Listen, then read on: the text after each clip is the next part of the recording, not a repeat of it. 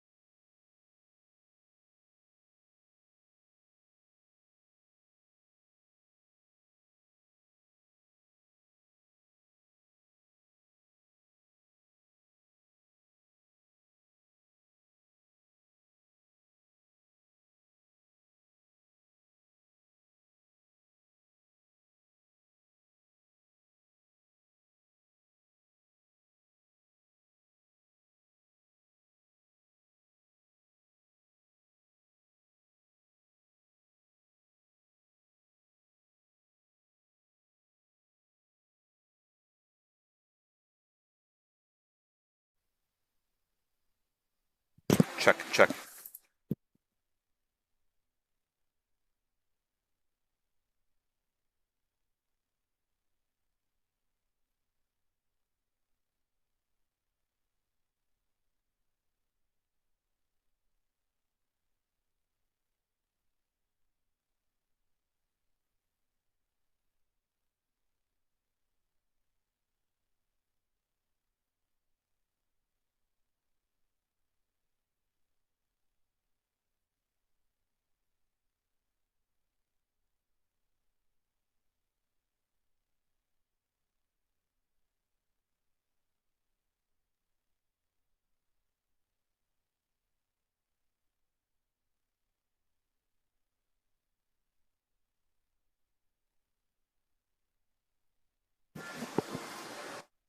You're live here in Orillia, Ontario for Cornhole Canada National Championship Elite 16 action. Today you're going to see some amazing cornhole from not only the Elite 16, the top 16 men in Canada, the top 16 women in Canada, but Tier 2 top 16 and Tier 3 top 16. There's going to be some amazing throwing here today, and we're here live at the Cornhole Canada National Championships. I'm here with Sebastian on the mics. My name's Kevin Bittman, and we're here to give you all the action. Good morning, Kevin. How you doing? I hope you had a good night's sleep last night. We were here till late. You were playing last night. We had almost made it there, but how you feeling? I'm feeling good. I was so excited. The energy in this building last night was electric. We had our premier event last night, open singles event, which is really the event of the weekend. And we had a 16-year-old phenom, Mason Stewart, take it down. Right. 16 years old, just unbelievable nerves, and it just was amazing. But you know what? This is even better today. We have the players that have been playing all year long, looking to end their season with an Elite 16 championship. And they've played regionals, they played provincials, they played local tournaments, all to gain points to get into this tournament.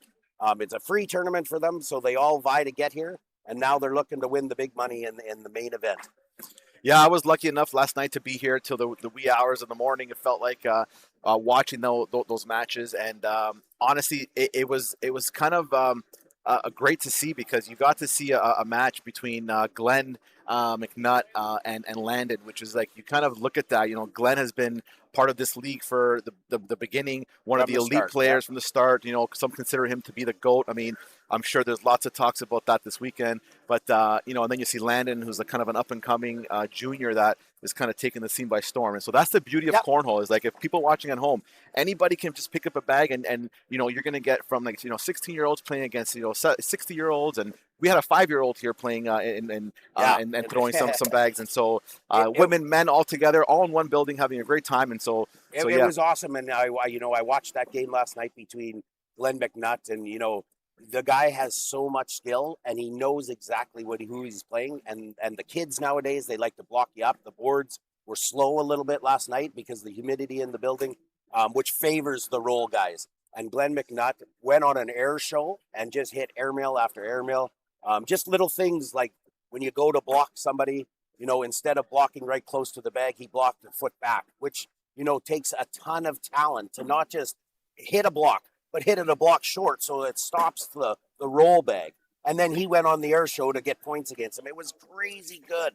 And just seeing, how you have to play those kids now, it just changes the game immensely.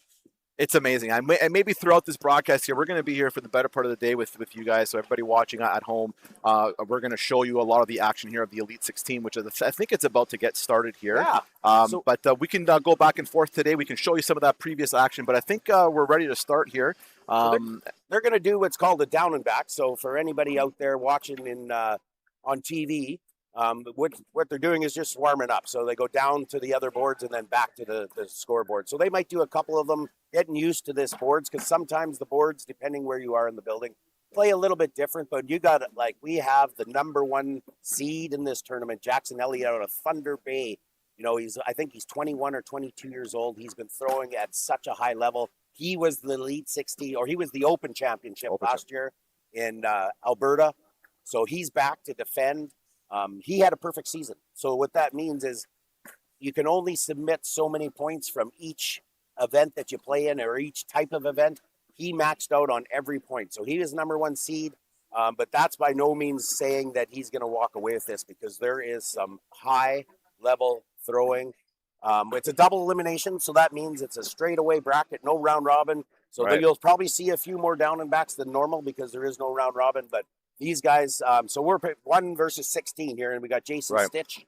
And here's exactly what I was saying about, we got a 16. How old is 22? 22 versus, how old is Jason? 51. 51. So here is cornhole at its fullest. This is what it's all about. We got the youth versus, I don't want to call them the elder, but like the old school. Yeah, old school. We like that. So yeah.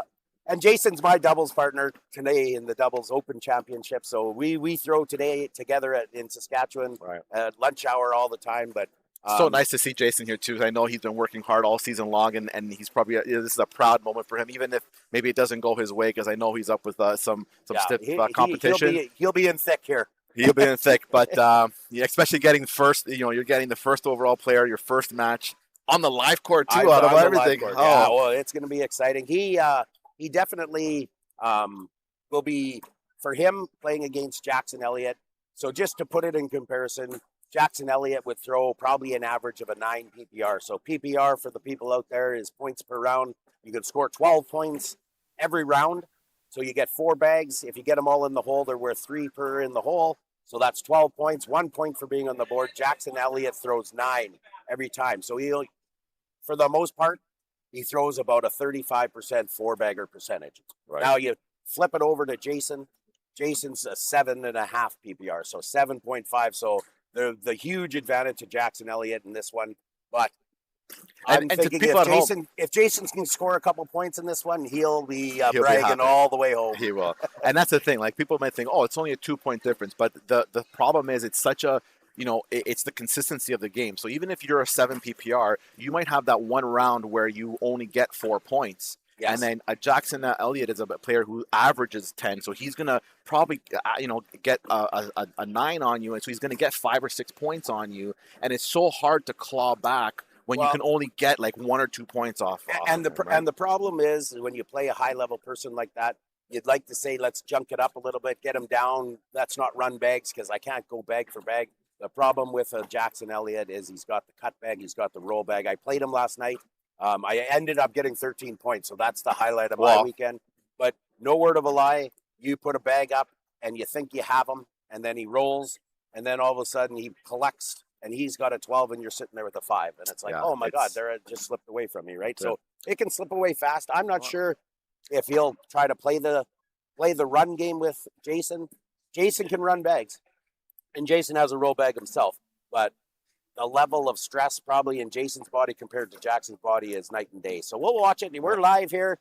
Spin was happening. Looks like Jackson Elliott will start us off.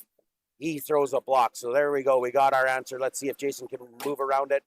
Goes for a little bit of a roll. Lands on top. I think it's too early for a bar of soap, but bar of soap means Jackson would throw that bag, knock his bag in, and Jason's off the back. But Jackson goes a little bit deep. Jason almost returns the favor. That probably won't stay because he's on the fast side. Jackson bears down, throws a block down the middle. Jason will try and back block that. Does, nicely done. Probably a foot out, so that prevents the roll, but Jackson's got a killer cut. So he'll come on the right side of that bag with a tilt. Misses. Looks like that might have been his bag that's fell. So he's sitting 6, Jason's sitting 2. And Jason, he's kind of held up there a little bit. He didn't want to push those 2 bags that are sitting there waiting to go in as well, right? So there you go. There. Jason gets 2 points, feeling each other out. He must be feeling great right now. Oh yeah, he got his win. He's thinking I'm 19 points away from winning here. So 2 points. So just for the people out there, there's a fast side of the bag and a slow side of the bag. So Jason likes to throw fast side, not as flat as most throwers, so he likes to flatten it out with the fast side. Nice little push and replace for Jackson Elliott. Jason Steek comes in, nice block again, puts it about 6 inches short, preventing the roll bag, but Jackson's cut bag. There you go, see the tilt on the bag. Not getting any love, lands and straightens out, so we'll have to keep an eye on that to see. Nice collect from Jason. He is feeling it this morning. Jackson bears down another cut bag. There you go. He got it to move that time. Moved about 8 inches around Jason's bag. Jason off to the right, out of play. Sitting 8, though. Let's see if Jackson can get another cut and get his 2 points back. It's a little difficult with these bags here. No love on the backside, but he'll wash that out at 8. He'll be happy with that. That's a good block from Jason. Yeah. I think the problem will be is once Jackson warms up and gets that cut moving, that'll be trouble for Jason because that bag's out of play. Jason can step out and try and get around it, but we'll keep an eye on that and see, if Jason stays with the block game or if Jason is just going to try and run some bags. Jason's got lead bag. Jason Steek out of Regina, Saskatchewan. He's the treasurer of the Saskatchewan board. He's actually the treasurer of the Cornhole Canada board as well. So very active in the game, great ambassador. And here we see them running some bags here now. They're going hole for hole. Let's see if they can keep this up, and let's see if Jason can keep up with Elliott here. There you go, Jackson. Elliott's starting to heat up. Maybe we'll see a social nice and early in the morning. Just as I do that, I jinx my partner, and off to the left he goes. One bag out of play. Jackson Elliott's thinking my advantage. I can get my two. Throws a block down Jason's lane. That won't be in Jason's lane, though. He'll come right down that middle. There he goes. Sitting, leaving a seam for Jackson. He's still sitting slow side, so he's probably going to just come through that. There you go. 8-8 wash again.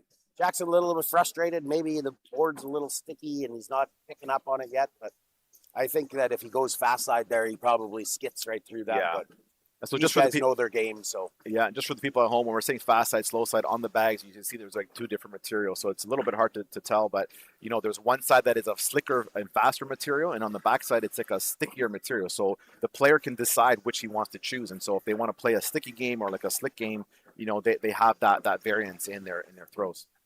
So Jason starts us off with a block on the left side. There you go, Jackson Elliott. Nice little cut around it. Jason, nice collect. That is his bag. He'll throw that all day. Problem is that's setting up the cut for Jackson. So Jackson runs his second bag. We're at 2-2 right now. 6-6. There you go. Nice bag. 9-6 for Jason. Let's see if Jackson can stay with him. There you go. 9-9. I'm not going to bring up the S word, but there you go, Jason. But hopefully Jackson can finish this off, and we'll have our first one of the day. There you go. There we go. There's a social. That's a double four-bagger brought to you by Crop Circle. And so, as you know, just to kind of, we're going to be throwing lots of terms to people maybe at home that are watching for the first time and thinking, am I watching people throw beanbags in a hole right now? And they're commentating on that? Like, yes, we are here at the national championships. And so there's going to be lots of terms. And a social is when both players get all their bags in the hole. So it's called a four-bagger for each. And we call it a social around here. Jason starts us off still up 2-0. Probably ecstatic that he's round 6 and still in the lead. Comes up a little bit short. Advantage Jackson Elliott. Probably out of play. Jason's bag. Nice block by Jason. We'll see if Jackson just pushes through or if he tries to come around. There is a little seam around that bag. Yep, there's the tilt. Misses and clips Jason's bag.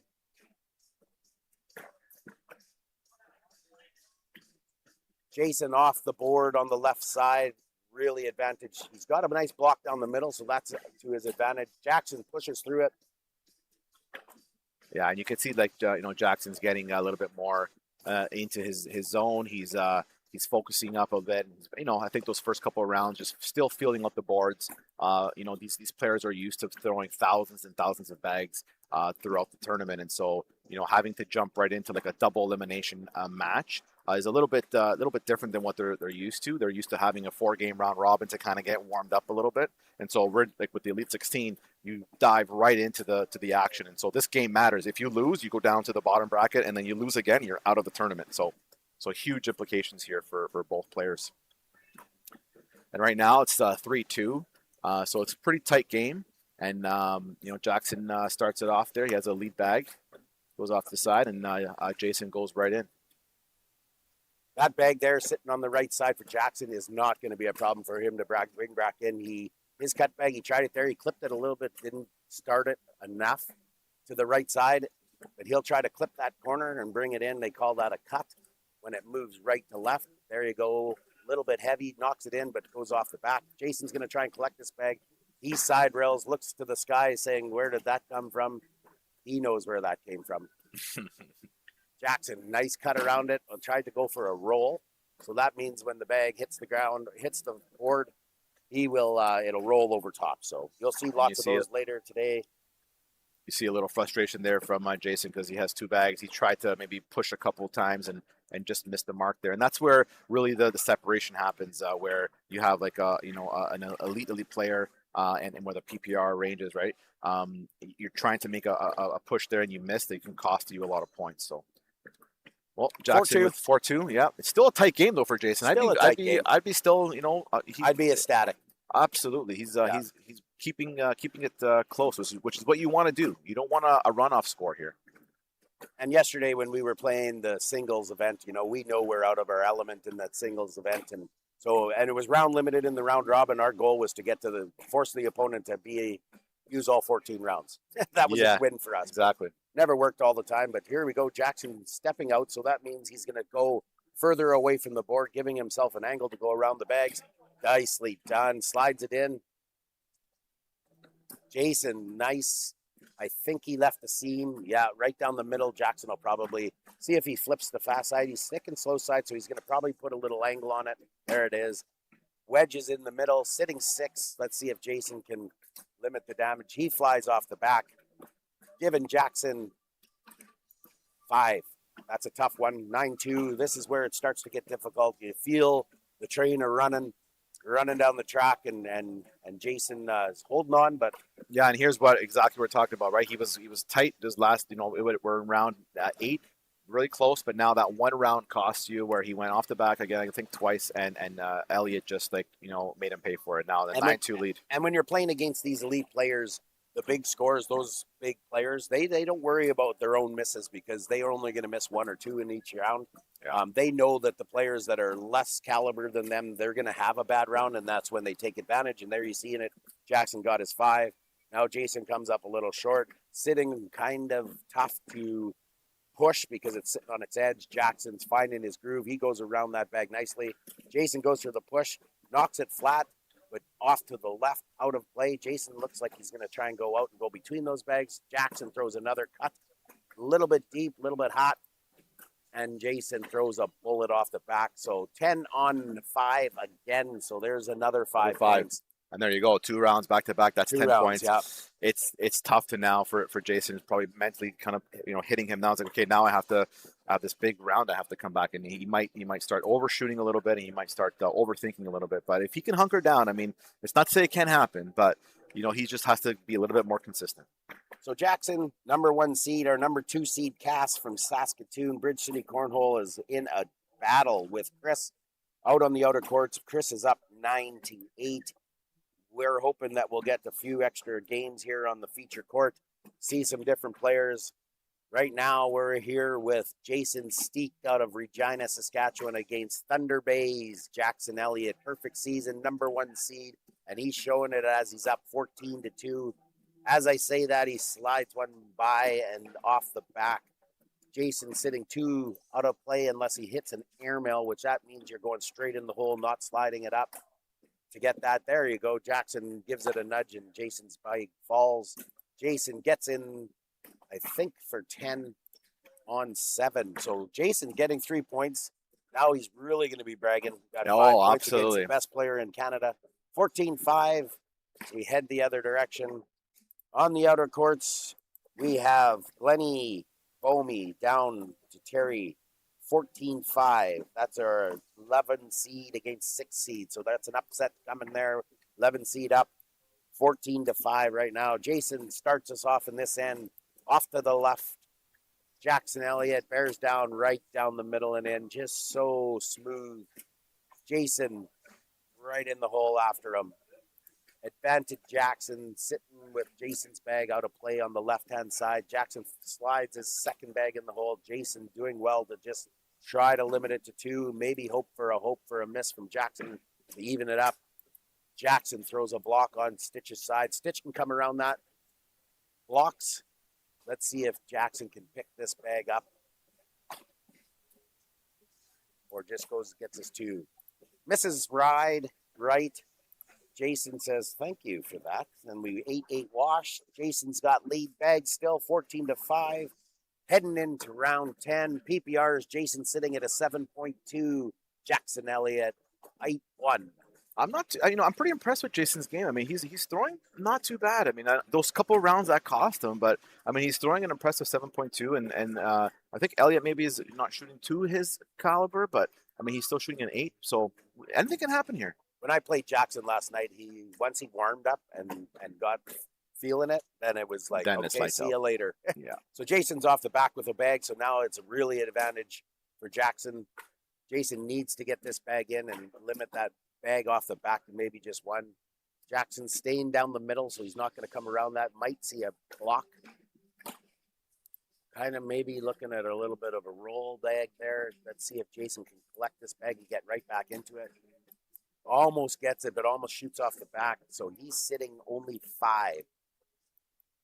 So Jackson might go backside airmail. He does. Oh, he tried the and one. So that means that he was going to try and knock the bags off the back and go in the hole. Got 2 bags off, but didn't fall in the hole. On the outer courts, there we see our number 2 seed. Oh, no, that's Steve from Ontario. Steve and Steve. That's an all-Steve matchup there on court 2. In our feature game, 15-5, Jackson Elliott up. Jackson with the lead bag, picking up 1 in the last end, throws the block. He's going to say, I'm done running and gunning with you, Jason. Jason steps out, knocks Jackson in. Jackson down the middle for 2 if he wants it. Throws another block. Jason off to the right. Really advantage Jackson now. If Jackson can 4-bag with those 2 bags out of play, we'll give him 4 for sure. Jackson goes for the push, knocks it in, but flies off the back. Jason, nicely done, gets in the hole. Jackson sitting 6 right now. Let's see if he can get in for down for 9. Sits in the middle, sitting 7, stitch 5. Oh. 7 on 5, 2 more points for Jackson Elliott. There's our bracket. That's what you see, the top 16. So 1, 2, 3, 4 games gets you in the king seat. Then you got to win 1 more to be a champion. If you lose 1, you got to go down to that bottom side, come all the way back and try to double dip, which means you got to win twice because the A side sitter, king seat, hasn't lost yet. So lead bag in Jackson's hands, up 17-5. Throws a block on Jason's side. We'll see if Jason come around the left side of that. Another roll, sits right on top of Jackson's bag. Jackson goes out 2 feet on the box. Boxes are 3x4. Pushes in, makes sure that Jason's not going to collect his bag. Jason flies off the back on the left side of the hole. Let's see if Jackson can find his middle coming around these bags.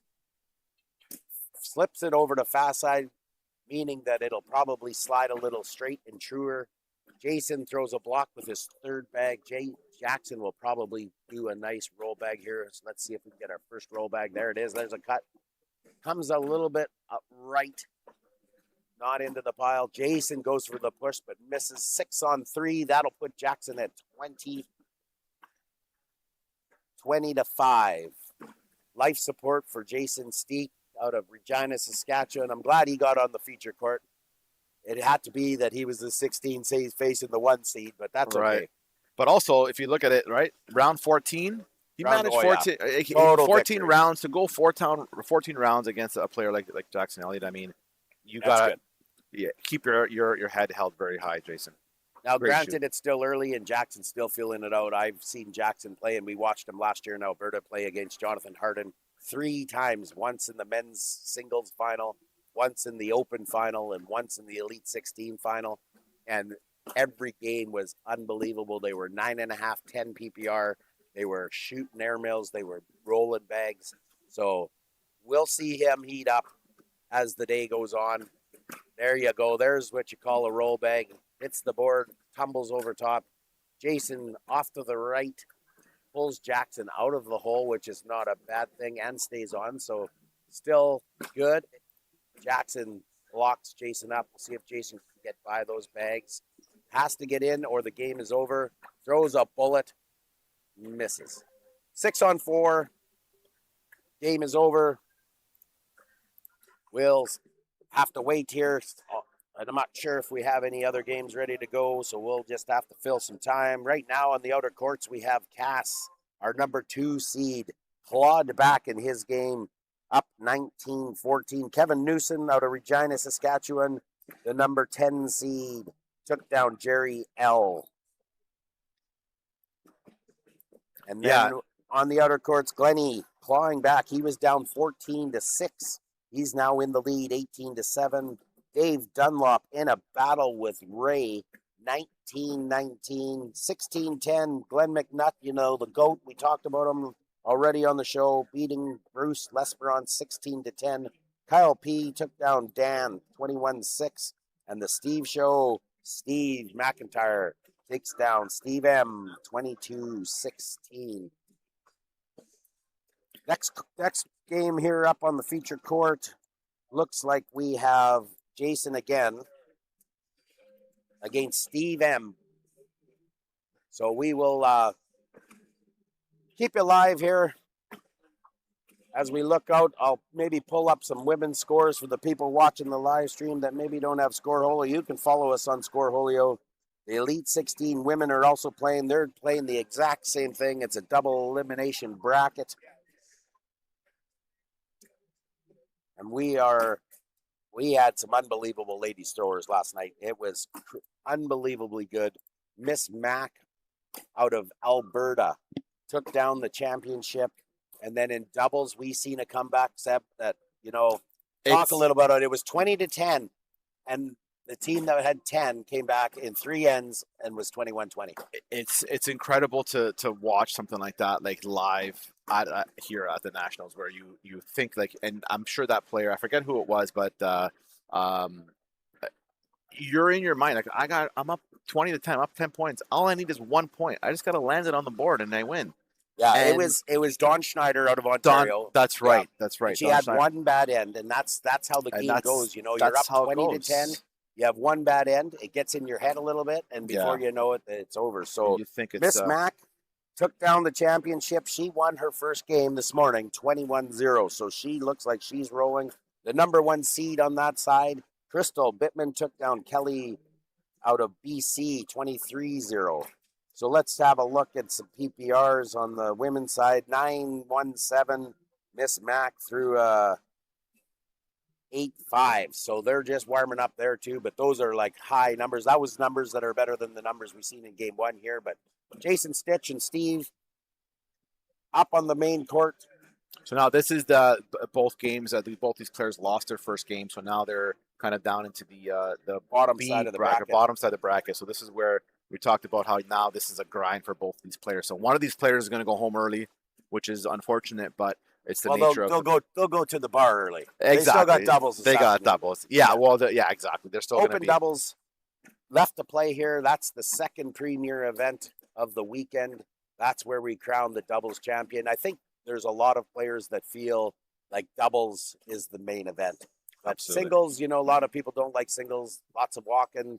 You're kind of the only person that you can blame when you lose that game is yourself. Maybe that's why most people don't like it, because I got nobody else to blame. Yeah, you can blame the boards, you can blame the bags. What else can you blame? Can't blame yourself. It wasn't my fault. Yourself. Yep.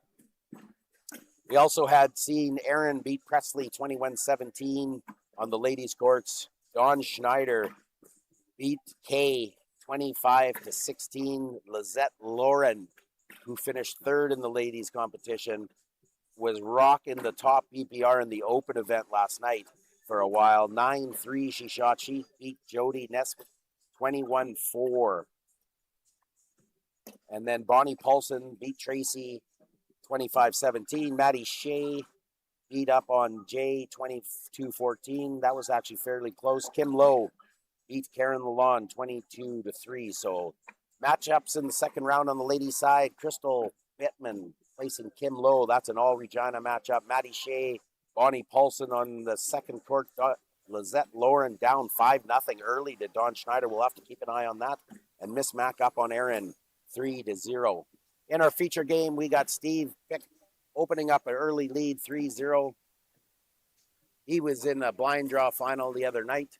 He can throw, knocking Jason in there on the second bag. Jason off to the left and deep. We'll see if Steve can. He has a lane there, so we'll see if he can get down the middle and in.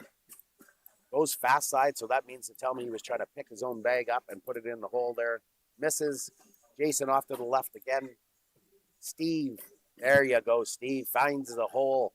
Sitting 8. Let's see if Jason can. There he goes. 8-8 wash as we move to land round 3. 3-0. Steve up on Jason.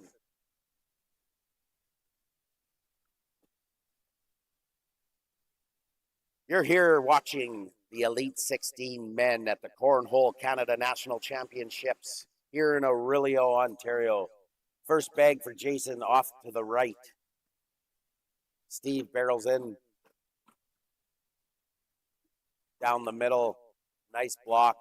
Probably a hole there for Jason. Misses, plugs it. Sometimes people like to shoot through that middle seam. There he goes. He tried to hit it. Just the boards are a little sticky on this main court. Jason piles into the pile. All the bags sitting on the board, none in the hole. There, nice, almost airmail, almost gets a drag. Sitting on the verge. Jason goes on for 4. We'll see if Steve is he's gonna go have a look. So he calls a timeout. He's gonna go have a look and see, can I hit that airmail and drag one? Is it gonna trampoline off? I think he needs an airmail if he wants to collect those bags. This is where it starts to get messy. You know, Jason put his bag on the board, hoping that he goes for the airmail and misses, and he can pick up a point. Game is 3-2. We were a little lag on the scoreboard there, so he goes up off the back, so gives Jason one more. So we're tied at 3. So you're thinking he wanted to go like right about here? Right there, yeah, and just drag his bags, right? But he came in a little deep, so. And that's the gamble that, I mean, it's still early in the game. Yeah. It's a very tight game. It's not like you're going to miss or lose too many. And there wasn't really any threat there that he can knock out his own bags or even knock in one of his opponent's bags. Yeah, so it's a good risk there. Yeah, and he set that end up, and he set it up fairly nice. He missed the airmail on the first one. Came up a little bit unlucky. But Jason, first bag, off to the left side of the hole, out of play, won't count. Steve is adamant he's going to block. He throws a good block. Jason ricochets off, lands left. Nice bag by Steve. Didn't get any in the hole, but he has got hole control. Jason pushes through, knocking both of Steve's bags in. Let's see if Steve can drive the hole and get it 4 points here. It's flipped over to fast side, moves left into Jason's pile. Jason stepping out, seeing if he can get it down for 8. He does. Now he's hoping for a miss from Steve. And there you got it. 8-8 wash. So Jason was down early, but then he made sure that, he didn't make any more mistakes and then hoped for Steve to miss a couple, and Steve missed a couple and got a wash out of it. Right. And you see here, like, the board's getting a little bit more messier. They're playing a little bit more slower. I think maybe both these players, because they know this could be potentially like their last game, maybe they're playing a little bit not as aggressive, trying to play a little bit more of a blocking style, make the other player, challenge the other player to make a mistake here. There you go. Jason down the middle end. I know when I play with Jason, he hates the block game. So I hate it too. If Jason's got the lead bag, he will run and gun. Steve gets a little unlucky and hopped, but there it goes. So Jason's in with his second bag. Steve's got one on the floor at the bottom of the hole. Now he's got 2. Jason's third bag, up, and a block. Not sure if that'll be in Jason's way or in Steve's way. But we'll see. No, nicely done. Comes around it nicely. Jason off to the left. Jason's got 2 bags not in the hole. So if Steve can get in the hole or navigate around it, comes up short. Gets 2 points though. 10-8. As we head to the next round, lead bag in Steve's hands. How important is that? Talk about that, having like the lead bag. So when you're the player that scores the points, for everybody at home that's watched for the first time, you get to throw first. Is that a strategy that, or like an advantage that you want to try to keep? Oh, for sure. You always want the lead bag, and it depends what type of player you are. When you have lead bag and you're a player that likes to roll, you can establish that block, right? And if you're playing against the player that likes to roll or play the muck game a little bit, you get the lead bag and you get to get in the hole, so that if your opponent does do the block, now you're 2 up on them, right? So some of the good players that are playing the roll game will still block on the second bag, even though you have one in the hole, and force you to try to make a mistake. But, when I play, sometimes if I'm down and around, I'll even throw a third bag block, hoping to catch up. And, if he misses his push through, then I can get the wash that I need, right? So, but yeah, it's always important to be able to dictate how the round's going to go. And you only can do that with the lead bag.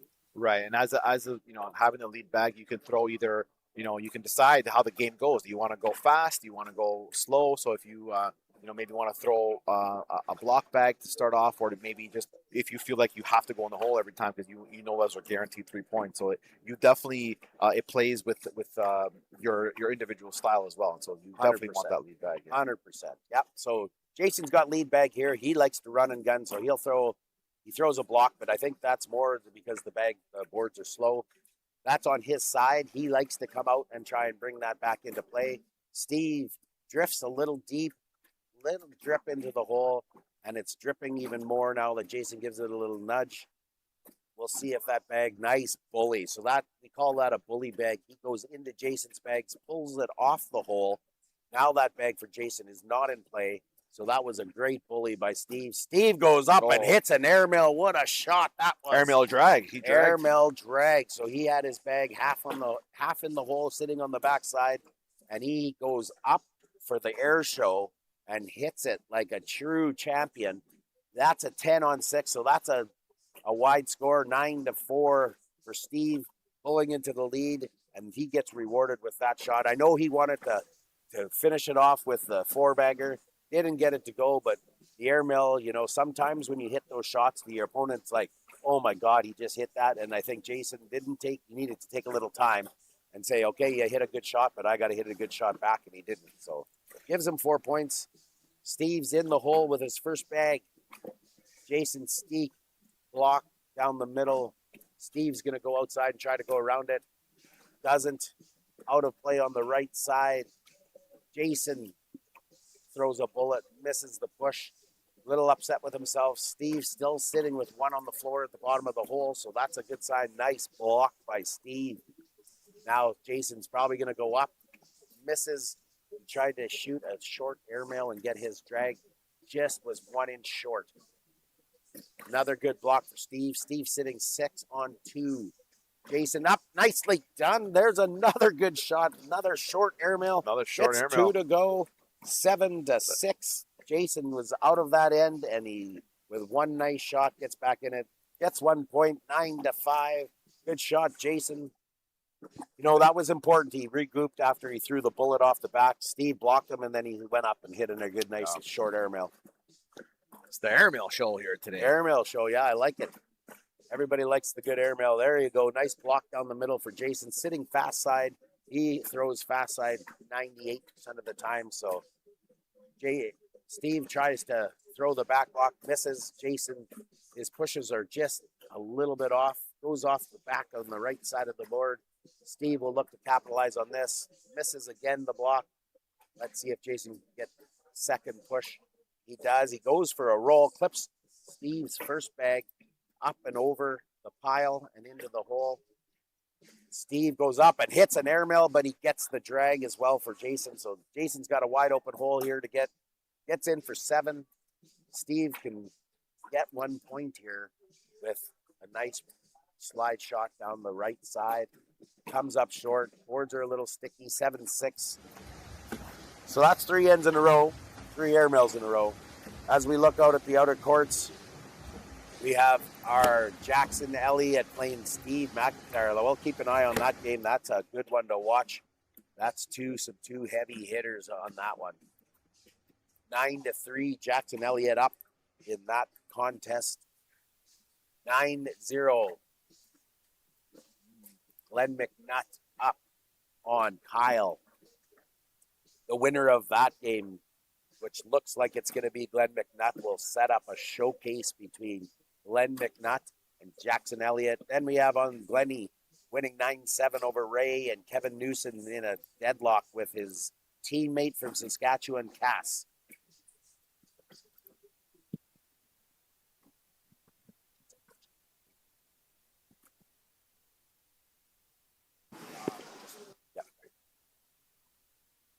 Okay, in our feature game, we're in a deadlock or a battle here, 9-6. Some bags at the bottom of the hole. Looks like Steve has one in the dirt in the backside. I like to call it the dirt. This game normally is played outside, but we brought it inside. And now, nice bag for Steve. Almost gets some love and almost gets it to flow down the middle. So we'll see what that score is there. Was 9-6. Looks like that was a 6-5 for Jason, so he's inching back into it, 9-7. You're watching the Cornhole Canada Championships Elite 16 men. On our outer courts, we have Crystal Bittman up 10-6 against Kim Lowe. Bonnie Paulson with the upset over Maddie Shea. Lizette Lauren in a battle, 18-16 against Dawn Schneider. And Erin up 14-6 on Miss Mac, our singles champion from yesterday. Steve will start us off in our feature game. Gets a little unlucky, hops over the hole, sitting on the backside. Jason sitting half in the hole, hole control. Steve, nicely done, pushes through it, says, let's open that hole up. I want to get that back bag. Jason throws a bullet off the left side. There you go. Steve is finding his groove now. He's landing sometimes when the boards are slow, you need to just land up further up the hole. Another great shot, almost gets the drag. Let's see if Jason was looking for the collect there. 10-4.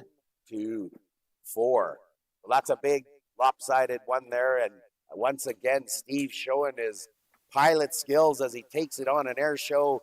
Almost gets the backside drag. You know, that bag wasn't even really sitting in the hole at all and almost brought it back. So he's up 16-6 with probably 5 or 6 airmails now. So, you know, that will do him well in this tournament, especially sometimes against the roll guys that like to block. If you can go over top and take some air out of their tires sometimes. Oh, there goes the airmail right off the bat. You want to throw airmails? Let's go. I like that by Jason. There you go. Steve throws a block. Jason stepping out, probably going to go up again. Misses to the left. I think at this point he's like thinking it's like 16-6, you know, maybe. So he's like, well, and Jason has trouble a little bit going left to right around bags. So, you know, that bag that Steve threw there is like a perfect block for him. So he might be feeling like that's the only way to get in the hole. Yeah, but maybe a back block. Another one from Steve. We should have had a count. Oh, double airmail. Let's go. I love it, Jason. What? Back. You know what? To even have the confidence to just, you know what? You know he's down in this game, but he's like, I'm going to show you up too. You want to throw airmails? I can go airmail. Let's go. And Steve was half in the hole on that front side, and he got in the back side there, limiting the damage to just a couple. So that was well done. I love it. 16-6 now. Lead bag still in Steve's hands. Yeah, and Steve warming up and heating up. You don't want Steve heating up because, you know, once he does, like, he can throw like the best of them, and we've seen him on a couple final courts here this week. So we have Steve off to the left, walking. Nicely done again, another airmail. Looks like he's feeling the airmail. Maybe the boards are a little too sticky for him, and he's feeling like he can't get there without it. Going up again. Oh, trampoline's off, pulls Steve's bag into the middle, though. So let's see if Steve can flip it over to the fast side and collect that bag now. Shoots left. There's probably a seam there for Jason. He's going to go up again. He just wants to airmail. There you go. He uses the bags. Trampoline's off it into the hole. Nicely done, Jason. I am happy to be calling this one. Picks up 4 points with some key 2 airmails there. 16-10. Maybe he's saying, you know what? Those guys here don't know what they're talking about. I'm just going to go on an air show. I like it. You know what? And this is where Cornhole is such an amazing game, because if we talked about it, you think you're out of it, but all it takes, you just got to regroup. All it takes is one bad round from the other player, and now he's back in this game. 6 points is you know, not. It's doable. Like, and especially if you start feeling like your confidence back, right? Especially after hitting that airmail. After we started that, you know, when we started this round and Jason goes in with the slide shot, that tells me that those blocks from Steve were really good. And he felt like the only way to get in there, because now Jason's hit 3 slide shots. Maybe those airmails have reset him. You know, there's a few keys. Every player will have a few keys in their throw. And, you know, Jason has now found his throw. And there you go. You got a backyard 4-bagger. 4-bagger. Oh, and now we have a big one. And here we go. It's 12 on 7. So now 5 points. It's a brand new game. 16-15. 16-15. And that's what I'm saying. So like, it's anybody's game out here. Like as much as Anybody's you know, game. you. One thing I try to tell players is like sometimes you just got to take that extra half a second before your shot. Even like, especially if you got, if you threw a good shot or if you threw a bad shot, just like regroup. There's lots of games still left here. There you go, Jason, with a nice shot down the middle. A little block. He's going to probably take a couple inches off the board to give himself an angle on that. Nice come around from Steve. Comes up a little bit short. Let's see if Jason comes up short, back blocking on Steve. So now Steve has a lane. Let's see if he can drag that in there. Oh, I'm so close. Jason going up. Nice block. So now he's prevented Steve. Let's see if Steve just goes up and hits the airmail like he's been doing all game. Oh, he just missed the backside. He needed the front side, but he hits the backside. Jason's going to call a timeout. I think Jason's going to see, do I have room to come on that left side, pull my bag from underneath? Pull my bag from underneath. He's thinking here, this bag here? Yes. He's looking to see if he can bring that into play and drag it in. So you're thinking he's going to have to go right through there like that? Yeah. Either that, and if that's not there, if he feels, then he looks for the backside airmail. Backside airmail hit right there. That's where he's looking. He hit it perfect. He just was too high. Didn't get the speed on it. So we're going to see another airmail here. Sure. I think if he can hit right here, those are his bags right there. That X. There it is. Oh, just trampolines off of Jason's bag. So Jason, I think, has picked up another couple here. It looks like a 4 on 2. So Jason in the lead now, 17-8. If Jason wins this one, I am never going to hear the end of it. At every lunch hour that I throw with him, I will never hear the end of this. And rightfully so. I mean, rightfully so. We kind of called him. We were saying, "Oh, he's out of this game." And I think, like I said, you can't. You just got to keep throwing. You can't let it bother you, and anything can happen. And Jason, he's a national champion, so he's won in Tier 2 in mixed, and he's won a few other events in Tier 2. So he's come up to Tier 1 now. So he's used to these pressure matches. Yeah, he knows how to play under pressure. There you go. And he's, I throw with him all the time. He's got the good mechanics right now. He's stopping at the back and he's firing through. Nice You'll block see him there go by up Steve. here. We'll see him go right up over top. Oh, it just misses. You look to drag that front one. Let's see if Steve tries to go up. Maybe drag his bag that's sitting right in front. No, it knocks Jason off. So that's okay. That's a wash on the bags. Jason gives it back to him off to the left side. Steve can go on the board for 1 or go up and maybe get 4. This bag is free. Whatever he scores with this will count. So this is where your strategy in cornhole. What do? Do you lay up and get for 1 point? He's going to lay up. He's going to stop the bleeding, get to 17-17. He can't afford to just give another 3 point away, right? At this point here, every point matters. Like we're down to the nitty gritty here. Like one round. 4 points wins a game. Did you see the little grin there? Steve looked over at Jason and said, "Is it 2-2?" Yeah, they both gave us. And we're on national television. We're on national television. Yeah, well, not local television, but we're nationally across on YouTube. But yeah, I'm sure that's going in their minds. Did we just throw Jason, 2? Jason off to the right, Steve off to the left. Steve sitting fast-eyed, nice come around. Let's see if Jason can. Oh, he pushes Steve closer, flips over. Nicely done for Steve. This could end it here if Jason doesn't get in. He does. Sits right in the middle. Steve doesn't knock him in. Goes for the back block. Let's see if Jason goes airmail. This one is over. I think that's a 8 on 3. Good game, Jason. Good showing here from Team Sask. Jason Steek will exit the Elite 16. Steve Morano will play on. On the outer courts, we have 19-16 for Crystal Bittman playing Kim Lowe. 9.5 to 9.29 in the PPR ranges. So they're in a grind battle there. Winner of that will play Bonnie Paulson. So that's going to be in all Saskatchewan upper part of the bracket.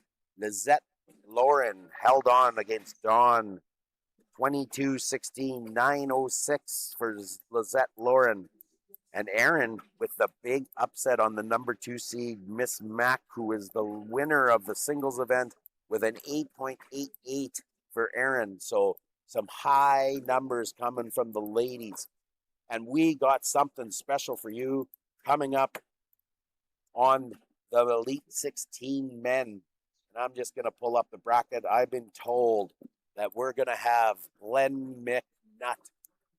Glenn McNutt is on the feature court, and he's going to be playing Jackson Elliott. So this one here, like I was saying earlier, to set this thing up, we're going to see it now. You know, the old school against the new school. Jackson Elliott likes to play a little block game. Glenn McNutt, not opposed to blocking, but Glenn McNutt's game for blocking is to prevent his player from running and gunning, and then he collects at the end. These players will back block him and then go on the roll show. So Glenn McNutt went on an air show like we just seen last night. So this one will be a cat and mouse game. If, you know, I'm going to go out on a limb here and say, but, you know, probably one of the best airmail games in Canada. He can just call it. I mean, he can go 3-4 airmails in a row. And so that block might not even come into play if Glenn is on his game today. Well, and that's the problem. And so here's where the cat and mouse game comes into play. So if Jackson Elliott throws a block, you know, Glenn McNutt can go on the air show. The problem is that bag for Jackson is easy to push. So sometimes what he has to do is back block it, which means that bag's out of play now, right? So then if you miss your airmail, that's where the lopsided ends come into play. So Jackson Elliott throws a block. Glenn McNutt throws the back block. Elliott goes on the roll game. McNutt misses a airmail. Now it's advantage, right? So but if you can continue to hit the airmails, everything's gold. Right. And that's where this game becomes so intricate at this level, because there's so many little things that it's going through a player's mind. You're also thinking about what bags are the players throwing, like what's their style, like what's my strategy going into this game? Do I want to play slow? Do I want to play fast? So, you know, as much as, you know, everybody watching at home and, you know, everyone, you know, thinks that they're like a professional cornhole player where they can be the best in your backyard, at this level here, there's so many things that not akin to any other sport. Like once you get to that level of expertise, you know, all the little things is what separates you from the backyard player to the elite players here today. And when I say backyard player, we're saying the backyard, not the backyard in Regina, Saskatchewan. Right. Yes.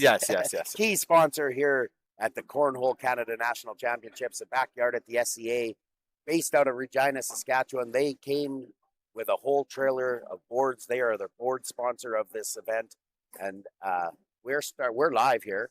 We're starting off with Glenn McNutt down the middle and in.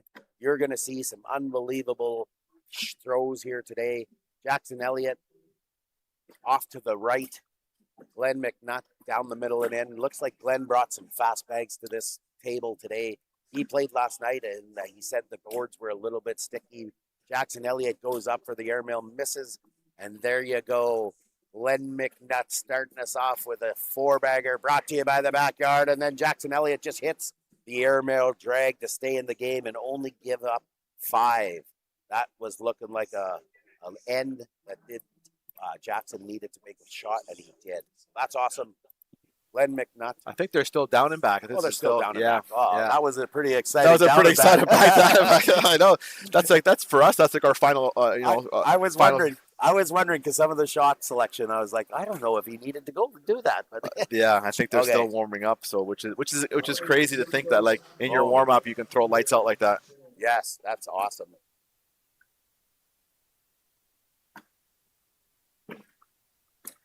So this game here is the number 1 seed, probably against the number 3 seed, 3 or 4. Yeah, and I know with Glenn this year, he's I think he finished always. He's always finishing in the top of the standings, and I'm sure that he was looking at that like top spot. But I think for him, it's more important to come here and show well here at the Nationals. He's been at the top of the leaderboard, multiple years in a row, and so I think his concentration this year was to try to take one of these things home. On the bottom side of the bracket, so this is the upper part of the bracket. Cass beat up on Kevin Newson 20. Well, not beat up. I guess it's 23 to 20. He's on to face Ray, the winner of that game will face the winner of this game to see who's sitting in the king's seat. The king's seat, what we're talking about there is they haven't lost a game yet. Everybody else in the bottom side of the bracket has lost one. So they have to come up and beat the A-side winners twice. Number 1 seed against the number 4 seed. That seeding happens on the Cornhole Canada point system. So these players have played hundreds of games and logged, 40 different tournaments on points. Wow, what an airmail there, backside airmail. So we're live on this game, 8-3, lopsided score right off the bat. As we head to round 2, Jackson Elliott against Glenn McNutt. 2 of the premier players here in Canada. This is going to be a dogfight, 5-0 to start us off. Let's see if Glenn can claw his way back into this one. And again, Jackson Elliott with that lead bag. Let's see what he decides to do. He goes straight for the hole. We might see some bag running here. Block. Oh, block on the wrong side, though. That's playing right into Jackson's game. He'll cut around that all day long. There you go. Makes the cut. Glenn is going to probably try to pull his bag closer. Does, but veers off to the left, making that bag out of play, which in this competition is going to be fatal. Jackson push and replace on his bag. Glenn down the middle and in. Plugs the hole a little bit. Upset that they're plugged. Let's see if Jackson Elliott can get in there and get them all to go. Does just that and sits there right at the side, right at the front edge. So now Glenn has to probably maybe go backside to wash it, or he'll just push through it and give up the 2. Crystal Bittman with the win in her game against Kim Lowe. That was a close one. It was 20-19 for Kim. Crystal must have put up a good score in the last round. 10-on-7 to take it down. Those PPRs all over 9. So the ladies are firing. Glenn takes a timeout to reset. I think he's a little upset. The boards are a little sticky. He's having trouble moving things through the boards.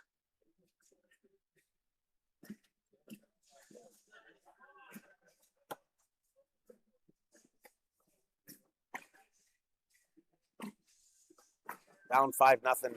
We'll see if he tries to go for an airmail here or if he just gives up another couple.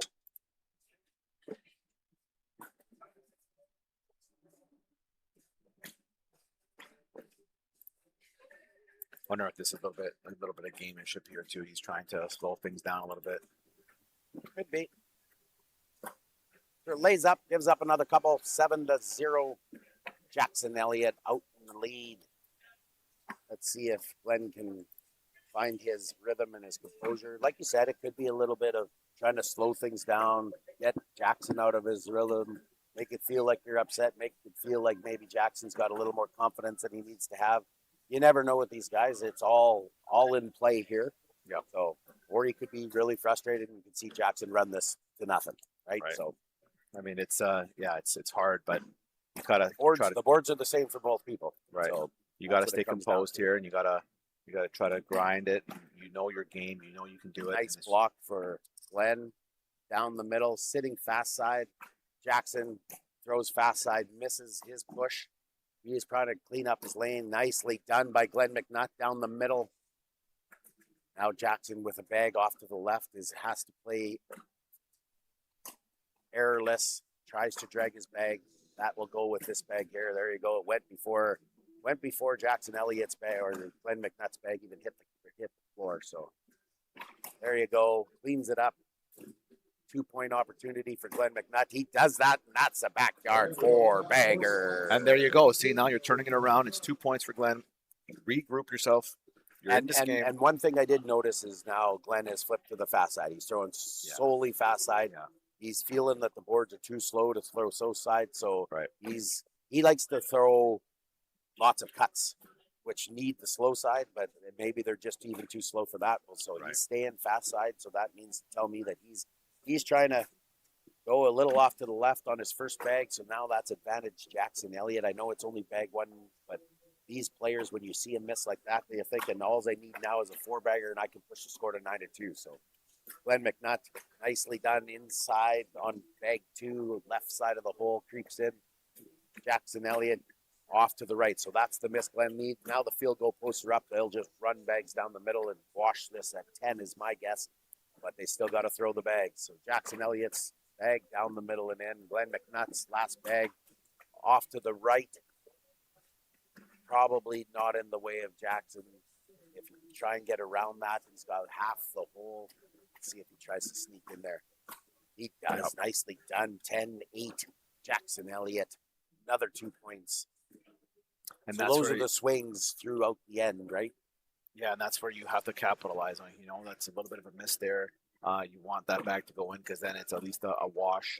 And so, yeah, this is at this level, every little mistake costs you. 9-2. Jackson Elliott out in front on Glenn McNutt. Jackson Elliott settles in. Slow side down, off to the left. Glenn staying fast side, off to the left as well.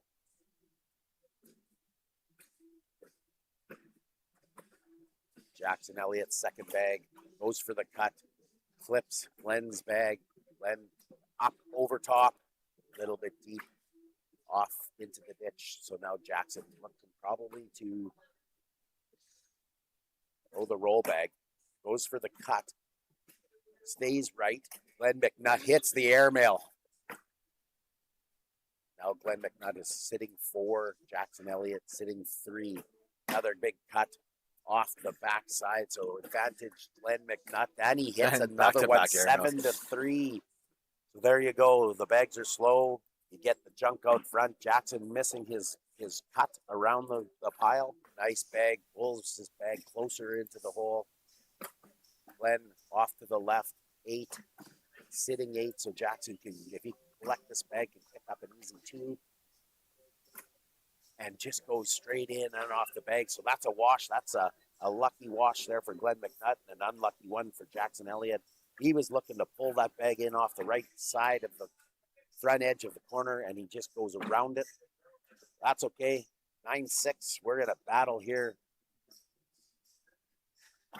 Yeah, this is only in round 7, but it just feels like a heavy game. It's a little bit of, they're both taking their time between throws. So this is, they're taking this match very, very seriously as the implications are if you lose. I mean, you're still in the tournament, but then you got to get pushed down to that bottom B bracket, and you got to grind your way up. The pressure's on. You can't lose, right? So there's pressure on the top because you don't want to get into the bottom because there's pressure on the bottom. Right. Right. So exactly. We don't know which kind of pressure you want, but I think you'd rather be in the top, get into that king seat, be able to relax for a little bit, and then there we go. There's a 4-bagger. Let's see if we can social this up with a Jackson Elliott 4-bagger, and then we will. There you go. There's a double 4-bagger brought to you by the Backyard at the SCA. Good throwing, gentlemen. That's the throw-in. So that maybe is a reset round. They're feeling out the boards. Glenn figured the boards are a little bit slower. He made an adjustment early. Right, and now he's throwing fast side. He hasn't thrown the slow side since, so he's trusting that he knows how to throw that fast side. And now Jackson has to figure out, how am I going to stop the train of Glenn McNutt throwing fast sides down the middle and in the hole every time. Right. And this is what we talked about in the last game. When you asked me, is there an advantage to having that lead bag? This shows it right now. Jackson Elliott would like nothing more than to block Glenn McNutt. But he knows that when Glenn McNutt's sitting on the bottom of the hole, and he misses a block, now you're just giving him points. And he can't afford to have that happen. So there you go. Glenn McNutt throws a block, and off to the left goes Jackson Elliott. Now Glenn dives into leaving the block there, which not a bad idea because now it's still in Jackson's way, and Glenn McNutt is at the bottom of the hole. There you go. Jackson Elliott says, get that bag out of my way. It's causing me troubles. There you go. Back-to-back 4-baggers for Glenn McNutt. Let's see if Jackson can limit the damage to 2. Right, and he does. Nicely done. So now we're in a 9-8 show. And you can see in Glenn's demeanor, he's cool and collected right now. I think that's the strategy. Is just keep going fast side, keep going in. You got to go in your first bag. I think that's putting pressure on Glenn knows. Glenn knows that most of these players can't run and gun with him. I know Glenn McNutt likes to play the block game because average players can't go around blocks. Jackson Elliott can go around blocks. So I think his strategy needs to be run the hole. And he's or already if you first block pick. just like that, like you want it dripping in the hole, so that way you know Elliott's going to push that in. Yeah, and he tries to back block, and that bag is collectible for Glenn. It's half in the hole. Goes for the cut, just misses. A little bit heavy, maybe not enough tilt on that. It's hard to cut bags with the fast side. There you go, pushes through. So now Jackson's looking to 4-bag back and get 2 bag points back. Glenn goes straight in the hole, sitting 7 with 2 bags for Jackson and 1 for Glenn left. Jackson throws a block. Let's see if Glenn goes up. He does. He's going air show. Oh, he almost gets it, but he hits the airmail. That is like airmail number 6 for Glenn McNutt. That could be the game changer, and it does. He gets 2 points when it looked like he was not going to score anything there. Right. You know, the one little miss from Jackson, he throws the block, and then Glenn goes up over top of it. You know, most players don't hit that, so that block just messes with him. But Glenn McNutt did not hesitate, went over the top, and grabbed an easy 2 points there. And that an easy 2 points with an airmail drag almost. And that airmail was huge. He needed to hit that and just kind of just keep the lead back going here. So, like you said, Glenn McNutt is no stranger to stressful games. He's played all over Canada and won all over Canada. One of our premier players here at Cornhole Canada, Jackson Elliott, only 22, but has a few national titles of his own. So this is like a good old school, new school battle. Jackson Elliott looks for the push, drifts right and off the back. I'm thinking maybe Glenn blocked. Glenn is thinking now, do I block? So this is what I was telling you. If he goes up over top, he still leaves that bag, and he's worried about the roll, so he tried to block a little bit short. Let's see if Jackson can get a collect here and get back into this round. Fast side, misses left. Glenn was trying to hit over here with his block. So now Glenn has a decision. Does he go up over top to get to 8? And then knowing that Jackson has a bag in the ditch, I'm guessing he's going up. Oh, he's going to push through it. Tried to push through it. Left it left. So he's sitting 6. So Jackson can get in for 7 and get 1 point to tie this game up.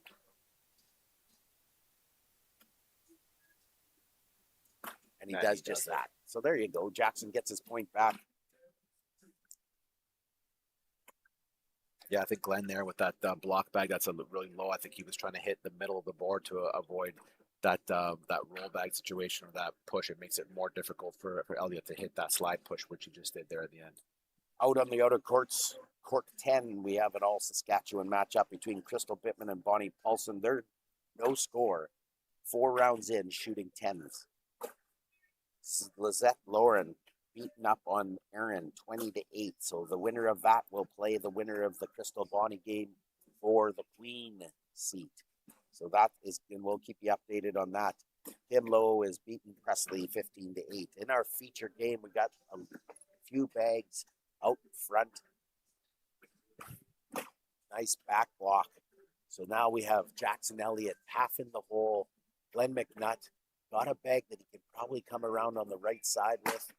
Goes for the push or goes for the roll, misses. So now advantage Glenn McNutt if he can pull that bag in off the side. There he goes. Gets Jackson's to go too. Almost and one's his own bag. So right now, Glenn McNutt is sitting 5 on 5 with 2 bags to play. Hits nice the airmail, but almost gets the drag. Doesn't get any love. Stays outside. Nice airmail to wash it out at 8. So we hit 2 airmails to wash it out at 8. That's such an amazing shot, though, because he has to miss. He has to not drag in Elliott's bag, and so the confidence to throw that bag, knowing that if you miss, you're giving up more, right? That's and if you hit it, now it's a tie game. So what a mental game this has become with these 2 players. So lead bag again in Jackson Elliott. As soon as the Jackson Elliott gets lead bag, we go to a different game, right? Glenn McNutt had the lead bag, and we were throwing run and gun. Jackson Elliott gets lead bag, and he throws a block. And now we're backwards. So maybe it has something to do with Jackson's outside arm. And he plays the outside arm. Because he throws that block on the side. Yeah. I So was curious why he didn't go hole for hole there, but Glenn McNutt threw a block and then went for the air show. with the miss from Jackson. So now Glenn still got hole control on Jackson. Jackson looks to clean up his bag on the left side of Glenn's bag. Glenn's going to look to clean his bag up and clean up his lane. Great Misses, shot there. knocks in. Little miss, Jackson. but it's good position there to drag those in. Jackson's probably left. He's sitting fast side, so he's coming through them. Misses and veers to the left. So he's sitting 8. Glenn gets this, gets the 9. There it goes. That's a nice shot. Picking up the 1 point. 1 missed airmail sitting on the back against Jackson Elliott's 8. The 2 bore bags sitting on the back corner. 10, 11, 10. Glenn McNutt over Jackson Elliott. 8-5, 8-5s for the PPRs. A little bit junky, a little bit muddy. Round 13. I mean, we're in round 13, but it feels like we're in round 30 already. Like these guys are taking it? their time and they're grinding this out, and this is like shaping up to be like a finals. There we go. Glenn McNutt again. Lead bag in the hole. Second bag block. Nice bag, short and high. Brought that in a little bit higher to come around the left side of Jackson's bag. Advantage Glenn McNutt. He bullies that off the hole, which is interesting. Glenn goes up and he's going to try and bring it back into play.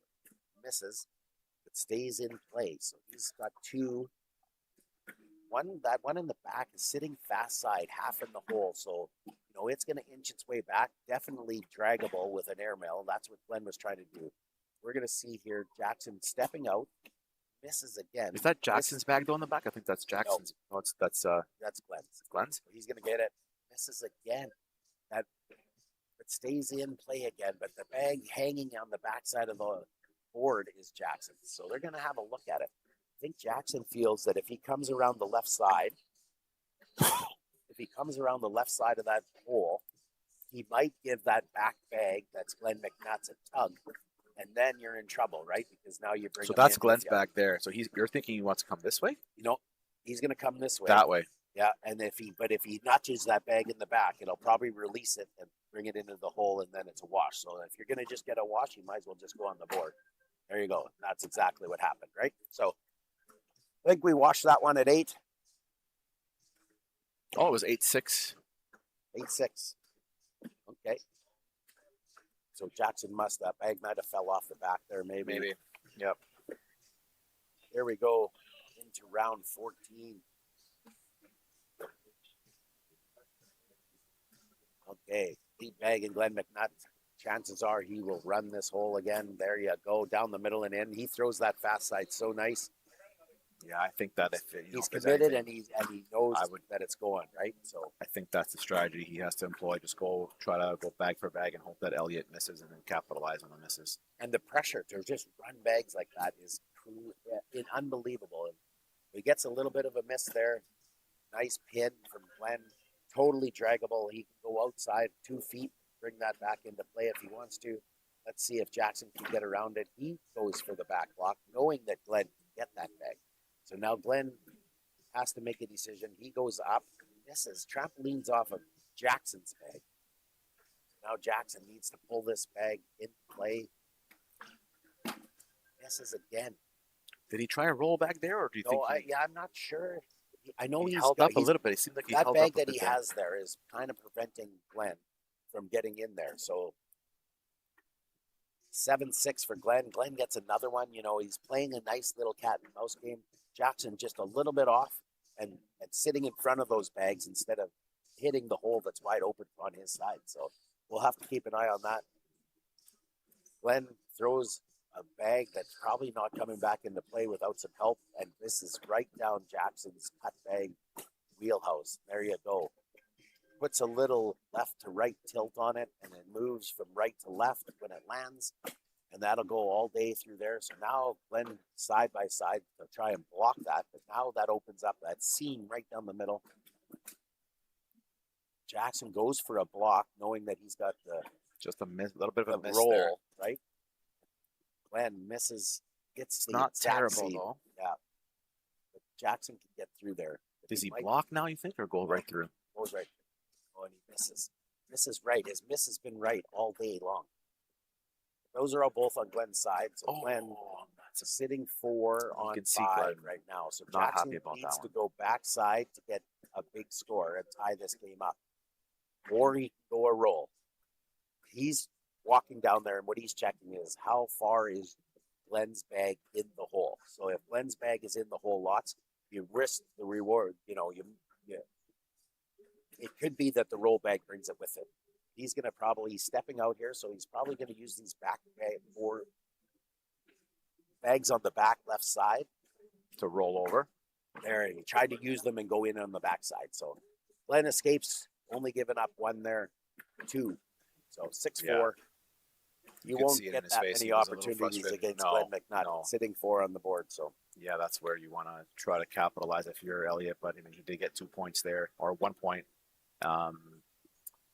And so yeah, now he's got lead bag again, and then see how he decides to play this round. We're going into round 16 right now.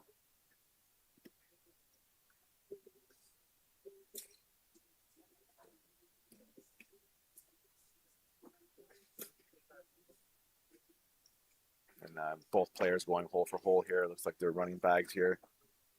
Elliott decided to.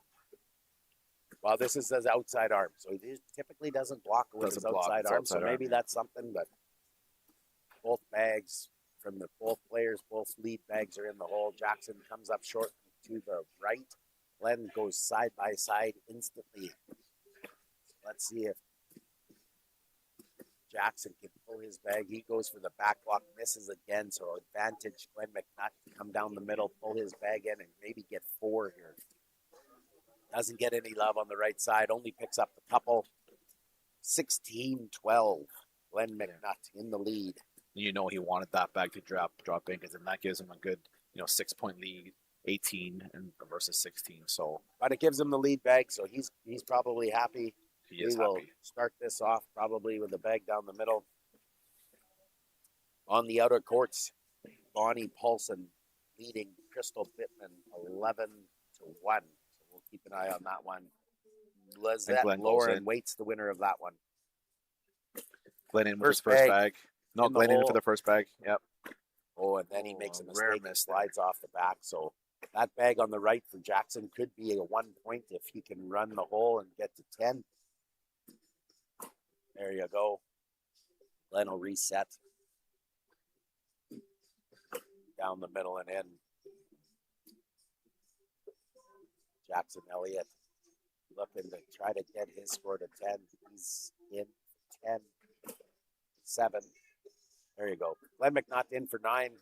This is the bag that'll either give up 1 or get 1. There you go. Oh. It gives up 1. Comes up short. Glenn McNutt getting the 1.17-12 with the bag in the ditch on the backside. So he gets a little lucky there, but that's how it goes. Sometimes you think the whole end, I'm there to get my 2 points. Right. And then you just, for 1 point, and then you give up 1. I think his one bag that was there just clipped it just enough to slow it down. Yeah, unfortunately. So Glenn McNutt, lead bag. Once again, barreling in. We're into round 19. Glenn McNutt throws a block on Jackson Elliott's side. Jackson Elliott, that's his side. He likes to come in right to left.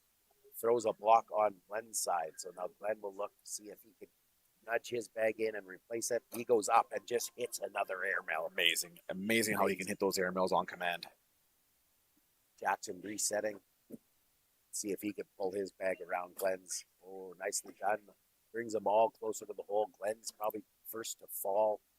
Glenn gonna stay down. Nice block, a little bit outside. He's worrying about the roll bag, so he leaves that block a little bit shorter than that's normally. A perfect roll bag. Yeah, 100% perfect roll bag block.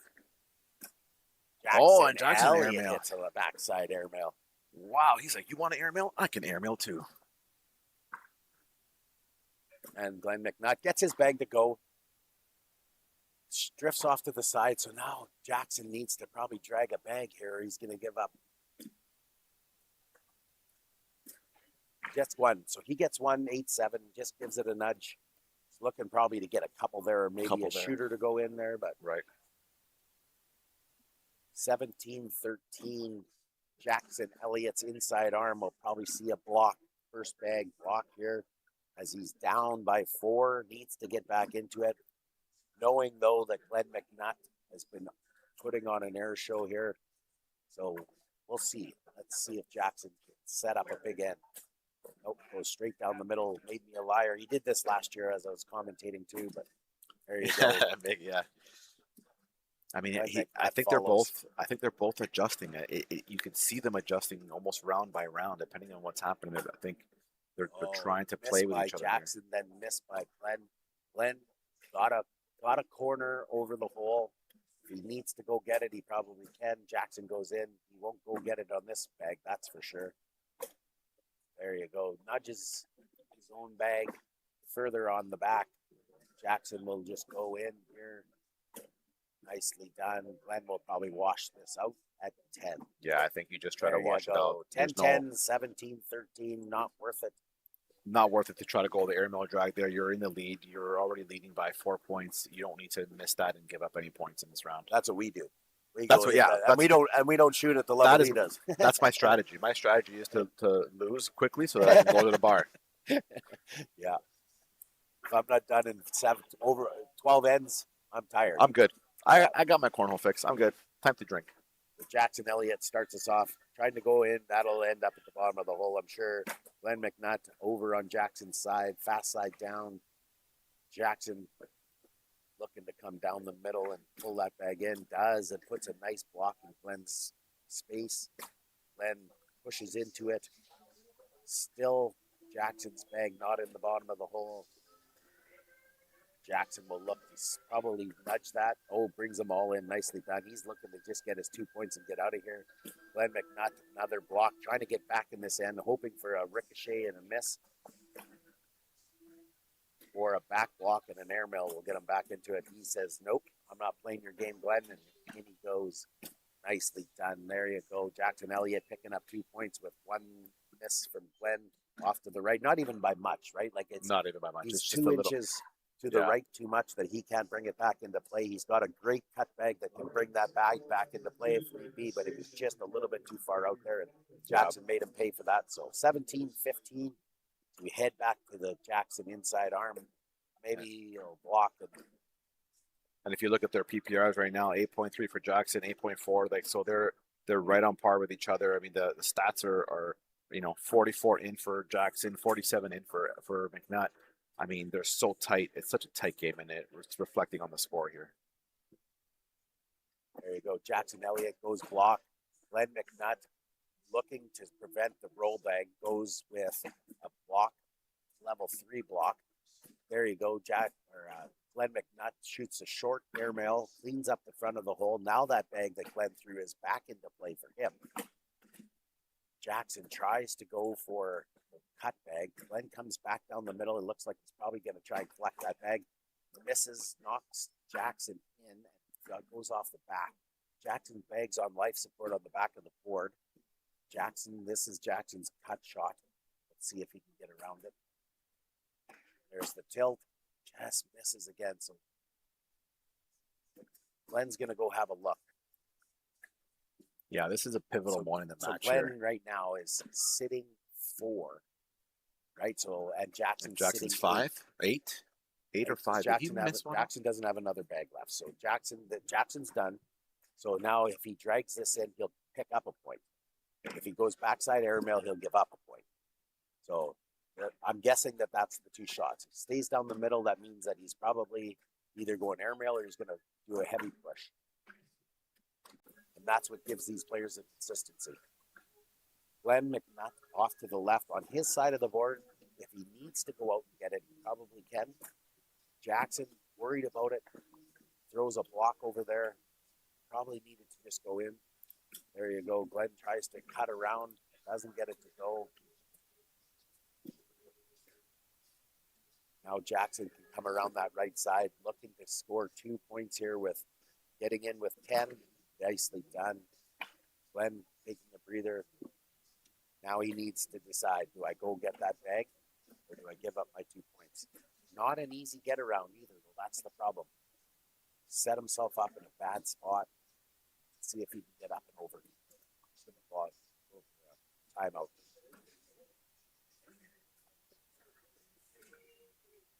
So are you thinking here? What do you think he's thinking here? Does he want to go up? Does he want to go? Well, right now it's Can he- tough because the bags aren't cutting. So normally he would come cut around there, there and right? cut Yeah. there. But if you miss that cut, so he's coming outside, so he's looking like he's going to give it a push. He's going to push into that pile, or he's just went up. Okay, went up and missed the airmail. Okay, so now it could be a 10-on-5, which would end the game.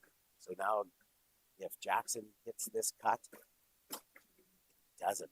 Okay, so now he's still in the game. So Jackson's sitting 8, Glenn's sitting 2. So Glenn needs to get in there. He's got to go in. He's got to Go in. Yeah, he's got to go in. If he drags, then it's only 1, but he needs to get in the bottom of the hole for sure. And he hits it. Holy, so clutch to stay alive. Like the nerves of steel that you have to hit a shot like that at this stage of the game. I mean, it's incredible to watch. Yes, and that was the game right there. If he doesn't hit that shot, the game is over. The game's over. So now he's on life support, 19-17. He needs to get back in this game, change the momentum. Airmail's been saving him, but Jackson Elliott, like I said earlier, he was warming up. He was missing those cuts early. That lane for him was just like his eyes were wide open because it was perfect. Now he goes into Glenn's lane. Let's see if Glenn can navigate around it. There he goes. Sits on Jackson's side. Jackson. Now this is a tougher cut for Jackson because it's coming left to right. He just goes for the straight roll bag, misses. So now advantage Glenn McNutt. If he can drive down the middle, gets Jackson's bag, but that's not totally bad. Jackson's lane is plugged. Glenn and that bag, Jackson's bag is out of play, I think. Out of play. A little bit. Like could try to push it back. There's the back block. So now does he go up? Staying in, so that means he's going up. And he hits it again. I can't Glenn McNutt sitting 10 against 5. So this needs to be in. And he misses. 10-6. Oh, no. Still one bag. Sorry about that. So 10. Now, if Glenn hits, this is over. And he hits it for the win. What a finish. Why not finish it off with an airmail? You've been doing it all game. The amount of nerves you have when the beginning of this game, he goes down 5 points and you can take that 2-minute timeout. What do you think? That was the reset he needed to stay in this game and focused. This was a battle. I mean, it was over 20 rounds, and you could just tell that these players were grinding this out. I mean, what an amazing display of just sheer tenacity for both players to take this down. But now we got Elliott still in this match. He's going to be down into the B bracket, so he's going to have to grind up. And now Glenn gets to afford to stay up in the upper and maybe get into that king seat and maybe get a little bit more rest. Yep. And you know what? I'd be staring down at a shaking hand if I was. Oh, I wouldn't be in that situation. I'd been over a long time ago. But yeah, like his composure to just step in there and say, "I'm going to hit that twice." And he hits it twice. And right? And it's incredible. Like I mean, yeah, to hit it once to stay alive, but then knowing that you have to hit a second one for the win. And I think he had to stay even on the board, right? Like. But so we're going to take just a quick 2-minute break here.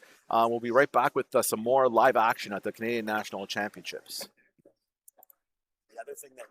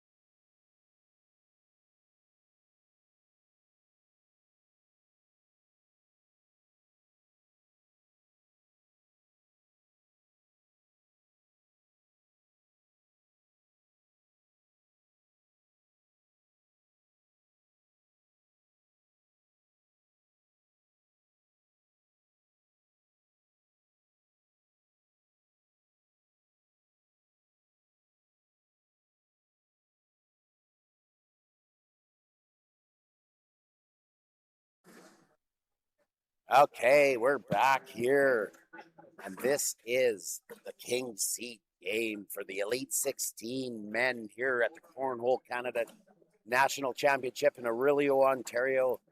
We have Cassigan out of Bridge City Cornhole in Saskatoon, Saskatchewan against Glenn McNutt out of Orillia Cornhole in Ontario.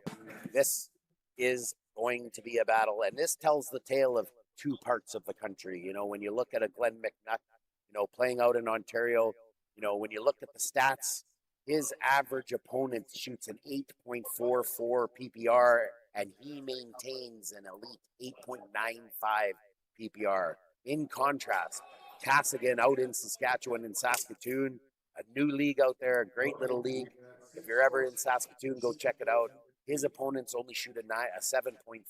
So I know he plays a lot of people out in the Regina area. He tries to hit the Regina area as much as he can and win some championships there. So we'll see if Cass can maintain his PPR in this game against Glenn McNutt, one of the elite throwers. I know Cass was our number one seed in this event last year. We'll see. Cass has played a lot of games and a lot of tournaments down in the States, getting ready and getting some better, higher level competition to get ready for this type of event. He's won on multiple levels. Glenn McNutt has won everywhere. So let's see how this game shakes out on her outer levels. Looks like Lizette Lauren is destined for the queen seat as she's beaten Bonnie Paulson right now 20-4. They're still down and back here in our game. Other courts, we have Maddie Shea down to Aaron 4-0. Crystal's waiting on the winner of Dawn Schneider and Miss Mac. Maddie Shea got to her game against Aaron by beating Presley 21-3. That's how the women's bracket is shaken out. Here we are in our Elite 16 men competition.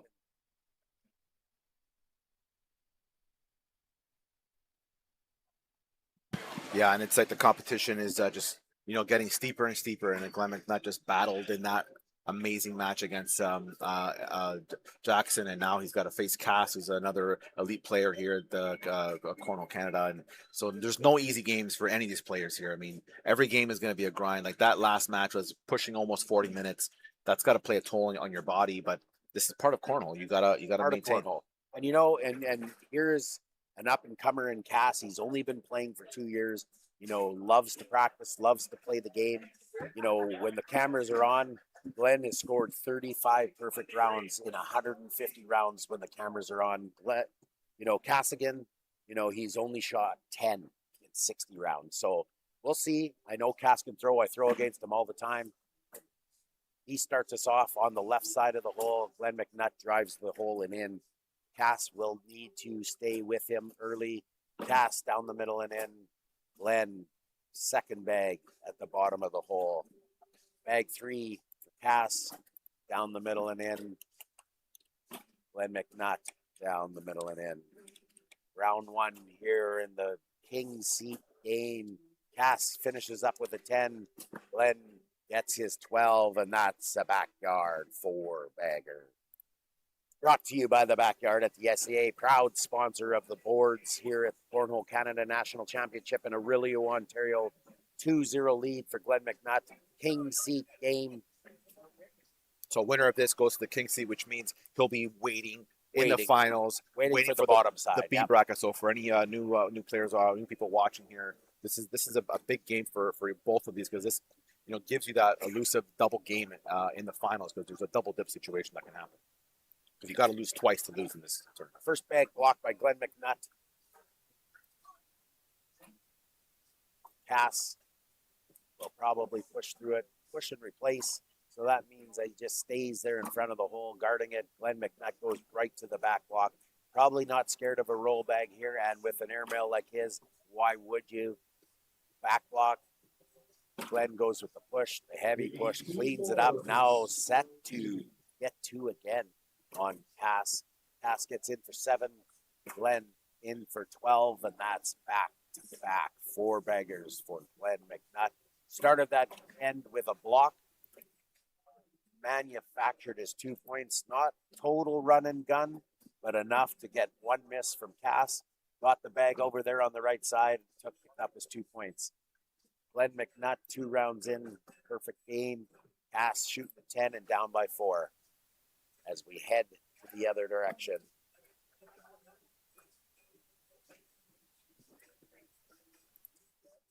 Glenn McNutt, first bag, lead bag. Let's see if he sticks with the block game.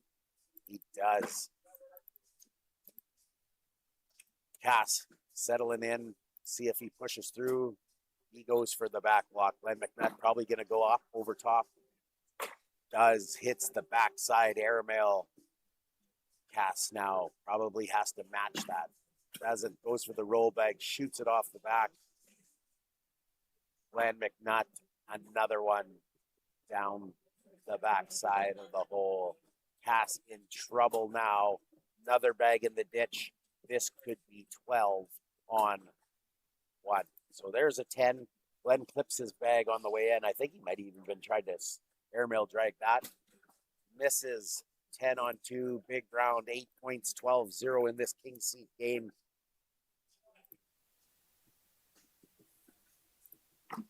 Glenn McNutt out to an early lead, playing the game to perfection. This is where, when he's not scared of the roll bag, he's dangerous, right? Those kids make him play a different game. This way, he's throwing the block. Cass makes the back block and then misses. There we go. Same block. Cass probably going to push through this and learn from his mistake from the first game. Second end, misses the push through. Nice push and replace. Glenn does the same. Bag doesn't drop, but there it goes. So now, bag on the wrong side of the hole for Glenn. Maybe going to go back up. Does. Hits it. It's so dangerous, that airman. Like, to have to face a player like that, like, I mean, he doesn't necessarily have a roll bag, maybe per se, but he has a really good cup bag. Airmail. So now Cass is in real trouble. He's got 2 bags out front.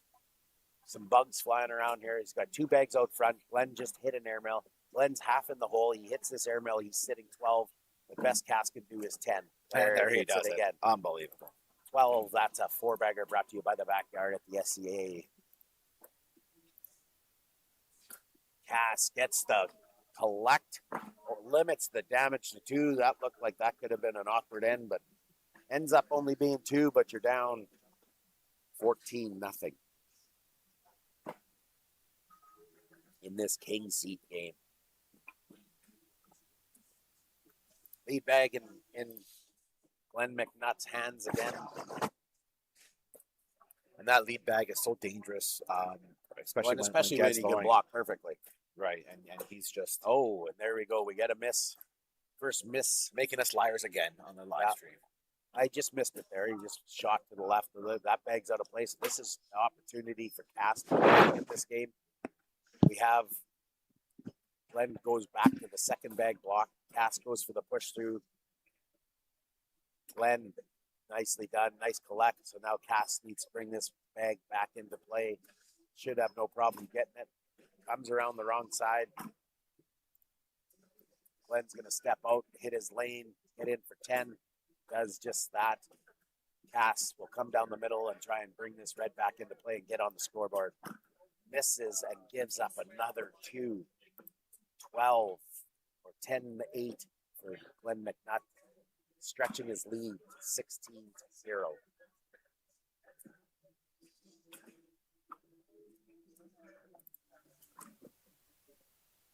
On the bottom side of the bracket, we have Bruce playing Jackson Elliott out on court 2, Kyle and Steve Mack on court 3. Okay, there we go. Glenn McNutt starts us off with a block on Cass's side. Cass sits side by side on Glenn's side of the board. Glenn gives it a push, staying on Cass's side. Cass will come down the middle. Nicely done. Nice collect. Bag sitting on Glenn's side of the hole. Glenn bunches in the middle. Cass will come down the middle and try and bring them all in. doesn't get it to go. Veers off to the right, opening the door for another 2 points for Glenn McNutt to get down the middle and in. And he does what he does, and that's another backyard four-bagger. There you go. 2 more points. Not huge scores, but 2 at a time. And it just looks like Cass is just a little bit off. He's just missing his push. But Glenn McNutt will continue to probably block until Cass can start to drive through some of these bags.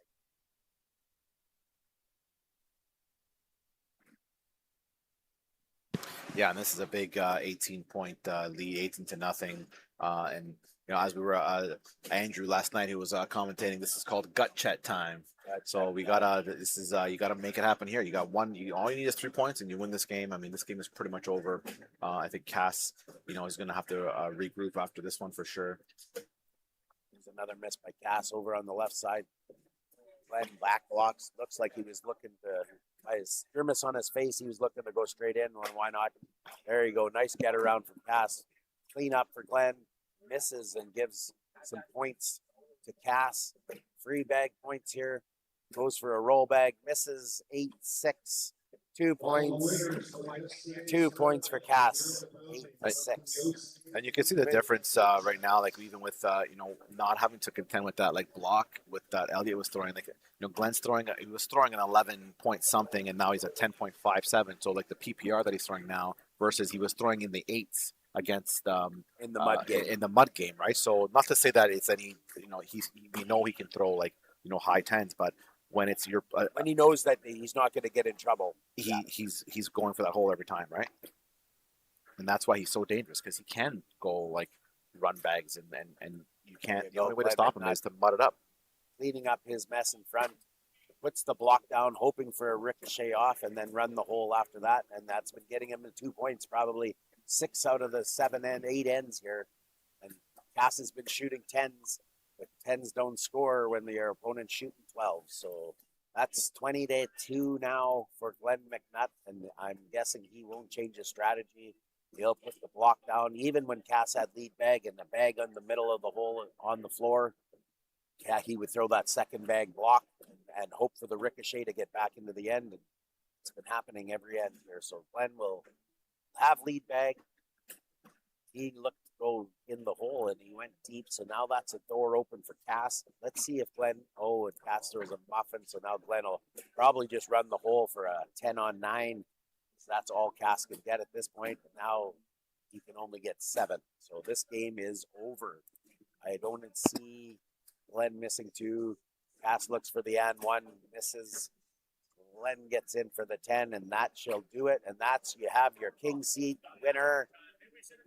Glenn McNutt will sit in the king seat. Cass will go down and face the winner, the people that come in from the bottom side. So we have no game to show you right now, so we'll take a little bit of break and be back to you here in Orillia, Ontario for your Cornhole Canada National Championship Elite 16 men.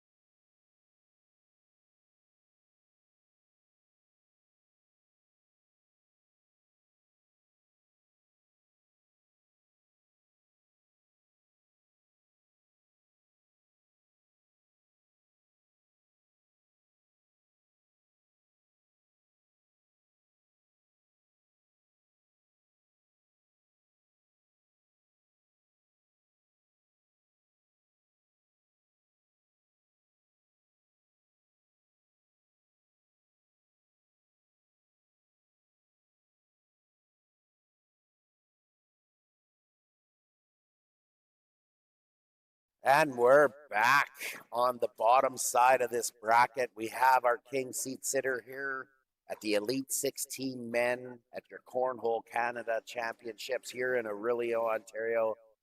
The bags are flowing. We got sit and goes going. This is the day. We got the Elite 16. We got our main event of the doubles championship here going on tonight. So if you're interested, you don't have to come down here and watch. You can go sit at Sidelines Bar and Grill. They are streaming it. They got unbelievable specials on. Great wings. People were down there last night. I went down there for a plate of wings. It's nothing better than sitting watching some action, cornhole action on the big screen. Oh yeah, they had us on there. They had us on the big screen, and the wings were awesome. So Sidelines Bar and Grill, you got to go check them out. They are spectacular. So we have Kyle Pittman here up against Steve McIntyre, both out of Ontario, both wearing the same jersey. So I'm guessing they're teammates. And they're both have the same color bags. Like, this is going to be a doozy to call. We'll have to really watch now. So Kyle Pittman on your left, Steve on your right, as we finish off some down and backs here. I'm just going to get a couple people to move so I can see the boards, especially if these bags are in the... Yeah, the crowd is coming in now as the tournament is weeding out. We got players that are on the fence here, and they're moving in, and they're coming into the seating area here. As you can see, these championships are starting to continue to roll, and more people are coming in to watch and here at the feature court. So the excitement never ends here. Okay, I'm excited for this one. I sit on a couple committees with Steve McIntyre for the Cornhole Canada, points committee, and he loves the game of cornhole. He loves to talk the game of cornhole. He likes to play the game of cornhole. Likes to make things better. He's a good ambassador of the game. So I'm excited to see Steve. He's got a nice flat bag. Played against him. He whooped me the other night. So Kyle Pittman looks like he's gonna start us off here. Nice bag. I'm guessing these two will be doubles partners later today. Kyle starts us off half in the hole. Steve lays down the block. Kyle with a nice cut bag. I'm guessing we'll have to watch that the rest of the way here.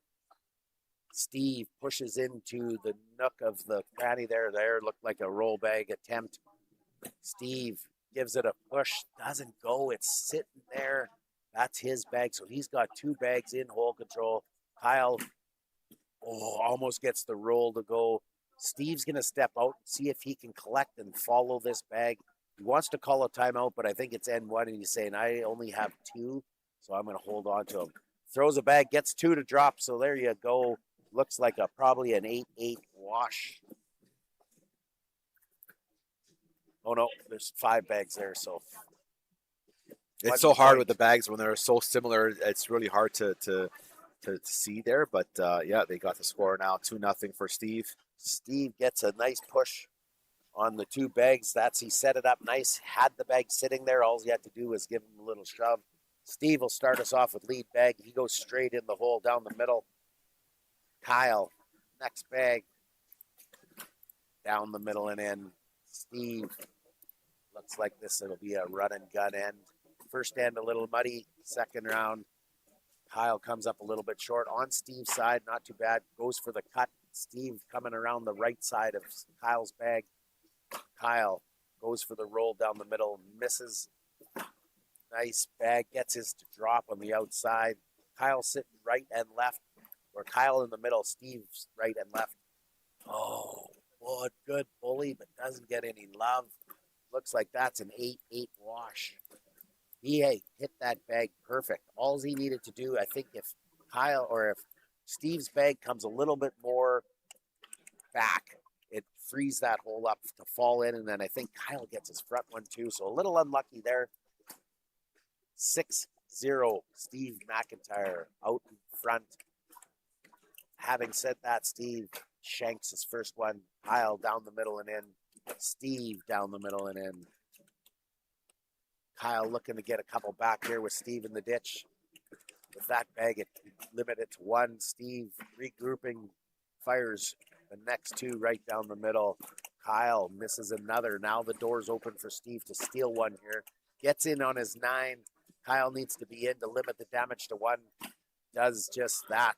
giving up only one, was in the driver's seat the whole end until he missed that second bag off on the left. So 7-0, Steve McIntyre in the lead in this one here. This is on the bottom side of the Elite 16 men here at your Cornhole Canada Championships here in Orillia, Ontario. Right. And these two players here have been grinding. That means they lost their first game or second game in the upper, and then they have to come back down and grind their way back up here. Now these two players are looking to get into that finals as well, to meet none other than Glenn McNutt. There you go, Steve. There was a nice cut bag around the outside. This is set up perfect for Kyle's cut bag as well. So these both guys like to come around the right side of bags, and they're doing it just fine. Kyle can get some points here if he could. There you go, 2 in a row. Throws a little bit more tilt on that one. Steve gets it to go, sitting 8. Kyle can get 2 points here, back in the game. There you go, 10 on 8 for Kyle Pittman, clawing his way back into this game, 7-2 and lead bag. So we'll see. Both players like to go around the same side of the bag, which is always interesting. It's up. Oh, tries his own roll bag. 1 point.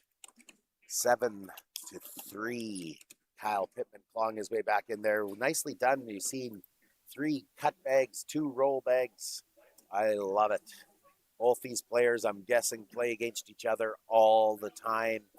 I was talking to Steve the other day, and he said his partner was coming in, and they just love to just throw for hours. So I'm guessing they know each other's game.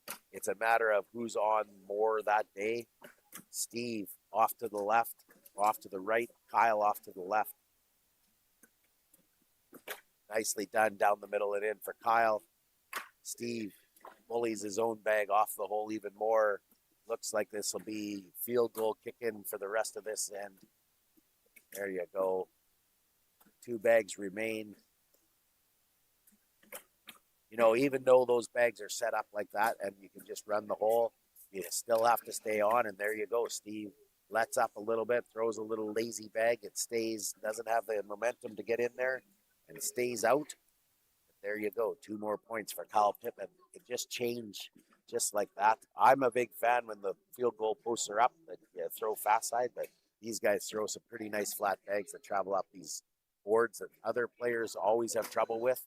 But anybody that throws lots of spin and flat, get them to move for some reason. So the flatter, the better.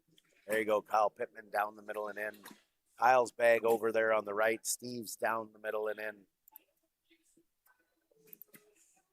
Kyle off the left on the edge. We'll see if that makes its way back in. Nice pin from Steve. Sitting in hole control in the front, preventing Kyle's bag from getting in. That should be a roll bag here. Misses the roll. That's easy 2 points for Steve if he wants it. Oh, he goes for the roll bag and picks up 3 more. Unbelievable. Great nice roll back shot. there. That just jumped. What a bag. Wow. That was awesome. And here's the thing. With the airmail, when you miss the airmail, it's off the back, right? Or you're lucky if it stays on. With the roll bag, that's why players love it, like it more than the airmail, is it stays in play. So there's a block. The roll bag, though, is such a, you have to really fine tune that and get it and get a good feel for it. Otherwise, you can actually throw the bag a little bit more off. But yeah, I agree with you. Having that as part of your arsenal changes the game. Oh, Kyle is just throwing a little bit lazy on that roll bag, and then it's just flopping instead of rolling. 3-4 bags in front. Kyle's bag sitting on the back side of the hole. Goes for there you go. See, you seen a little more spin on that bag, and then he got a little bit more love on the roll action. You need a little bit of power too on those roll bags, sitting right? On top. I think Steve's got some hole control there. He's looking to see if he can get around the left side of the pile and sneak in the back for some 2 points. Doesn't get it to go. Kyle's going to go have a look. I don't know. That pile's high. Those guys can roll. They can get over it. Or if he's going to just go backside airmail. Yeah, or he could go on the board for a 4-4 wash. I don't see any bags at the bottom of the hole. So I think you try to go airmail here. I know it's hard, but yeah, he's down by 6 though. You missed the airmail and you give up another point. Now it's 12-5. You're down by 7, right? live to fight another day. Maybe you're right. Yeah, but We'll if find it was out. me, I'd go airmail. We'll find out what kind of guy Kyle Pittman is. He's going roll, and he Roll misses. bags. Yeah. We'll give it another point to Steve McIntyre, stretching his lead to 12-5. On the outer courts, Crystal Pittman and Dawn Schneider in a battle, 12-12 after 10 rounds, both shooting 9.56. Winner of that will play Maddie Shea, who beat Aaron with an impressive 9 PPR. So the ladies have not slowed down one bit today. Steve starts us off on this round with a bag off to the left. Kyle goes in, hole control. Steve right away back blocks. We're back into the roll game, folks. Steve misses his cut around, or Kyle, sorry, misses his cut around. Steve plugs that cut around opportunity. Now we'll see a roll bag. There you go. Gets on top again. He's just not getting it there. Kyle with a bag. With Kyle with a bag off the board, Steve has some opportunities here. He's probably stepping out and looking to maybe just clip the bag on the left. Oh, a big roll there. Big roll. That's a high roll. Never even move the bags on top. That's how you throw it, folks. Now Kyle's in trouble with a bag in the ditch.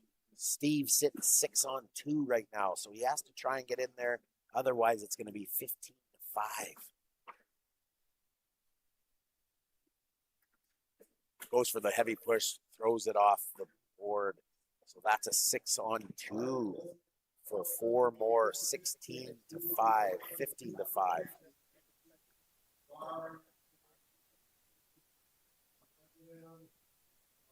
$15-5. Steve McIntyre on top of his doubles partner, Kyle Pittman. First bag block goes up for Steve. Kyle has room around the right side for his cut. There it is. Oh, sits in front.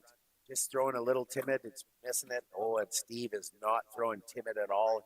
He's got the roll bag dancing. It is so frustrating to play against because it's just like, my God, he doesn't miss. Another one. Now it's plugged the cut shot. So now he has to go total roll. Again, sitting on top. Can't get it to go.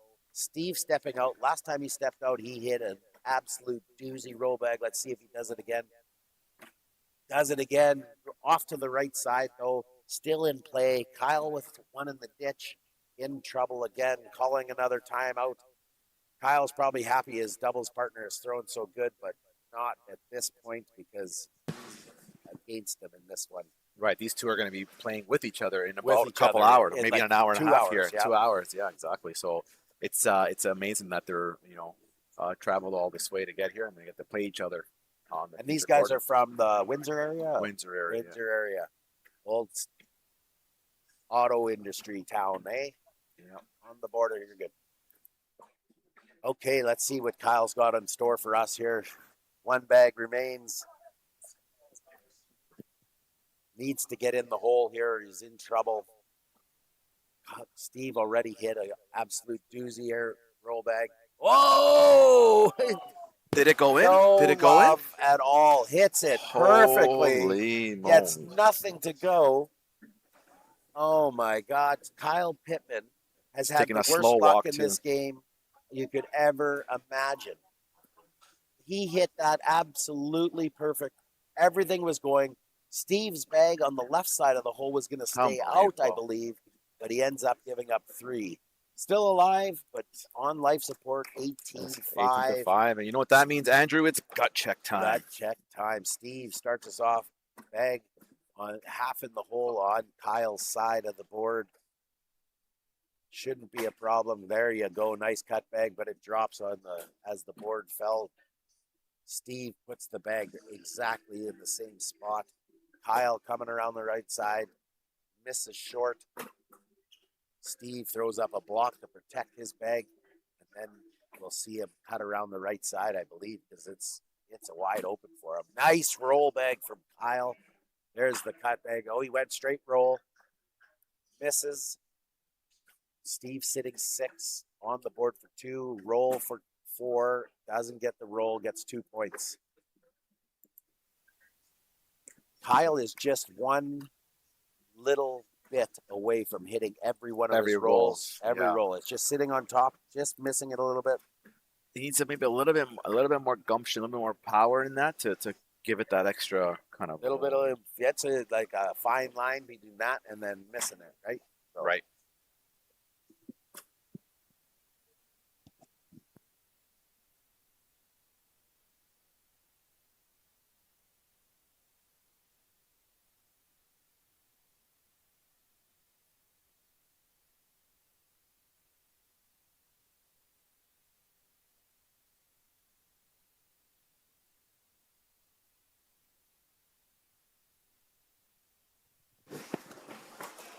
oh, just misses.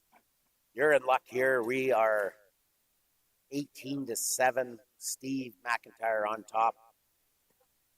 Kyle Pittman. Kyle picking up 4 there. So back in it.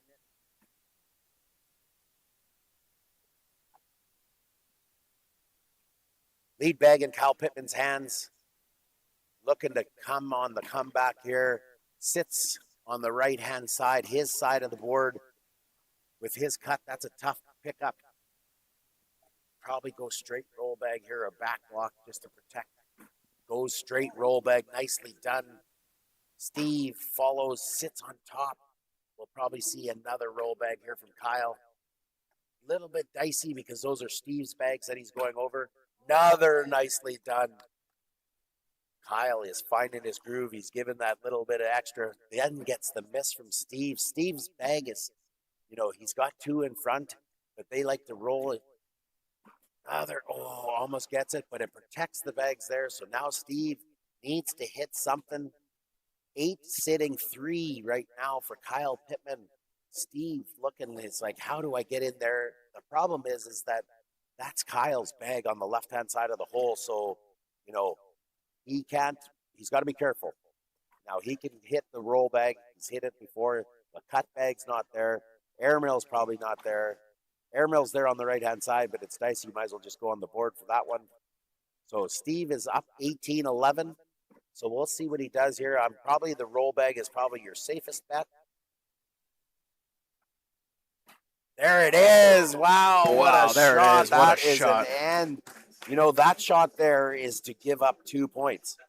So you have to that. You have he to hit has it. to have it. Has to hit it. What a bag. That was roll bag, roll bag, roll bag, roll bag. Seems like the roll bag is going to be here to stay for the foreseeable future there, Kevin. Yeah, they love to throw the roll bag in Windsor, Ontario, that's for sure. And these two are showcasing that. Which means we're going to be back here behind the cameras. I'll be back. That just means that I commentate for the rest of my life. Yeah, absolutely. In the house, we have Connor Weiss just sat down in front of us. Old throwdown champion. Oh, no, second place. He didn't quite get it done when he was out there in Regina, but good to see him out. So now we have Steve. Both players have a bag out of play. Oh, there he tried to roll again. Misses the roll backside. I know what Glenn McNutt would do with that bag. He'd drag that. We're probably going to see roll bags the whole way here.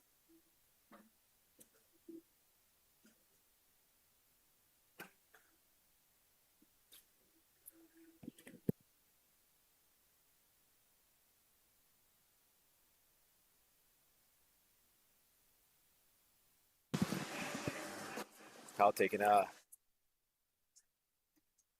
little timeout here, a little hydration break. Looking to see what he wants to do here.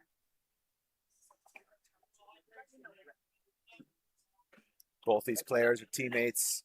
It's funny they're competing now against each other in a big match here and taking his time to look at the bags to see what he wants to do. Okay. This is back and forth.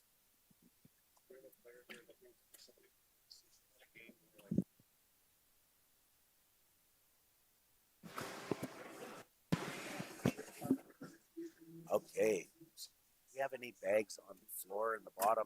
Nope, misses. Now I think that brings Kyle Pittman right back into the game. 8 on 4. Giving him 4, 18-17, and we're right back in it for Kyle Pittman. 8, so you must have had one in the ditch. So 18-14, Steve on top. Kyle's has lead bag.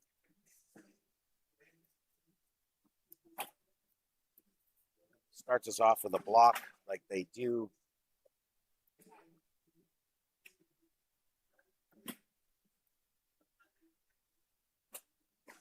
There we got the cut game going. Almost gets the roll there. Just again, 1 inch short on that. Tries to give it a little push. That's slow slide push. So, they don't really go hard at the pushes. They like to keep stuff there for the rolls. Oh, and he just misses and off the back, opening the door for Steve. Let's see if Steve can hit another one. 18-14, needs 3 to end the game.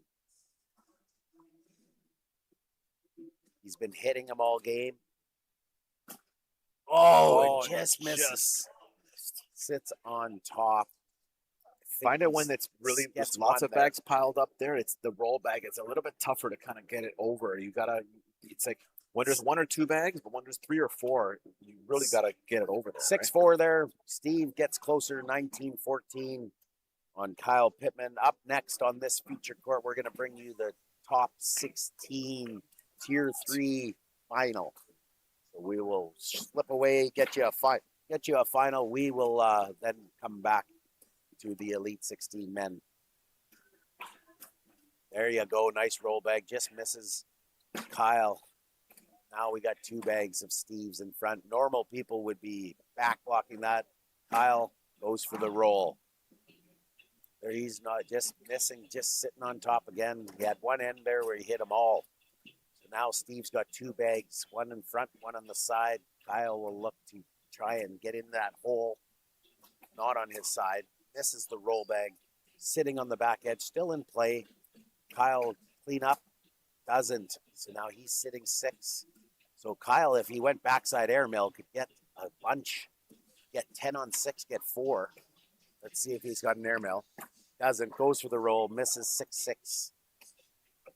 Wash it out. 19-14.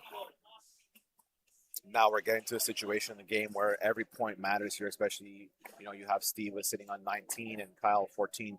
You can't give up too many points if you're Kyle, because it's over. So you have to. Yep. You need to grind it now. You got to run bags. You need to at least wash out rounds. Now these guys don't run bags. Right. The block goes sticky. up and the roll comes, and here we go. We got the bag goes up. That's on Kyle's side, setting up his cut. He blocks on Steve's side. Steve misses the cut around or the roll. Kyle goes straight roll and down the middle and in. Another nice roll. That's 2 in a row. Now Kyle will look to roll again. Steve's got a bag. 2 sitting on the front. Now there you go. Steve can get his, and he goes side rail on the right side. Kyle needs to get some points are ready for him. There he goes. Gets another one to go. 8-5. 3 points for Kyle Pittman. 19-17. What a battle. You see the crowd here lining up at the feature court. They're wanting to watch this game here. Big wave there. I'll give you a big wave. So we head back the other way. Kyle Pittman, lead bag in his hand. Probably block, because every end so far is a block. As I say that, he almost makes me a liar. There you go. Steve gets in. So that's the 2 points there. If Kyle doesn't bring that back and it stays like this, Steve will be the winner. Kyle goes straight in, which is interesting move. There he goes. He gets a miss. Maybe he knows his partner. Maybe he knows his partner doesn't like to run bags. There you go. Kyle sits half in the hole in the front side. Hole control. Back block comes up by Steve. Kyle sitting hole control with 2 bags there. Most people would airmail it. He could win this because Steve's got 2 bags out of play. Doesn't go for it and sits on top. I don't even know how that bag is sitting there. I don't know what Steve's going to do. Oh, my Lord. What do you do here, have a Steve? look. Steve's got a wide open. Oh, and he throws one off the back. So I think that's a 6-5 total. Was Steve trying to cut there and hit that airmail maybe, or try to open side of the hole? Kind of roll it in a bit, yeah. Which was scary. Right, because you knock all those Well, and, green and the bags thing in. is if you come to the inside too much with that cut bag, those two might drop in the Drop middle and two. he ends the game, right? So 1918, Steve lives this fight another day. Steve McIntyre, hasn't scored in a while here. Kyle's been kind of owning the boards. Oh, and there's a short little level 5 block there. There you go. And Steve's going to make him pay for that. No rolling over that bag. Another one clips the front edge twice. Advantage Steve McIntyre. Kyle made his way all the way back. Now he needs to throw a block and hope for a mistake, but we've seen it before. Kyle doesn't like to push. They like to roll more than push. So Kyle needs to set something up here and hope for some mistakes from Steve. Goes in. I'm not sure he's going to make two of those big mistakes. There you go. Game is over. 9-5 right now. So he can go 9-8 and then hope for a total miss from Steve. Can you try to push one of those bags in there, Kevin, from the bottom and try to... Yeah. Kyle's telling Steve he's got to get one of these bags to fall, so he's got to go for the heavy push. That ain't there. I mean, he might take the whole set down with the strength of... If he makes that push, I'll just give him the game. Oh! So that game is over. Friends, clay pans. Game is over. They're friends again. Great show. We have Tier 3. Tier 3 final coming up here live. We'll take a little break. You're watching the Elite 16 at Cornhole Canada National Championships in Orillia, Ontario.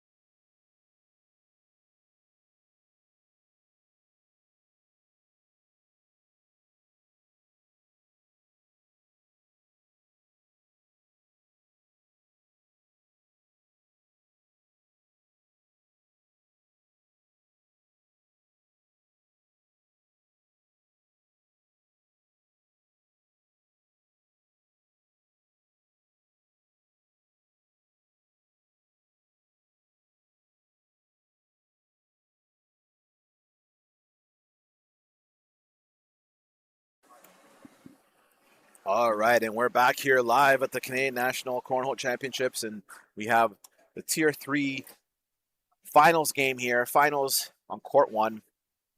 We have Brody versus Ethan, and this is a matchup that we've had before. These two are no strangers to each other, and so we're live here in the action. Brody coming up here, just off to the side here, 2 bags off to the side. And Ethan following suit and knocks one of Brody's bags off here.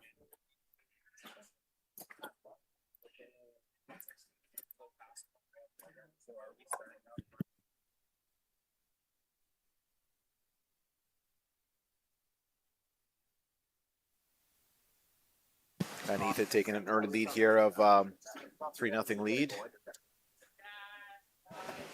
Okay, I'm back. Kevin's Kevin back. Bittman on the mic here with Sebastian from Cornhole, Canada. We're in Orillia, Ontario, and we have the elite. So I'm not elite. I guess they're the elite in their tier, their elite division, 3, yep. Tier 3. So these guys here played all season with a PPR under 5.5. 5. So 5.5. we'll probably see those PPRs a little higher than that. So we have Brody sitting in the king seat playing Ethan. So Ethan will need to beat Brody twice, and he's up to an early lead. Some nice bags coming out of these kids. Looks like they're both kids. Maybe one guy looks a little older than a kid, maybe, but I think they're not they're in their teenage years. I think these two have played before, and so they know each other. So I'm wondering if that's gonna come into play here, where they're gonna know how each other's throw and maybe come up with like a different strategy from the last time they played each other. Ethan on the right, Brody on the left. Ethan starts us off with a side rail, opening the door for Brody. Brody gives it back to him by tossing one off the back. Muffin by Ethan. This is the difference, right? These guys can throw 4-baggers, but they can also throw some side rails and floor baggers too. So there you go. Ethan finds the middle and in. Brody comes up short. We'll see what Ethan does. Tries to get it on the board. So there could be a on the board for a wash or a push. Nice push. Gets 2 for Brody. Right, and for anybody watching at home right now thinking that, like, you know what, this is, I can't come to nationals and you're maybe haven't played before, there is a tier for you with Cornhole Canada. We structure our league into different tiers, and this is our entry-level tier where all new beginning players, like these players would have just started maybe a couple weeks ago and then made their way to nationals. So there is a national championship, even if, you're not shooting, like, with the best of them. Yeah, and my advice is to reach out to one of the clubs. They all have good programs for newbies. They'll come and show you how to throw the bags. You look at these guys and, you see them throwing the bag flat. They didn't just learn that on their own. Somebody brought them aside and showed them how to throw the bags. And, they in 3-4 short months, you can get to the point where you're throwing just like these guys. So go check out one of our 65 leagues across the country and, sign up, and they'll teach you how it's done, and you'll be hooked. I guarantee it. It's so much fun. The community is so supporting for everybody. Oh, Ethan gets a little unlucky there, sitting fast-sided on the last throw there and sat halfway in the hole. These guys would have been playing on the outer boards that probably are significantly faster than this main feature court board. So, there's going to be a little of adjustment, but Ethan's out to an early 7-2 lead in this Tier 3 Cornhole Canada Championship Elite 16. Nice block by Ethan. Brody steps out. Going to try and go around this. Nicely done. Almost gets it. Clips Ethan's bag. Brings it closer into the hole. Ethan off the right side rail. Brody still outside. Coming in. Knocks Ethan in. Nice bag. Ethan in the hole. Gives Brody a favor back. Nice bag coming around his bag, I guess, now because he replaced that. Ethan comes up short, sitting 7. Brody on the board for 1-8-7. And as you can see here, the different level of play. So these are our entry level players, or in the Tier 3, and so they're shooting very well. They're shooting in the high 7s, which is like an actually really good PPR. But the difference in just like the shot knowledge or like maybe the experience on being Yeah. in certain Yeah, situations. and what shot right? to play in different situations. And Right, you can tell you know, it's not, it's they're still in the learning phase of always, that part of it. it's so nice. And, talking about the Cornhole communities, we're sitting here at the national championships, and I look out at the crowd, and we're watching the Tier 3 group. And, we have some of the best throwers in Canada that came over here to support and watch this Tier 3. So, it shows you, look at that, it shows you, the level of support that, thank you for coming out to the Cornhole Canada National Championships here in Orillia, Tier 3 players, and we're here to support you and watch you become a national champion. So good end there. 7-3 was the score going into that game. I'm guessing that might have been a wash. Didn't see any bags on the floor. Or maybe there was one there. 7-7, so 4. So I was really out to lunch on that one. Sorry, we were talking about the crowd. I'll do a little better actually doing what my job is, and that's call Get it together, Kevin. Get it together. Calling the game. So Brody back in it, 7-7. Brody starts us off backside of the left of the hole. Brody comes around it, but skids off the back of the hole. That'll be out of play as well. Ethan, nice bags and hole control. Brody throws a block saying, you're not going to bring that one back into play. Tries to go over it, almost gets it to go. He's on fast side, so he's smart enough and got enough IQ in the game to know. Whoa, nice roll back there. That you don't see very often in Tier 3, but you just seen it there. Oh, gets a little unlucky. Brody with a roll bag to get some points. Gets 2, 6 on 4. That's a lead change, 9-7 for Brody. And talking about Ethan. And talking about like the grind that these players have to go through, like we've been talking about how you're playing for hours and hours and hours. How about us commentators? We've been also commentating for hours and hours, so we got to stay on our game too. We got to stay mentally sharp as well. And so it is a grind all around. I should have brought my little beer cooler so I didn't have to run to the bar. That's right. That's probably the most important thing to have here. Maddie Shea in the ladies Elite 16 up 18-0 on Dawn Schneider. Maddie Shea, doubles champion with Lizette Lauren, who's sitting in that queen seat. Bonnie Paulson awaits that winner. Winner of that will go on to try and double dip Lizette Lauren, which will be a tough feat. I've seen her throw. Seen it yesterday. Ethan down the middle, just skips left of the hole. Brody, nicely done. In off of Ethan's bag.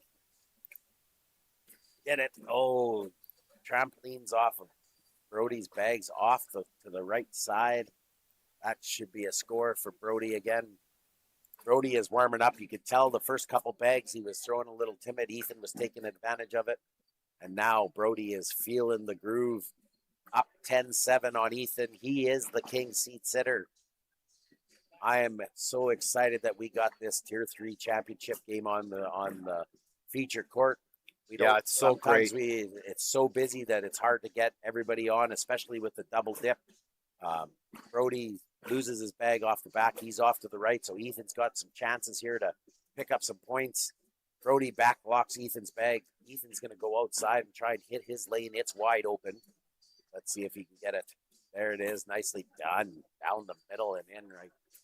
Now Brody needs to get in that hole. Doesn't do it. Sitting 3.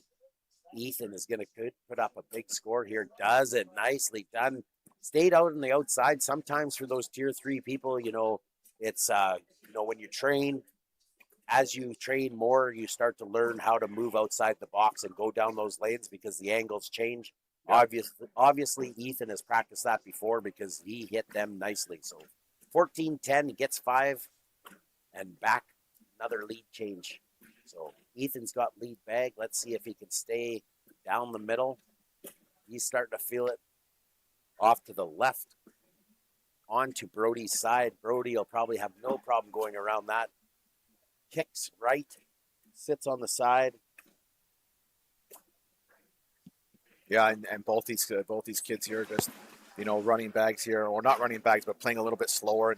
And I think with the score where it is right now, maybe they're trying to figure out a different strategy to try to get some more points here. Nice push. Didn't get any love. Stabbed it nicely. Oh, nice another push one. there. Another gets another one to go. That's a good heavy push. That's a tough shot for a tier 3 player, but these guys obviously have played enough cornhole that they're not phased. Ethan shoots off the right, giving the advantage back to Brody. Let's see if Brody, and he does. Brody, when Brody's set up, likes that bag on the left because he's used it a few different times, and he seems to be, there's some setups that just feel good in your head, and Brody seems to like that bag on the left because he uses it to his as advantage. a bumper there. Yep. Yeah, it's especially when if your throw is a little bit harder, it just gives you that extra added confidence that you can maybe miss a little bit and just that you'll get that help with that bumper there. So Ethan gives Brody 5 right back after he got 5.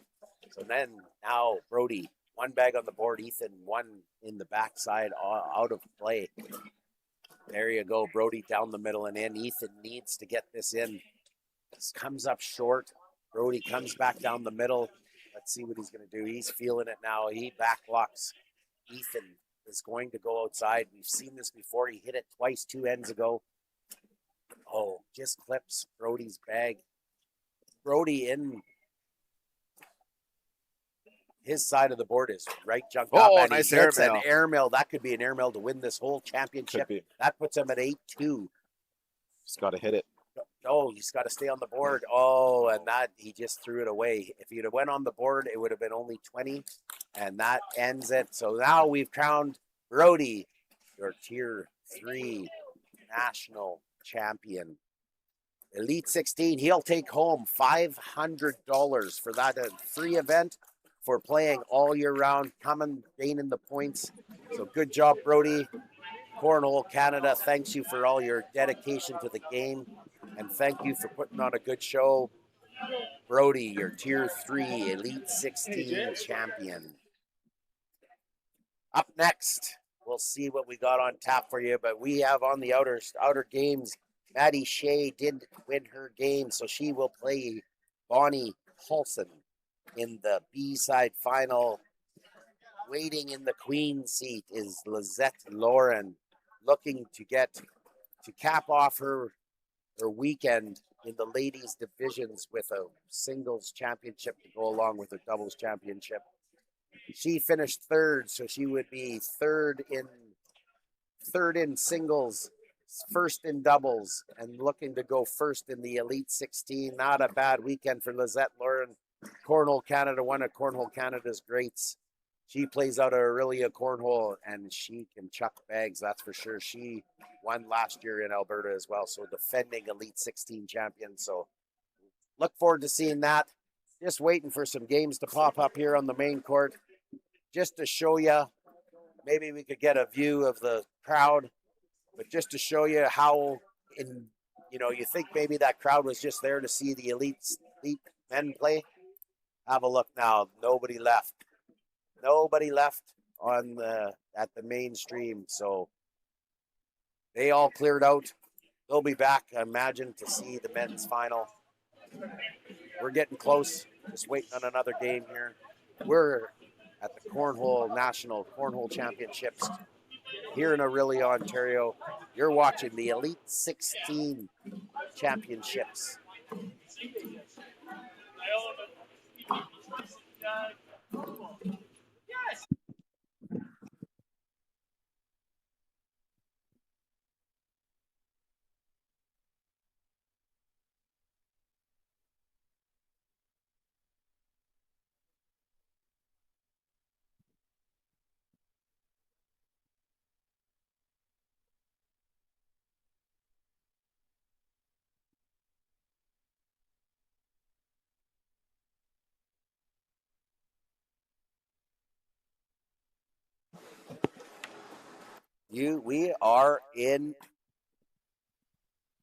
We're back, and we are looking at the 2 gentlemen in the Elite 16 Tier 2 Championship.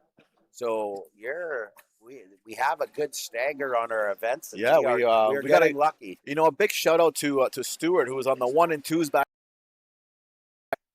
This event doesn't happen. I mean, he's on fire with Saskatchewan. Man, that kid, he can understands manipulate the boards, because Cornhole. we got over 38 boards here, and he's able to manipulate, put games where we need him to be, and especially now adding a curveball to him where we're live on Rogers right now, and so wanting to showcase the best of the best in our game, we have to do some maneuvering, and he's able to put these final matches on our live feed here. Yep, big shout out for Stu Lyons. You know, he drove up with us in the truck with those 38 boards. He was mostly sleeping, but when he wasn't sleeping, he was getting ready, manipulating, putting people into the competitions and stuff. So it takes a lot of work for the organizing committee, and big shout out to the organizing committee here in Orillia, Ontario. This Cornhole Canada National Championship's been unbelievable to watch. Great play, but it doesn't go on without the dedication of a lot of people. We have, it's not up here, but I think we have James Forbes and our third place finisher in the juniors. So that is exciting. We have a junior third place finisher looking to win $750 prize money in this game here. We'll wait for everything to come up, and then we'll find out exactly who is in the king seat, who is looking for the upset and to double dip. Looks like Walker, our junior champion, is in the king seat. So that means Jason Forbes will have to double dip Walker if he wants to claim the $750,000 or $750. 50,000. What? Whose budget is that coming from? Because I know, but that one day though, I think we'll get there one day. Do you think? Well, maybe, I don't know. Maybe a couple 100,000. Maybe. We got to get there. Okay, and then Stu Lyons just informed us that we will probably have the women's singles final. Elite 16. Elite 16 women. These are so we're in the top women in all of Canada. Top women in all of Canada. Let's update you a little bit on the men's bracket, because I know we were giving you lots of games there. They're a little bit behind. Some of the games were going a little long, but we are right now, Jackson and Steve McIntyre are playing, battling it out. They're just starting. Steve beat Ray to get to Jackson. Jackson beat Bruce L'Esperance. Winner of that will go on to play Cass, who lost the King Seat game to Glenn McNutt. So we will be back. We will not miss the finals of that. We might even be able to get, if things line up, the B-side game. Walker starts us off with a 2-0 score off the bat. He's the king seat sitter. Let's see if Jason can hold his own against this young phenom. Great kid. Talking to him after he got third, and just a great kid. Like, unbelievable. Good for our game. Good ambassador. Walker starts us off down the middle, and then he likes to gun bags, but he can roll and do everything else too. So it's fun. He is grooving right now. You can tell his body language is saying, I'm just going to go and get this. Jason's got one muffin up front. Walker sit 8. Jason can steal. There you go. He steals one with the muffin. So 9-8. Moving the score to 2-1. I don't know. Do you call them muffins here in Ontario? We don't. We used to call them Tessiers, because we have back in my league, we have a player Tessier who would always do that. So we just, but no, we don't really have, a word for it. But I like muffin. Yeah, it was funny because we were down in the States, and I think I originally we called them pillows or something. Yeah. And we were down in Bismarck playing in a tournament, and we were calling them pillows, and they're like, "What are you talking about?" They were like, "We call them muffins." I'm like, so I was throwing a lot of muffins, and I was, maybe indulging a little bit because I was on a road trip with the boys. And, right. And the ladies that were saying, they were calling me the Muffin Man, and I was like, "What are you talking about, Muffin Man?" It was because I was hitting the front of the board lots. So then now I call it muffins all the time. So there you go. Well, it's 2-2. sticking. 2-2 now. So if you hear me call a muffin, what that means is you hit the front of the board and it's not on the board. So we call that a muffin. I call it a muffin. You're going to hear me call it a muffin because I like to see if those muffins are free or not. But lead bag in Jason's hands. Claude back in this game, 2-2. Walker sitting in the king seat. Nice bag by Jason down the middle and in. Getting some nice slide. I'm not exactly sure what he's throwing for bags. Obviously, his bags are a lot faster than Walker's. Walker likes to set up a little more of a muck game, but He's there you go, down the middle and in. Jason's got 2 bags down on the bottom of the floor. Looks like it's an octane bag. Both sitting with 1 out of play. Walker down the middle and in. Jason sitting 10. Walker needs to get in to wash this out at 10s. Does just that. Nice throwing, boys. Both Ontario players here. Big contingent from Ontario in their hometown representing. Saskatchewan's probably the next highest participation. Then we get into the Alberta and the BCs and the Manitobas, Newfoundland. So we're well represented from across this country.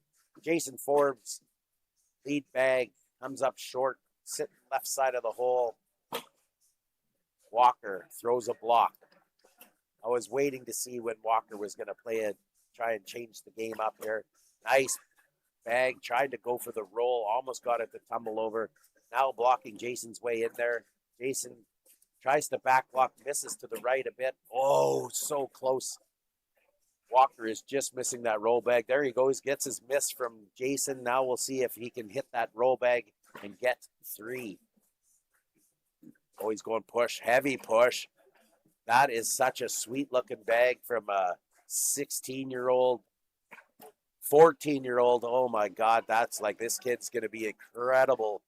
14 years old and he throws that bullet of a bag that flat. Look out, in years to come, he will be good for a long time, I'll tell you that. 3-2, picking up a point. 14 years old, and he's going to try and win $750 here in this Elite 16 Tier 2 championship. He's in with 1 bag. Jason off to the left. Nice block by Walker, trying to set it up again. This is where, Tier 1 players have trouble playing against, and Walker is going to push Jason to the limits because there you go. See, makes another mistake with an airmail, and Walker with a roll bag. He doesn't need to make an airmail mistake. Oh, he just misses it again. He can keep his bags in play and still have an attempt to get into the hole, right? Yeah, with the roll bag, you have that extra safety net there where you can attempt it, and then if you hit it, and it's still in play. And then if you miss, you're still in play. It's like it's on there. It's on for a point. You're kind of clogging the hole or clogging around the hole a little bit. So it's definitely a strategy bag. 3 more for Walker there. He pulls out to a 6-2 lead. I look to see if this block goes up. And with Walker, it doesn't even have to be a tight blocker. He's proven that he can do the roll from 2 feet out. So that's fun to watch. Another nice bullet down the middle. Heavy spin rate. Heavy flat bag for Walker. So fun to watch. 14 years old. That's phenomenal. Do you see him competing in the Tier 1 next year, or getting up there for sure, right? Yeah. Battling it out with the Gate, all the other players that are up there, and I think that this youth division, junior division, is shaping up to be a pretty high caliber bunch of junior players. Yeah, 10-10 wash there. When you look at Walker, he's throwing some Wizard L's. Lots of people have trouble throwing those things. He throws them with a dream. Sometimes the BGs break down and they get messy a little bit, but that means you just got to spin them. And Walker has no problem spinning the bag. You watch his dad play, same thing, same spin rate. So he's got some good mentors in his life, and you can tell by his mannerisms and stuff, he's got some good surroundings around him. So great kid. Misses 2 to the right. Jason can grab a few here. Grabs a couple.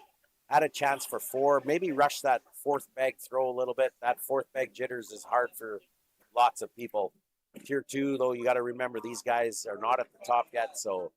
But they are throwing some pretty good PPRs. 8 PPR and 7.75. So the cutoff to move to Tier 1 is 7, so these guys are throwing well above the Tier 2 PPR, which we fully expect at this time of the season. So 6-4, Jason starts us off with a bag off to the right. He's on the left side of the board, so that's not really in collectible maybe unless he's got a cut bag. Nice back block by Walker. Out goes Jason, trying to step around. Throws a back block again. Walker, double clutch. It's probably in between whether he rolls or blocks.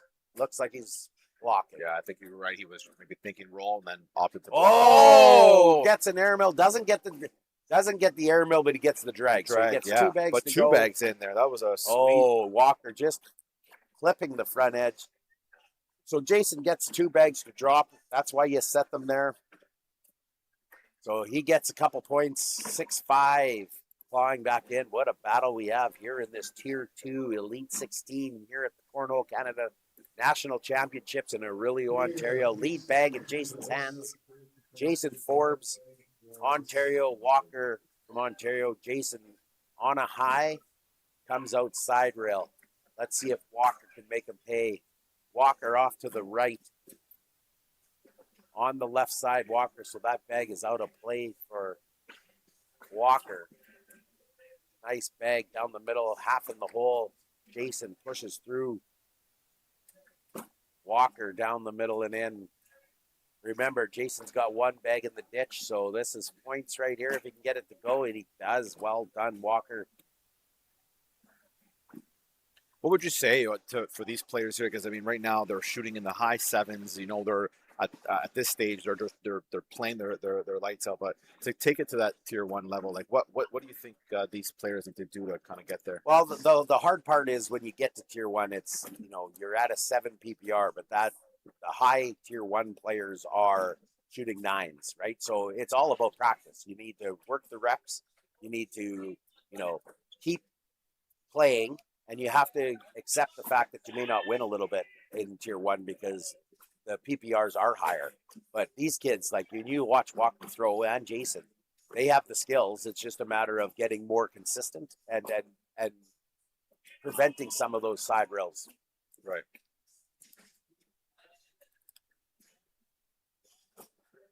My beautiful wife just stopped by with a cookie. So she just finished in the Elite 16. She was second place yesterday. They're keeping you hydrated. They're keeping you fed. Yeah. Like that's amazing. I don't know. Man. There's nobody gave me a drink yet today. Oh, what's going on?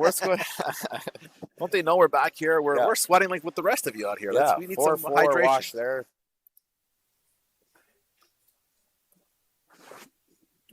11-9. Steve McIntyre over Jackson Elliott. So that's the number 1 seed Jackson Elliott against the 9 seed Steve McIntyre, and Steve McIntyre is in the lead. So we'll keep an eye on that one for you in the Tier 1 bracket. There you go. Walker's off to the left. Steve Forbes in the hole. Walker settles in. Nice bag down the middle. You can tell when that bag comes out good and when it comes out bad. Forbes misses to the left, usually on the side rail, so opportunity for Walker to grab a couple here. Another nice bag. Sitting half in the hole, should go. Jason comes up short. Walker clipping the front edge again, but that shows you how much velocity he has on those bags. Clipped the front edge and still stayed in play. He'll grab 1 here, so 8-5, but a little frustrated. He'll find it, though. 8-5 for Walker as we head back the other way. Takes a big breath. Walker on your left, Jason on your right. Lead bag in Walker's hands. A little bit lazy on that release and comes up short. Jason Forbes down the middle and in. Jason out a couple feet, so he's looking to go around that bag. Walker, frustrated, piles another one in there. Gets a little reprieve as Jason side rails right. Walker puts one in Forbes' way. Oh, and Jason gives Walker a big boost. There you go. Oh, coming up short, but that bag doesn't matter at this point. Maybe even helps. Looks for the backside airmill. 6-3. 11-5 for Walker. Walker was frustrated with himself, but that shows you, you're always in an end, and he was frustrated with himself, but he put his bags in good spots, even though he missed, and then he ended up with a miss from Forbes and ends up with 3 points and puts him at 11-5 now. Right, we're just hitting round 14 now too, so that's going to come into play. I wouldn't even call it fatigue at this point because these players are probably used to the grind, but you're getting to like the mental part of the game where you're 11-5. Does Walker try to maybe take it up another level and try to get a little more aggressive? Walker's going to do what Walker does. I think. I think he knows how to throw, and he can put the bags in better spots. I think. There you go. There, Jason gets a couple. There. I think the thing with Walker is when you're playing an opponent you've seen quite a few side rails and some bags deep, you know that your chances are going to come, right? Yeah. I know he's only 14, but I know his dad, and I know his dad knows how to play. So, his dad has told him before that, when you see your opponent throwing things in the ditch, no, he doesn't. We got some players just turning back. Wait for your opportunities. They'll come. There you go. Oh, he clipped that front edge. He's just catching that front edge. He throws with so much velocity. His landing spot is fairly high or low down on the board. Jason gets his to go. Walker messing with his own block, the one that clipped the front edge. So Jason gets in for 7. This could be a big that was a big one. That was a 10-3 maybe. Yeah, I think it's more of a 10-3. Oh, no, it was 10-7. 11-11. Let's play a game to 10. Yeah. Okay. Here we go. You're watching the Tier 2 National Elite 16 at the Cornhole Canada National Championships. Jason Forbes on your left, Walker on your right. Forbes starts us off with a bag that stays on the board but half in the ditch. There you go, Jason down the middle and in. Walker down the middle and in.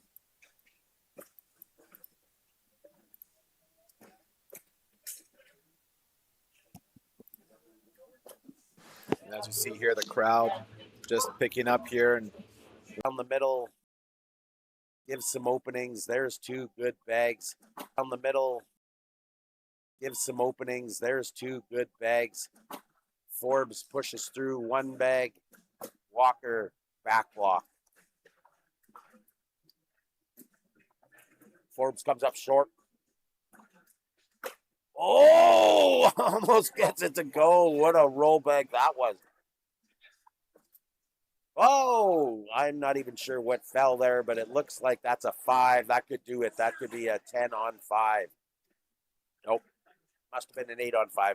Tough to tell what bags flew off the back there when Jason threw the bullet. Great setup by Walker there. The blood bags are in front, and this is where, when one player can roll and the other one can't. Walker is not panic at all when the bags are out front because he knows he has that roll bag to go over top. Walker starts us off with the bag on the right. Forbes goes side by side. Walker right away to the block. Walker's lane was wide open. Forbes throws a block there. We'll look probably for a big, heavy push there. Almost gets it to go. Forbes going to go up. Nicely done. Nice. A little short airmail. Walker, little erratic. Yeah, it seems like maybe he just needs to take Sometimes a little breather. I think, he sees something and throws it fast. But that, he's 14 years old. He's 14 years old. Maybe that the youth in him is just, maybe something that the level of skill in that 14-year-old is going to be scary in years to come. Yeah, I agree with you. Those are the kids that put me into the commentating booth forever. Jason, nice block down the middle. Back block, perfect by Walker. Forbes roll bag. Goes up and misses. So this is big advantage. Big advantage for Walker. He's got the roll bag. Forbes in trouble, sitting 2 on the board. There it is. There it is. That's the bag that might win him $750. That is it. This kid just won. 14 years old. Walter! And ends it off with a crazy roll bag out of his element for Jason. He's like, oh my God, that kid can throw. Good throw, Jason. There you go. Improving on his 3rd place finish in juniors to take down the Elite 16 Tier 2, $750 here at the Cornhole Canada National Championships here in Orillia, Ontario. As we look out, the crowds they kind of come, finishing 3rd. my teammate from Saskatchewan. So congratulations, Bonnie. Great thrower. So this will be a grind. These two are no strangers to each other. They played many championships before. So there they are, the two ladies that are going to look to win $1,000. Winner of this is $1,000. And again, the only way you punch your ticket to this tournament is playing lots and winning lots. And Lizette Lauren, second, I think, or third maybe in the standings in the Cornhole Canada points system. So she played a ton. She maxed out on her points in every regional, every local. So really it came down to the provincial championships, and she plays in Orillia. So she was in tough with a Dave Dunlop and a Glenn McNutt. So she didn't get enough points in provincials that pulled her out of the first place and let Crystal Bittman take over that spot. But she, that's not what matters now. Is what matters is you win this one, you win $1,000. She took home $1,000 last year in Beaumont, Alberta at the national championships. So, right. So Maddie Shea wasn't there last year, but so Lizette is looking to run it back twice here and see if she can go back to back. I mean, this is going to be one match to watch right now because both these ladies are just lights out throwers. Big shout out to Kathy Seibel, another winner of this championship. I know I seen her. You know, this shows you the dedication of that lady. You know, she is somebody that has set her place in women's cornhole. She's won a ton. She's won this event. She's won the women's singles event. She didn't play much this year because she was taking some time off. She flew to Ontario from Alberta just to visit with her Ontario friends. So big shout out to Cornhole, or to, they call her the Cornhole mom in Alberta. So big shout out to Kathy Seibel, great cornhole player. And she told me yesterday she's coming back next year and she'll be ready. So we look forward to that. We can never have enough. You know, from my standpoint, my name's Kevin Bittman, and I work out of Saskatchewan, and we have the Lady Boss of the Toss that sponsors the ladies' events. Our number one goal is to see how many ladies we can get playing this game of cornhole. And when you come here and see how awesome the ladies' game has been, you know, Dawn Schneider yesterday was just bullying bags all over the place. You know, it's a good sign. We can always do better. We can always have more, but looks like we're off. And Maddie Shea is going to start us off. Young phenom, Maddie Shea against Lizette Lauren. Maddie throws the first bag block. Lizette follows it up. 4 bags out front. Maddie does have a roll bag. We'll see if she brings it out. There you go. Tried it there. Looks like this is a feeler out round. You're good. Feeler out round. Looks like we're going to go a 4-4. Oh, we look for an airmail. For the airmail. I like it. I like it. Being aggressive, right? Maddie Shea picking up an early single. Lizette Lauren looking to try and get 2 early there, but that's okay. She knows it's early. Looking for a widget here. Maybe we'll give you a scoreboard. As we head into round 2, Maddie Shea, lead bag, slips into the front of the hole. Lizette Lauren with a block. Maddie Shea with a back block, a little to the left, probably not in Lizette's way. Maybe I'm lying because Lizette shoots off to the left. Maddie Shea pushes down and replaces the bag. Lizette Lauren, another bag off to the left. Maddie Shea will have to double dip Lizette Lauren if she wants to claim the $1,000. This will go back and forth, I'm guarantee you. Anytime you see Lizette Lauren put up her hands like that, she says, I didn't do great, but I didn't get into too much trouble. That's her tell there. So she gives up another couple. Maddie Shea went straight in on the first round. There you go, back to the block. So maybe we'll have to keep an eye on that inside arm. Maybe she blocks inside arm and goes straight in with her outside arm. We'll see. Nice get around. Lizette Lauren a little hot off to the right after she pushes Maddie Shea in for 3. Nice bag by Lizette Lauren sitting on Maddie's side. Forces Maddie outside. Get the wash. There she goes. That's how you work your way back into an end. You know, Lizette Lauren was down, looking like she was going to give up too. She threw 1 bag kind of in Maddie's way, got the miss from Maddie, and then got herself a wash and got out of there. 3-0, Maddie Shea in the lead. Lizette Lauren on your right. Maddie Shea on your right or left. Maddie Shea sporting the Team Canada Throws jersey. Seen them yesterday with Crystal and Presley. 2 bags off to the left, out of play. Lizette Lauren finds her middle. Maddie Shea like off to the left. the first 2 rounds there started a little bit slower, but looks like maybe things will start to pick up here. Oh, unorthodox. You don't see that from Lizette very often. She's usually right down the middle. She'll pick up 1 there, but she could have picked up 4 big ones, but 1 is good. You just got to shake that off and say, hey, I got 1. Don't worry about that 1 in the ditch and get back into the next land. Because the next end, if you take your mind off the prize, right, you are dead. And she starts off with a bag right and deep out of play. Maddie throws up a block on her side. Lizette gets around it, half in the hole on the right side of the hole. Maddie goes for the push, misses, comes up short. Lizette push and replace. This is tough to commentate because they just rapid fire. I was just going to say both players just like go back and forth, back and forth. They don't break in between. They don't break. I'm wondering if maybe that's something in their game that they should try to institute. But I mean, if that's the way you throw, you don't want to. I'll tell you that both these ladies play people like Crystal Bittman that's a little bit more slow and methodical, and they throw like that anyways, right? As soon as that bag's out of your hand, away they go. It's like they're practicing. I love it because I'm not a huge fan of slow play. It's just maybe gives us a little more. Your color job is not much here. It's hard. It's hard because you got to keep rambling. You got to keep going because I'm trying to get in a couple little tidbits here, but I'm just letting you go with it. Go ahead. We just got to take a land off, and then if we want to get anything in, because they rapid fire. And there's a nice block by Maddie. Another back block by Lizette. Oh, there you go. There's a big shot by Maddie Shea. Did she drag 2 bags in there? Top. She did. Yeah, that's a 10-on-6. So that's 4 spot for Maddie Shea. Moving her lead to 7-1.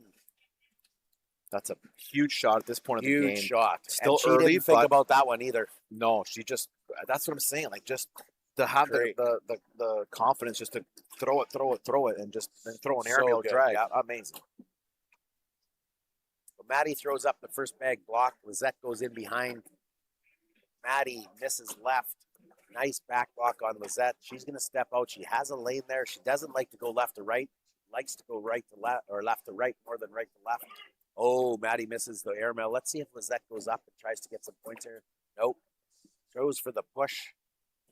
Looks like that is, I have a 5-3 for Maddie Shea, giving her 2 more points and moving it from 9-1. Maddie Shea needs to double dip Lizette if she wants to call herself a champion in the Elite 16 and take $1,000. We did see the double dip yesterday as Miss worked. Absolute showcase of every elite event. Timing is perfect. 9-1, Maddie Shea in lead on this. She throws up a block, which is definitely playing into against Lizette Lauren. Lizette needs to get the lead bag because she likes to run and gun. Nice back block there. 4 bags out front. 1 bag on the right side. Uh-oh, big trouble for Lizette Lauren here. Maddie Shea has a lane and 2 bags ready to get pulled in. Gets 1 to go. Other one sitting there. Lizette cleans up for an 8-8 wash. Just like that. Looked like no bags were going to hit the hole, and then all of a sudden half of them are in the hole. Great throwing, ladies. 7-6-7. 6-7-8. PPRs right now. Maddie with an early lead, 9-1.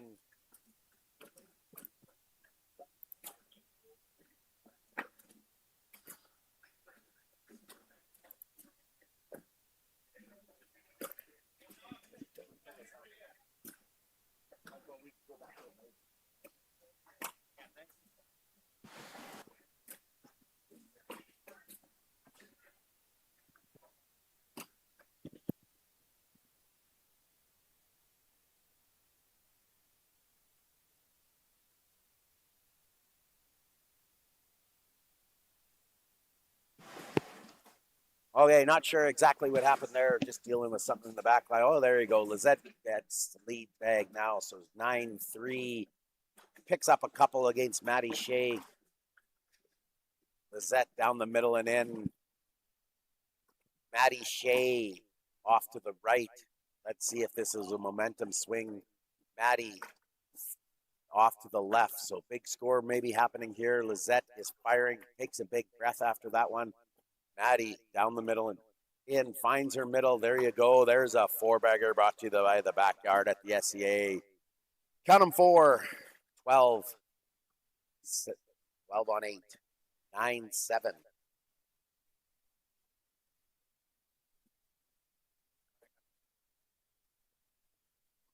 Okay, we head back the other way. Maddie Shea, Lizette Lauren, 9-7. Sorry about that. Okay, there we go. Lizette's half in the hole. One on the back. Maddie Shea off to the left. Drags, goes in, drags Lizette's bag a little closer. Let's see if Maddie can manipulate around that. A little bit short, probably collectible. Lizette kind of comes in behind. Let's see if Maddie can get it to go. Oh, and Lizette's goes as well. So 8-8 wash there. 9-7 score will stay in this Elite 16 Ladies Championship here at the Canadian National Cornhole Canada Championship. Doubles, open doubles has started. The boards are full. The place is buzzing. But we're back here, Seb, watching some unbelievable ladies throwing. Yeah, these ladies are throwing lights out right now, and I mean they're in their zone right now. You can just see it in their demeanor. You can see it in both of them, just the confidence in their throws, and you can see it in their PPRs. They're very tight together, very tight score. We're in round 13 here, so it's anybody's game at this point. Anybody's game. There you go. Big pile up game here. This looks like a tier 3 match. There you go. Another airmill. I'm guessing that's an 8-on-6 for Maddie Shea. 11-7. Only worry I have now is I'm in the doubles. They've paused me. Yeah. I'm going to go out there and play these elite players because they're paused as well in the next championship game. So. Yeah, that's what's unfortunately. Yeah, you're going to get. I'm going to get me and my partner Jason Steek, who you seen earlier on the feature card, are going to get Cass and his partner, and then Jackson Elliott and his partner, and then we're going to get Maddie Shea and Lauren, and we're just going to get beat up. Oh, Jason's right beside me in our Pigeons jersey, and he's like, we're not getting beat up. We're winning. So I love his confidence. I love the confidence. Yeah, 8-8 wash there. 11-7 will stay the score. Lizette in the queen seat, so Maddie needs to double dip. Lots of game left here. We're into round 15 already, only 11-7. It feels like only 6 rounds because they fire so fast, but Maddie off to the right, probably get around. That's Lizette's path, left to right. Misses a little bit to the right, though, or to the left. There you go. Lizette can fire down that. Oh, nice drag. What was that? Oh, my God. I thought maybe those bags were not draggable. Maddie Shea with the unbelievable 2-bag drag to go. 4-bagger brought to you by the backyard at the SCA. That there was a true boss lady throw. Coming from the left side, bags on the right, 2-bag drag. My gosh, unbelievable. Lizette will have to reset here, 13-7 down. Maddie, 1 bag, I'd like to say out of play, but after that last shot, I'm not sure if anything's out of play for Maddie Shea. Lizette, 2nd bag in the hole. Maddie, another bag off to the left. Could be a big score here for Lizette Lauren. Looking at 4 if she can finish it off. Maddie gets in for 10 or 8. There you go, Lizette Lauren. That's a back-to-back 4-baggers brought to you by the lady boss of the toss at the backyard at the SCA. Love it. Great throwing, ladies. 13-11, Maddie Shea still on top. Lead bag in Lizette's hands. Let's see if Lizette can run some bags here. After seeing that 2-bag drag, didn't affect Lizette at all. She just went down and said, look it, I'll just go get 4 back. And that's what it takes at this level. And this match. Shake it off, exactly. And get back in there. Now anything's possible with Maddie Shea. She sits side by side, half in the hole. Nice bag for Lizette sitting in the right in the middle. Maddie goes for a heavy push. Nice back block. Let's see if she's outside, so she's looking to come from outside in.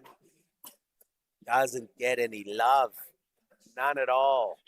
6-4, 2 more, and this game is tied. Let's play a game to 8. 13-13 here in this ladies Tier 1 Elite 16 National Final at the Cornhole Canada National Championship. Lizette Lauren, queen seat sitting. Maddie Shea looking to say, give me that seat, I want it. Lead bag in Lizette Lauren's hands. Starts us off with a bag down the middle and in. Maddie Shea, up goes the block. Back block by Lizette Lauren. Another back block. Lizette has a bag in the hole. Maddie goes up, gets a drag, but doesn't get her bag to fall. Off the back, Lizette goes for the big push, misses. 6 up again, so 6 on 4. 2 more for Lizette Lauren. Just missing that airmail. Makes those airmails, it's a different story, but when you miss the airmails, it just gives points. 15-13, Lizette Lauren in the lead. Lead bag, which is important in this game because Maddie Shea's been blocking. Lizette's been kind of, running and gunning, what she likes to do. She has no problem back blocking either. Let's not kid ourselves. And she understands the game enough that, when the back block goes up, she's totally okay with back blocking and forcing somebody else to make a mistake, especially when she had their first bag in the bottom of the hole already. Exactly. Was not really much risk there. Looks like this will be a run and gun, maybe a social we'll get. There you go. Looking like One bag remaining. There's 1 4-bagger. And there you go. There you Double go. 4-baggers brought to you by the lady boss of the toss. Let's all have a bevy. Yeah, who doesn't like a bevy? If you're looking for a bevy, head over to Sidelines Bar and Grill. Like, that's the place to be. They're showcasing this right now on the live stream. Big shout out to you. People eating wings, watching cornhole, watching 2 of the best ladies in the country throw bags. Lizette Lauren's got lead bag. 15-13 starts us off. Sneaks in the left side of the hole. No trouble there. Maddie Shea off to the left. Looking like maybe 2 points for Lizette Lauren if she can 4-bag back to back. Comes up a little short with her next bag. Maddie Shea looking maybe to back block. Yeah, exactly that. Still a little bit of room there to push. There, Oh, there you go. Lauren Lizette's makes money the shot there. Great come around now. Maddie Shea is in trouble. Oh my gosh, there's 6 points and that's it. That's Tier 1 ladies. Lady boss of the toss, my God. There you go. She finally got it again. Back to back. Last year in Alberta, this year in Ontario. My Lord, congratulations, Lizette Lauren, on being the Elite 16 champion at this 2026 National Championship Finals here in Orillia, Ontario. And right now we're going to wait for the feature court game that's going to be coming up with the Elite 16. Right now, Jackson Elliott and Cass are playing in the game right now to make it to the finals. Currently, right now, Jackson is up 17-7, and so once that game gets under wraps, we'll get them on the feature court. And so stay tuned. We'll be taking a few-minute break here, and we'll be right back very shortly.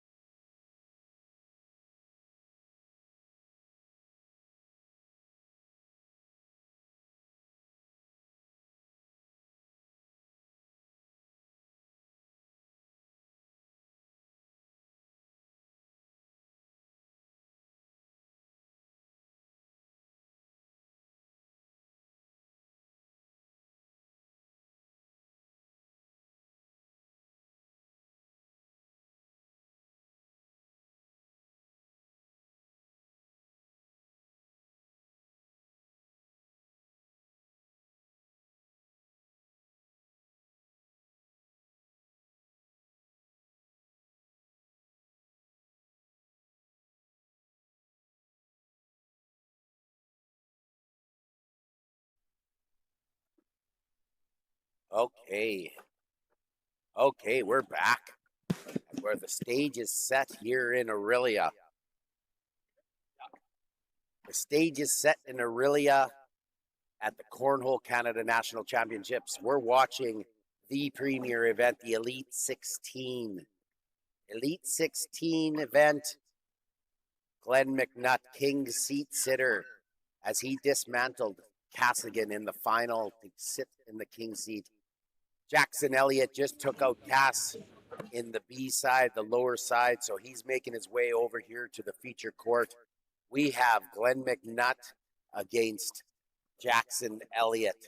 Jackson Elliott dropped to the B side by the hands of Glenn McNutt. So Glenn McNutt will look to go undefeated, win the $1,000, probably for the third time in his career here at Cornhole Canada. He will play the next generation, the number 1 seed against the number 3 seed. This is set to be a good one. Now, can I say this is the rematch of all rematches? As we seen these two play earlier on today, it was in one of the upper bracket matches where it was a battle. It was cat and mouse for sure, and you know, Jackson Elliott loves to play the block game, and Glenn McNutt has no problem going with the air show. The thing is you want to set it up so that you don't give something back to the other side when you hit those airmails. So it's all about setting it up, sitting in front of us, watching the game, making it so I can't see the board, but we got the king of the block game, James Finley, watching his crew play here. Jackson Elliott, Glenn McNutt here in Orillia. Her head's in the way anyway, so. And you see here, Glenn is throwing throw a few down and backs just to kind of get used to the board again, because Elliott has been playing and there's no more boards left in the arena because the doubles has started, and so doubles Glenn has started. So we got a little smaller crowd here, just the partners of the people still playing. So my partner is wearing the Pigeon jersey down there. We got Dave Dunlop, who is Glenn McNutt's partner. I'm not sure exactly who Cass or who Jackson's partner is, but we also have Mason Stewart watching here, and we have James Finley watching. A few others kicking around when they're not playing. This should be a good one. Yeah, if the first game was any indication of like the level of of seriousness and the compete, that they grinded that first match. And Glenn had to make some amazing shots to just stay in it a few times and then to win it. And so this one's going to be a doozy. This one will be good. Yep. So I'm not sure exactly. Jackson just finished on board 2, which is playing similar to board 1. So we'll see how many down and backs they do, and then we'll get them going here. Tough game for both of these players. Even tougher for the doubles team of Jason Steek and Kevin Bittman. Will have to play Dunlop and McNutt in game 1, but okay, we're going to have to figure out and get the game on the tablet. I will do that. I'm going to give you over to Sebastian here, and we'll put the game on the screen. Okay, so we're going to looking to see what these two do. I mean, so you give a little recap here. Glenn's been part of Cornhole Canada since almost inception. I would say he plays out of Orillia, and I remember playing with him a few earlier regionals where there was pivotal games that we had, and I remember him playing with him, and he just throwing like lights out even back then, and right from the beginning he just took this game by storm, and he really wanted to really compete at a high level right from the beginning. And then Jackson Elliott just kind of starting off, a few years ago, just as a junior, and really, taking up from the Thunder Bay League, just taking that league by storm, really, and just the level of progression that he has, it's just amazing. And so now they're here on the final court, looking to battle it out once again to be able to to win this Elite 16 championship is by far going to be an amazing feat. continue warming up as we get the courts here all set up.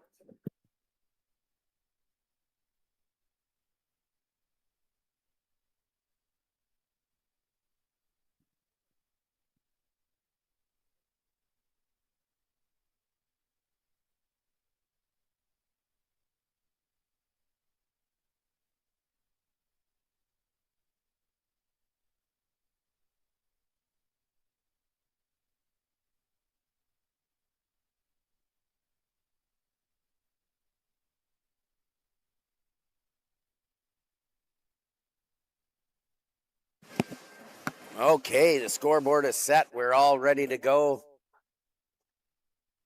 Thanks to the broadcast team. I'm not sure what happened to our organizing team over there. Probably playing in the doubles competition, but they're probably playing. Yeah, that's the thing about these big tournaments when everything runs all at once. We need to find some people that don't like to play. Exactly. Or are willing to hang up their cleats. But well, that's what I've been doing the last couple of years. It's funny when I look at my Cornhole stats. You know, when the last time I played, that was last year's nationals, but not even at any game, just a blind draw that I played in. And so, you know, sometimes us lesser skilled need to sacrifice our game and be part of the game in different ways. Okay, probably one more down and back here. Looking at the PPRs coming into this game, Glenn McNutt 8.91, Jackson Elliott 8.19. Doesn't mean anything. Jackson Elliott will have to double dip. We'll see if Glenn McNutt's airmail game is back on. Yeah, and that airmail game can really set this game apart. It's a game changer for sure, because if Elliott, even though he has the roll bag and he has like the block game, but it can also be the game changer the other way. You know, if you're missing it, you're giving points to the other team. Roll bag stays on the board. Safer play, but McNutt was pretty clutch earlier in the day. So, and we'll see if McNutt goes back to that run and gun style where he's going to go for the hole. He's using the same bag as going fast side. It looks like he's going slick slide every throw here. Does he want to continue that on, as that's what kind of changed the game when he took that timeout back in the earlier matches? Glenn McNutt here, we're watching. Big shout out to the people watching Sideline Bar and Grill. Big sponsor of this National Cornhole Canada Championship, Elite 16 Tier 1 main event doubles, open doubles going on right now out on the boards. Where's the spin? Looks like Glenn McNutt will start us off. Key win right off the bat. We'll see if he drives the hole with the fast side like he did earlier in the game or earlier in the day.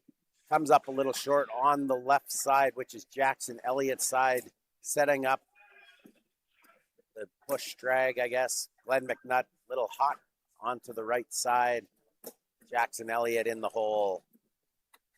Glenn McNutt in the hole. This is exactly how game one started. Glenn McNutt gave up an early few points. Going to give up maybe two. I'm not sure that bag's draggable for, there it is. 2 points. 2 punts for Jackson Elliott. Gets the early lead. Had an 8-1 lead in game one earlier in the bracket. Glenn McNutt. And that's when he took that timeout. Took timeout and settled things down. Maybe played a little mind games with the young kid.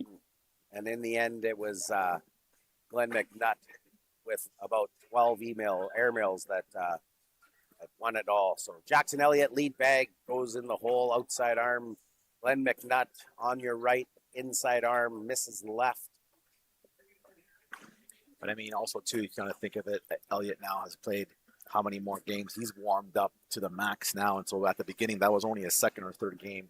So maybe that comes into play a little bit. Does come into play, yep. So Jackson in with his third bag.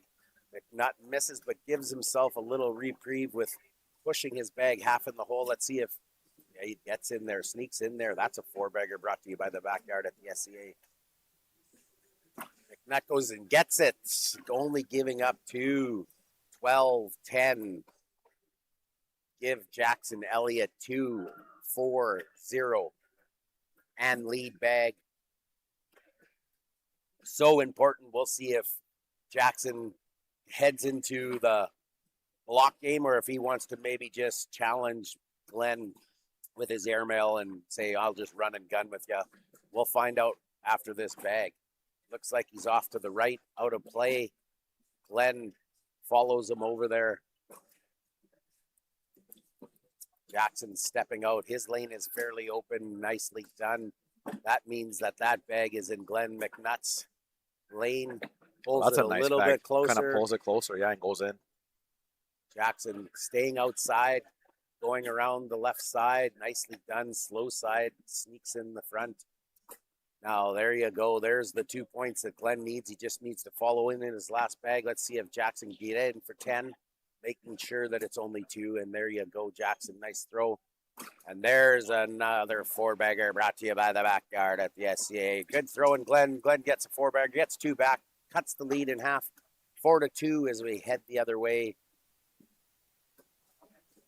Nothing will phase these guys. We've seen it last year in Alberta. Jackson had nerves of steel as he played Jonathan Harden for the Elite 16. Lost that one, won the Open event.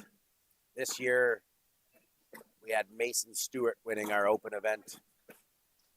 Glenn McNutt starts us off down the middle and in. Off to the right for Jackson Elliott. See if he can find his middle again over on the right side. Another one down the middle and in. Glenn just seems dialed in right now, doesn't Glenn he? is dialed. He's playing that fast bag. There you go. He's on the fast side back there, so I think he'll be okay. We'll see if Glenn can sneak in there. Gives it a little double clutch.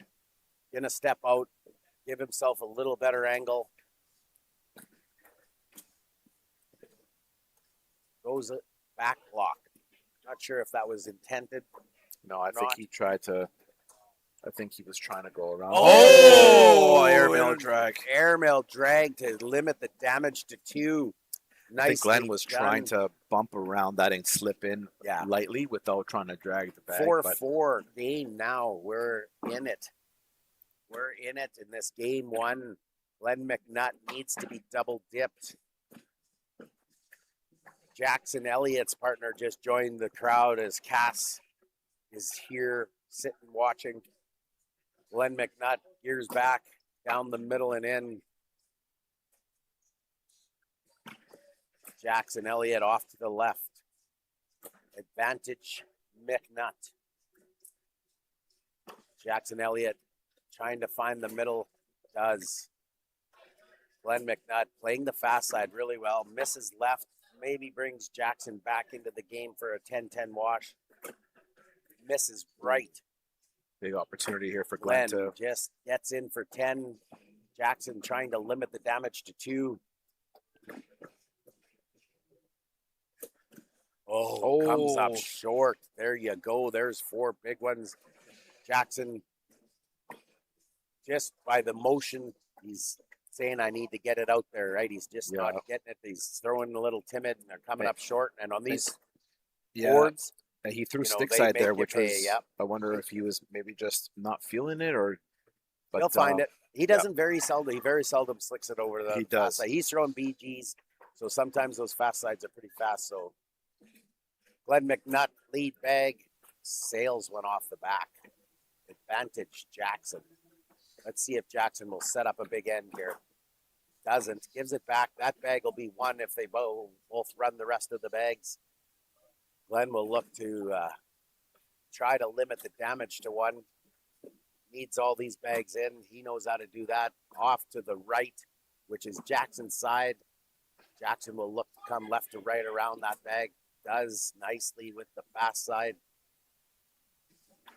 Glenn going to step out and just make sure that he gets this bag in and only limit the damage to 3. Comes up short. Let's see if Jackson goes up and tries to make this a big end. This could be a 10-5. Doesn't. Goes roll bag. Misses. Side rails right. That's a big miss. That's a 7-5. Only gives up 2. Glenn McNutt is Superman dodging that bullet. My God. That could have been a big one. Only ends up being 2. Keeps him in the game. Jackson Elliott, lead bag. We'll see if he sets up the block or if he's just okay with running and gunning. There it is. Block. Look to back block and then airmail. That's what he did against Cass earlier in the day. Put the nice back block down. throws the muffin. That's a tough miss. Now Jackson will look to, does he want to push through and push and replace? Does he want to roll? He wants to keep that bag there, that's for sure. Slow side push gives it right back to McNutt. Two unconventional misses there. Like you don't. This shows you though the pressure that's on these kids. This is $1,000 on the line. Right. Glenn misses left. He hates the slow side right now. It's not his friend. Jackson comes up short. Look for a back block here. Can't leave those bags there. Oh, he just goes airmail. Backside airmail. Just goes backside airmail, leaving the bags open in front. He's saying, go ahead, kid. Try to make them.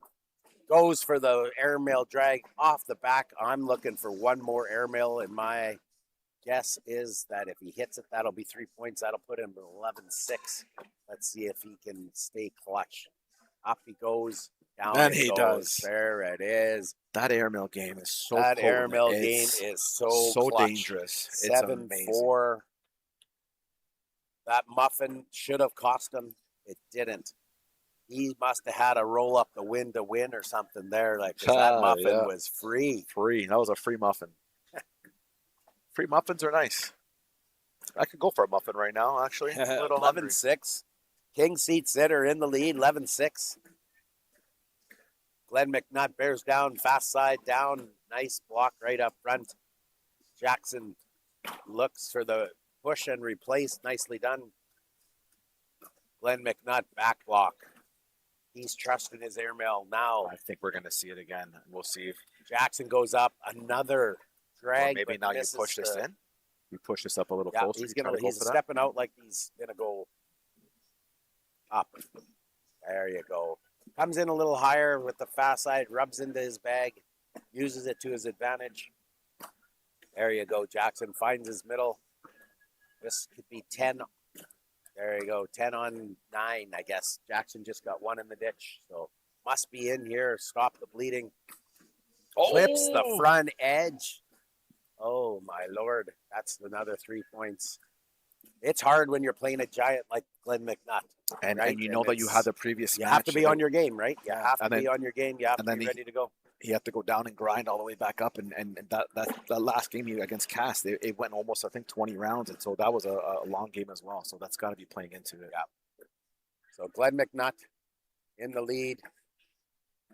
14-6 commanding lead. He just has to stay true, run the board, get his points, not make any mistakes. I guess that's the name of the game always. I'm looking for a back block here and then air show again. There you go. Perfect back block. Now probably a roll. Misses. Now we'll see some airmails. If he hits both of these, this could be lights out. Up he goes. Just missed.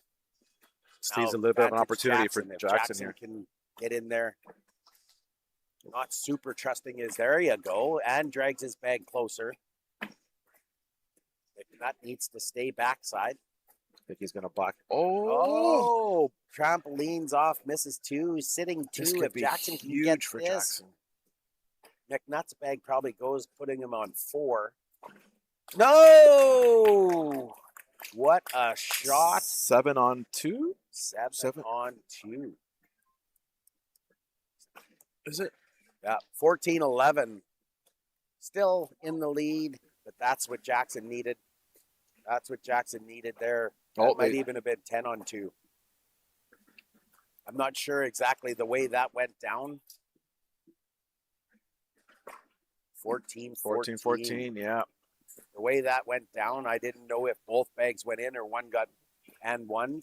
I'm not sure how he hit that and didn't bring McNutt's bag. I don't know. I don't even know how that happened. And so 14-14.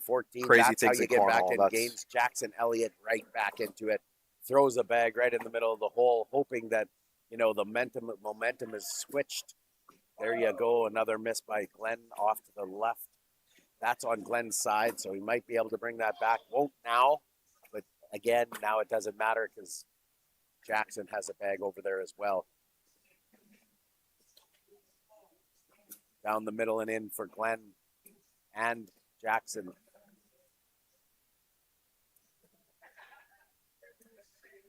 Glenn off to the left. It's probably still collectible. Let's see if Jackson can throw his cut around this. Hope for a miss from Glenn. Does. Nicely done.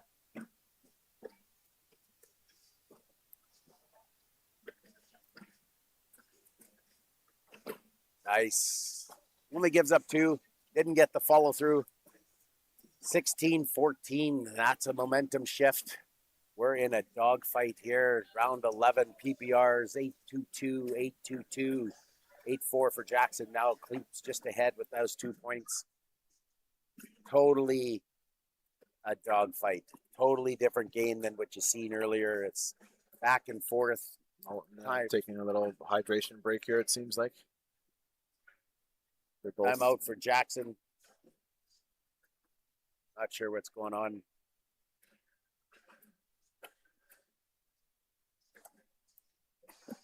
Out on the outer courts, we got all the doubles going on. Boards are full. People are enjoying some beverages here in Orillia at the Cornhole Canada National Championship. You're watching the Tier 1 final. Elite 16 winner will take home $1,000. Glenn McNutt against Jackson Elliott. Been back and forth. And we're at 16-14 for Jackson Elliott. Lots of play left. Lots of spectators. Wave going here. Cassigan out of Saskatoon, Bridge City Cornhole starting the wave. Glenn McNutt back on the court. Yeah, they went to go get some beverages because they know this one's gonna go the distance, and stay hydrated is probably an important thing right now as the 200 plus players are showing up and playing, and the heat in the building starts to creep up, and so now it's a physical game now more than like a mental game as well. So the physical aspect of your overall tiredness comes into play, and so I think that this was a smart decision. They both kind of looked at each other and said, "Hey, are you thirsty? Because I'm thirsty. You want to go grab some drinks?" So good sportsmanship's there. We're back. Lead Jackson Elliott in the lead bag, up 16-14. See if he can stay down the middle. He does on his side. Glenn stepping out. Room to go around the right side of that bag. Canada throws bag. Back block. That is right in the wheelhouse of cut bag. Misses deep. This is where now we might see the air show. He's staying outside, so it looks like he's going to go right to left. Oh, he's going up. Almost and one's Jackson. So close. Just a little bit off. 1 inch off. Misses again. Now, all the way out in the box. Going for a big push. Gets one to go, but trampolines off. One bag in the ditch there for Glenn. I'm not sure if Jackson's going to go up and try and grab those bags. Doesn't. Go straight in the hole. Sitting 8. 7-8. There you go. 1 more point for Jackson Elliott. 1 bag costs you that 1 point. Little arid, a little bit hot. I like the effort, though. Glenn McNutt knows that he's not out of this yet. He also has 1 more game to go if he loses this one, but I don't think that's in his mind. I think he thinks, let's get this done in 1. Lead bag still in Jackson's hands. Jackson will start us off. Miss has been left right down the middle and in. Good set there. Nice bag for Glenn McNutt on Jackson's side, on Jackson's cut. Jackson does like to go around left to right too. Misses just a little hot. Let's see if we can clean this up. Misses and ricochets right. So now both players have a bag out of play. Jackson down the middle and in. Glenn down the middle and in.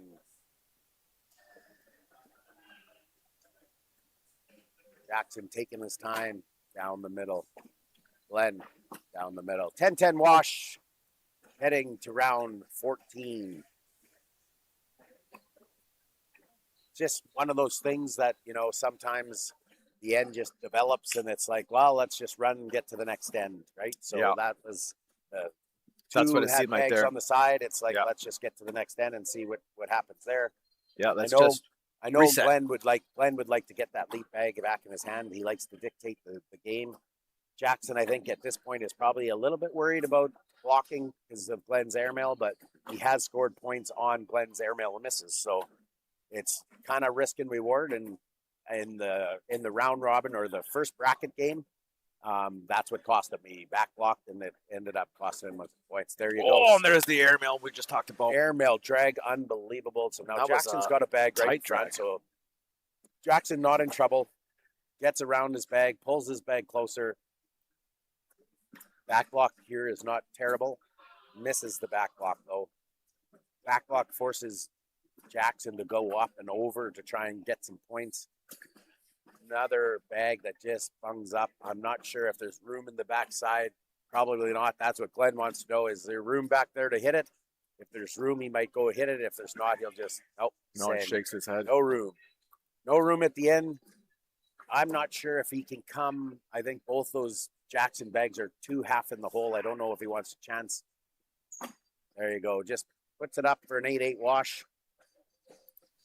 And that's like a pro level decision there where you're like, you know what? I'm just going to live. And there's lots of players that maybe would have shot that, or lots of players that might have thought, I can get that bag on the left. But if you miss right or you miss left, one of Jackson's bags falls and you give him points. So get to the next end. Trust your throwing. Yeah, and with the points 17-14, you don't have any more room to give Jackson any more points here. You don't. Nope. Jackson lead bag again. Let's see if he keeps running. There it is, down the middle and in. Nice block by Glenn McNutt. Let's see if Jackson goes for the cut. Has been, and that is 7-on 7-7. 7-7. Yeah. Remember, Jackson had that first the bag. First bag and in. Glenn That's right. blocked with the second bag. So just a little bit of cat and mouse here. Glenn, set it up perfectly. Jackson said, I'll go airmail with you. And they each hit one out of the two, 50%.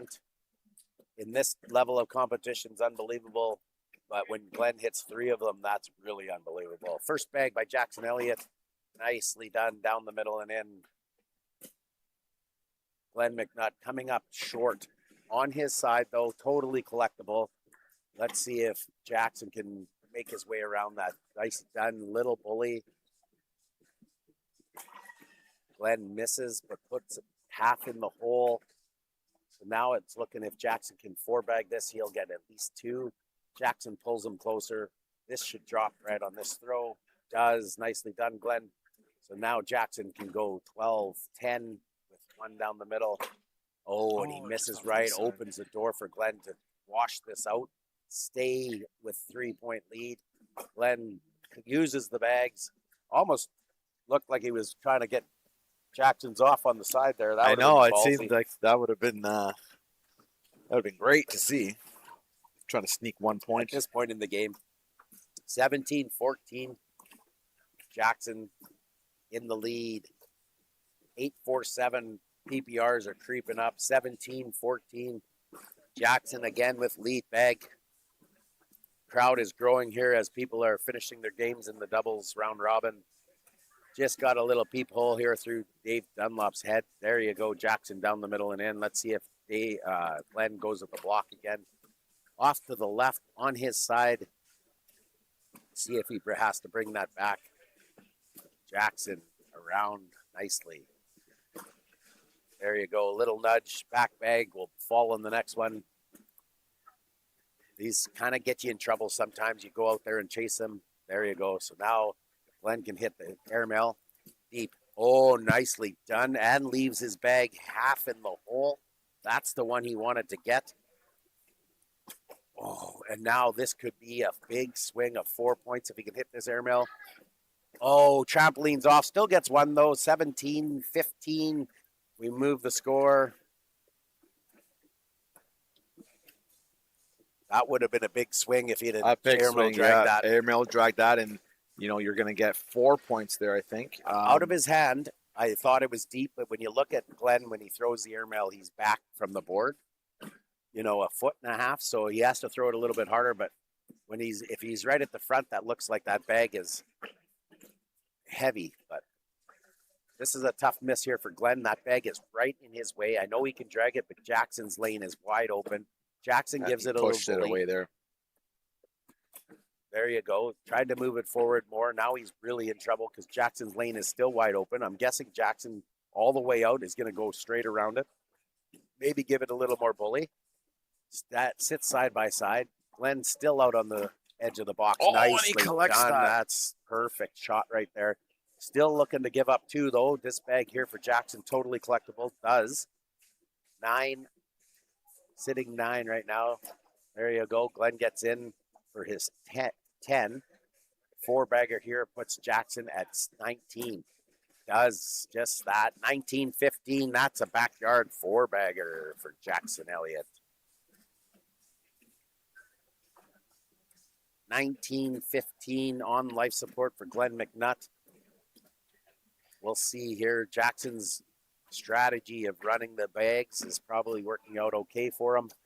Let's see if he maintains that and just goes down the middle. Glenn McNutt trying to force some errors, throwing the odd block here and there. Jackson's proven he's up for the challenge, matching some airmails. Oh, there's a big miss off to the left, out of play. Now, Glenn McNutt knows he can run. That bag is in on Jackson's side. Out of play for Glenn, unless Jackson brings it back. Doesn't. Sitting half in the hole on the left-hand side. Glenn down the middle and in. Looking like a 10-10 wash if I've ever seen one. Nicely done. Glenn down the middle and in. Yeah, he's not even trying to push that one back in. I don't think it's worth it at this point. It's not collectible. He needs some help from Jackson, if anything. There might be. Does he go step outside and go around it, or he's just going to go on the board for an 8-8 wash? Oh, he hits the airmail. We've seen it last time. He does it again. Yes. Unbelievable to get those 2 crucial points. My God, I did like. I'm just going to hang up my cleats on commentating. It looked like he was going to lay up and say, "Okay, I'll give a wash, and we'll go to the next." I might not even commentate anymore. I don't even think I can commentate with shots like that. Like, come on. I love it. I love it. There you go. Lead bag throws a block, but misses left.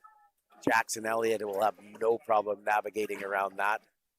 Just needs to stay true. That's the 2 points he needs. Probably looked for a block here from Glenn. There you go.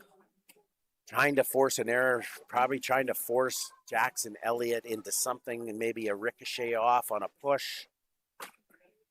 Tries to go around it. That's probably what he needs, but that bag that Jackson Elliott just threw is totally collectible for him.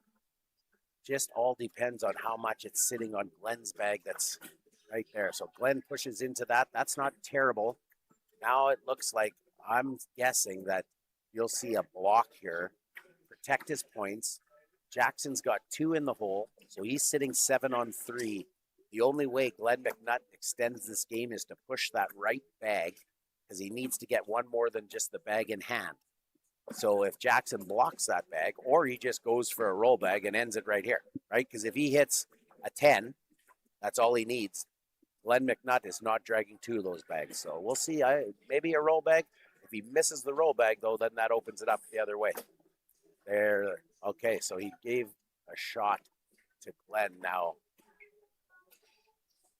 So Glenn's sitting 5. 5-5. 2 bags to play, but Jackson's probably got better hole control. I'm not even going to guess what Glenn's going to do. Misses the block. Okay, so Jackson can push for the win. Needs to get it to go. Needs 1 to go. And then that'll be an 8 on 6. 1 has to go, though. There you go. He gets them both to go. Okay, sets up round 2. We will switch sides and do it again. Looks like I'm going to do nothing but play these guys in the round robin in the doubles.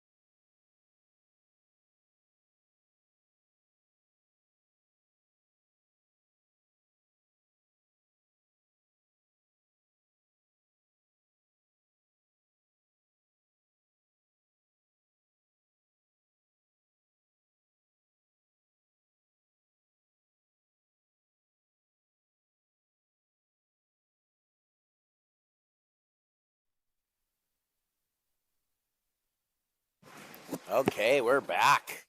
We're live here. Tier 1. Elite 16 for all the marbles. $1,000 on the line.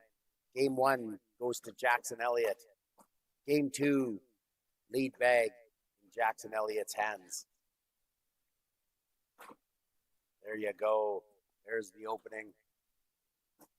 One bag out of play for Jackson Elliott. One bag sitting on the left side for Glenn McNutt, totally collectible. Jackson sneaks in the front side, right-hand side of the hole.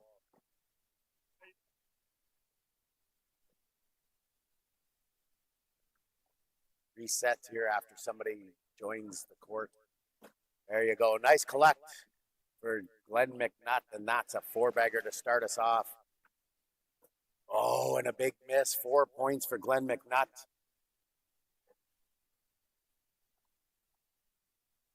Good recovery there. He had a little distraction with somebody walking in, recovered, reset, and nailed the shot. Good work there. 4 nuts, early points for Glenn McNutt. Jackson Elliott, 22 years old, out of Thunder Bay, Ontario. Glenn McNutt from hometown, playing in his hometown, Orillia Cornhole. Lots of great players. Game before this, we saw Lizette Lauren, also from Orillia Cornhole, take down the Elite 16. So looking for a clean sweep for Orillia Outlaws in the Elite 16. Glenn McNutt dialed in early. Jackson with a bag off to the right. Glenn McNutt back to, oh, and he just skids onto the backside of the hole. Jackson can get out of this with a 10-10 wash. Does just that. Nicely done. 4-0 stays the score.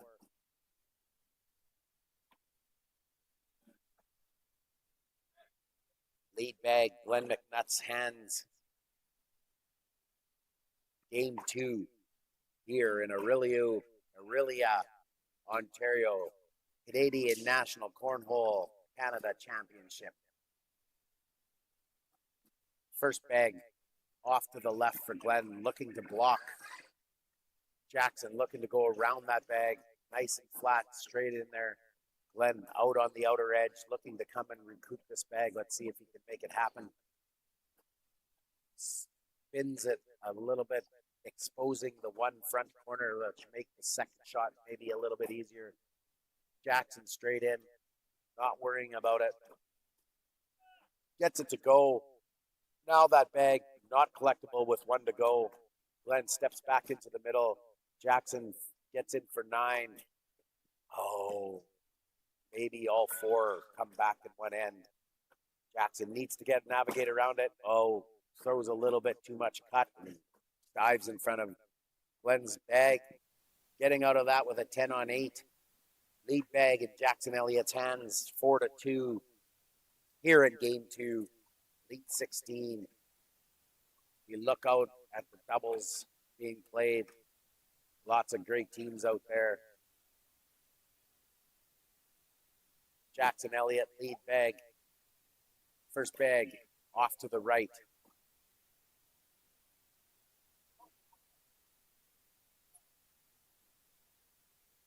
Glenn McNutt covers it up. Jackson Elliott stepping out, coming to go left or right around the bags. Sits in the gap. Glenn back block, nicely done, perfect.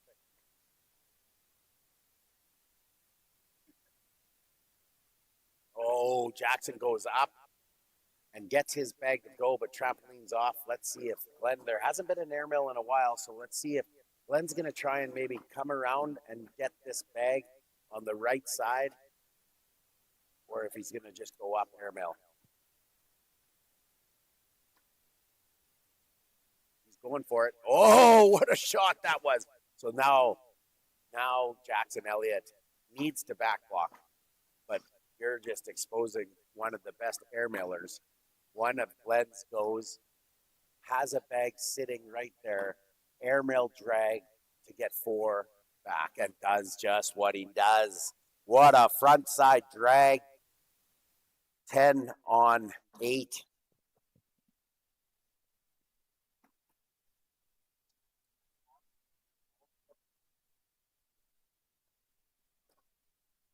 Five big points right there. So that was a 10 on 5. That's a big swing, 9-2. Glenn McNutt in the lead.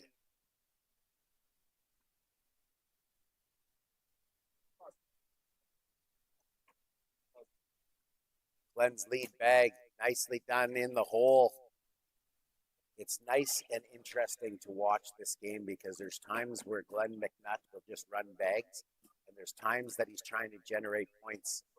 His misses have been on that slow side, trying to lay down the block, but he's now smelling blood in the water, and he's running bags. Gets a little unlucky there on the push. Pushes by and sits on the back, opening the door for a 10-10 wash for Jackson. Jackson gets in there. Now we have half of he's dipping in there, and he's not going to go for it. Nicely done. Gets his 10. Hoping for a miss from Jackson Elliott to get some points. If not, she'll go to 10-10 wash. There you go. 10-10 wash. 9-2. Game remains the same.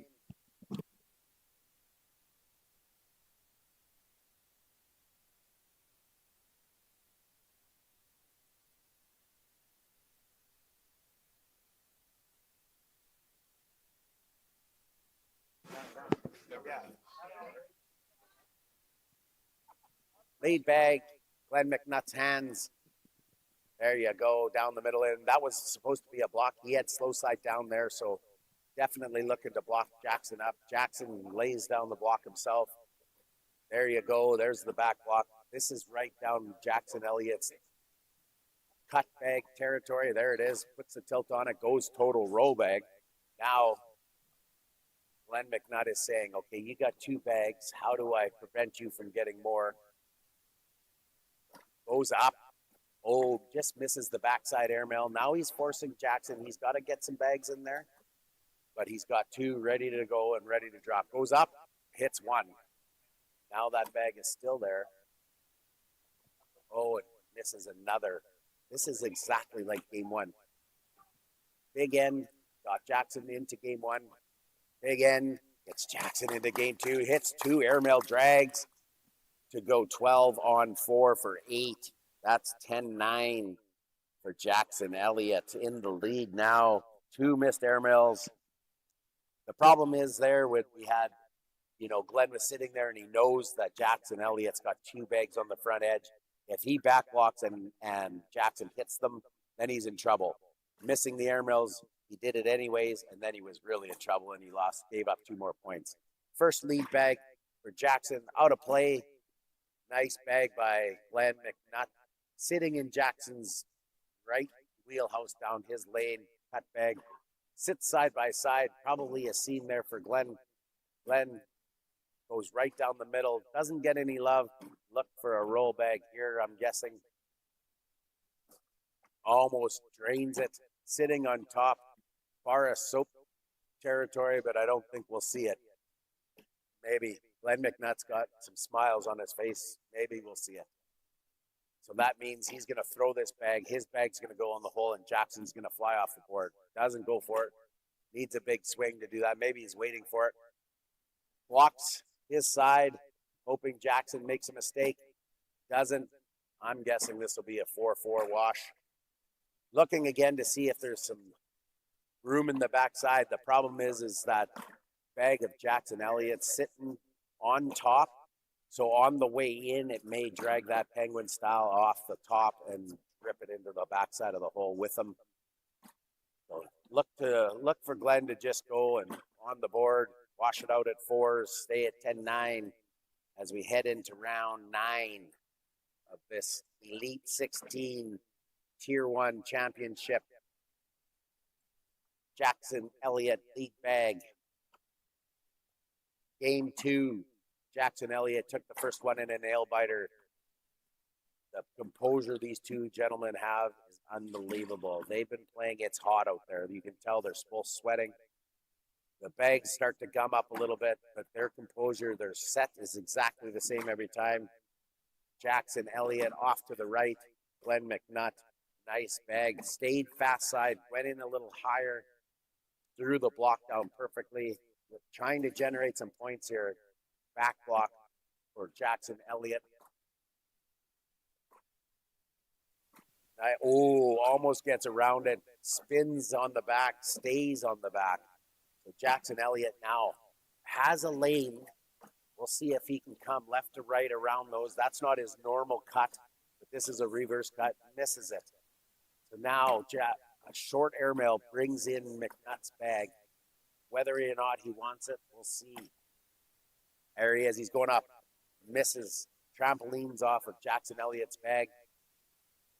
Now Jackson Elliott stepping out again, trying to come around that left side. We'll see if he can get that. His natural cut is right to left. There you go. He does it fast side. He stayed fast side. Gives you a little more leeway on the action. Gets one bag to go. 8 on 5. Ooh. 3 more points for Jackson Elliott. 13-9. The score goes to 8-4, 8-5 there. So 2 bags in the ditch. 12-9 is the score. 6-4.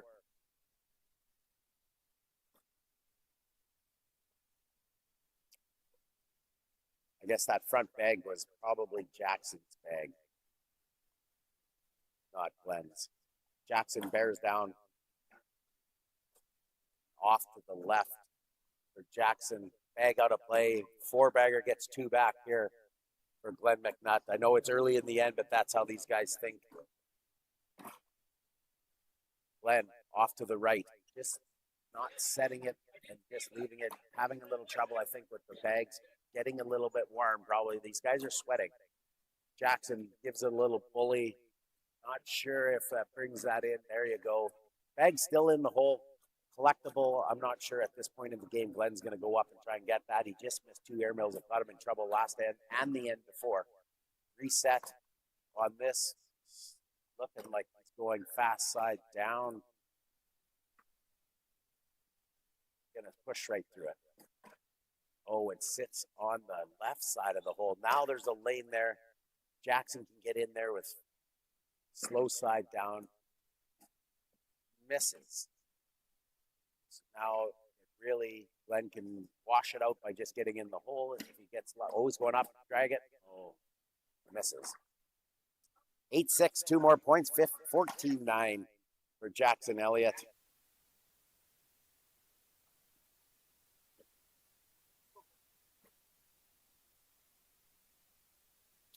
Game not over, 14-9. Jackson Elliott in the lead. Lead bag has been well for Jackson. Glenn, I know, would love to get that lead bag back. We'll see what he can do. Jackson been starting off with first bag in the hole. Last end he missed, but Glenn trying to reset here. They all have their mechanics, and they all know what they're doing wrong when they do it. It's just a matter of can you fix it mid-game. Jackson Elliott off on the left side. That's his side of the bag, of the hole. So Glenn gives him a nudge and probably out of play unless Jackson brings that bag back. Jackson pushes into it, exposing half the bag of Glenn's. Glenn's lane wide open. Pushes into the front side of Jackson's bag. Jackson staying down the middle. Looks like slow side down. Looks like a cut. Just doesn't get it to go. Again, though, that bag, because it doesn't go anywhere, is still causing trouble for Glenn McNutt. Heavy push from Glenn. Jackson looking at that board saying, my God, if he gets those 2 to go out, I'm in trouble. He's got one lonely bag in the middle, one bag off to the right. So if Glenn makes a heavy push, it probably is a 10-10 wash. So I would be backlocking and hoping that he doesn't hit the airmail, and then it's an 8-8 wash. Right. And this could be a pivotal throw right now where, this could be a game changer right here. So depending on what each side does. See, Jackson's in a spot that he doesn't want to do anything here because, he's only trouble, right? Yeah. He might roll. Nope. No. Okay. So now Jackson got a bag on the right, a bag on the left and a bag in the middle.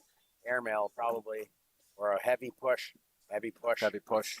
No, just doesn't get any love on that. Give him 2 more for Jackson Elliott. 8-6. 16-9. We're going to have to see some major comeback territory here for Glenn McNutt. Yeah, and we've seen it before, right, from Glenn. Oh, yeah. We know that he's one that can do it. And he's, I don't know what he's got in his hand. Oh, he's got some paper towel there, just wiping up his hands to kind of maybe get some of the moisture off that has been collected. Jackson Elliott laying a block for one of the first times. Maybe that's what Jackson's been doing and just missing, but we'll see how this works out for Jackson. On Glenn McNutt's side, Glenn pushes in, sitting in hole control, even if, there you go. Now we got maybe a back block and airmail or just go straight airmail. Back block. Just and then we'll see airmail. He just misses a little bit left, which gives the opportunity for Jackson to still push that bag if Glenn goes up with the airmail. We're seeing a cut shot off the back. So now Glenn's saying, now what do I do? Do I go for the airmail now, giving him a chance to push that bag? Oh, and he back blocks first, right? So that's so smart. now that protects that bag. Now Jackson has a decision to make with one in the ditch. He can't really afford to leave that bag there. So he's probably thinking, I got to go backside and get in there before Glenn does. But then if he shoots one off, he's going roll bag. This is the roll. So now a short airmail puts Glenn McNutt right back in the game with an 8-5.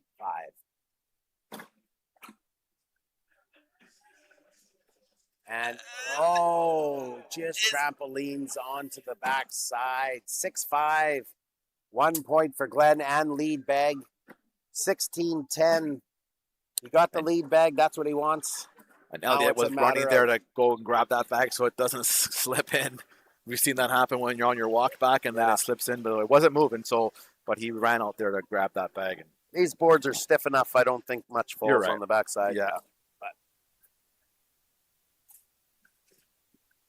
Okay, 16-10. Jackson Elliott in the lead. Glenn McNutt goes for the block, jumps to the left. That's Jackson's territory there. He kind of goes for the cut around it. We'll look for a back block here and then an airmail show, I'm sure, from Glenn McNutt. There you go. Nice back block. Now we'll see, looking for a roll or a cut to maybe bring Jackson's bag a little bit closer. There's the cut, the heavy cut and a roll. Nice done. Roll back there. And now we'll go backside airmail for Glenn McNutt. And he hits it.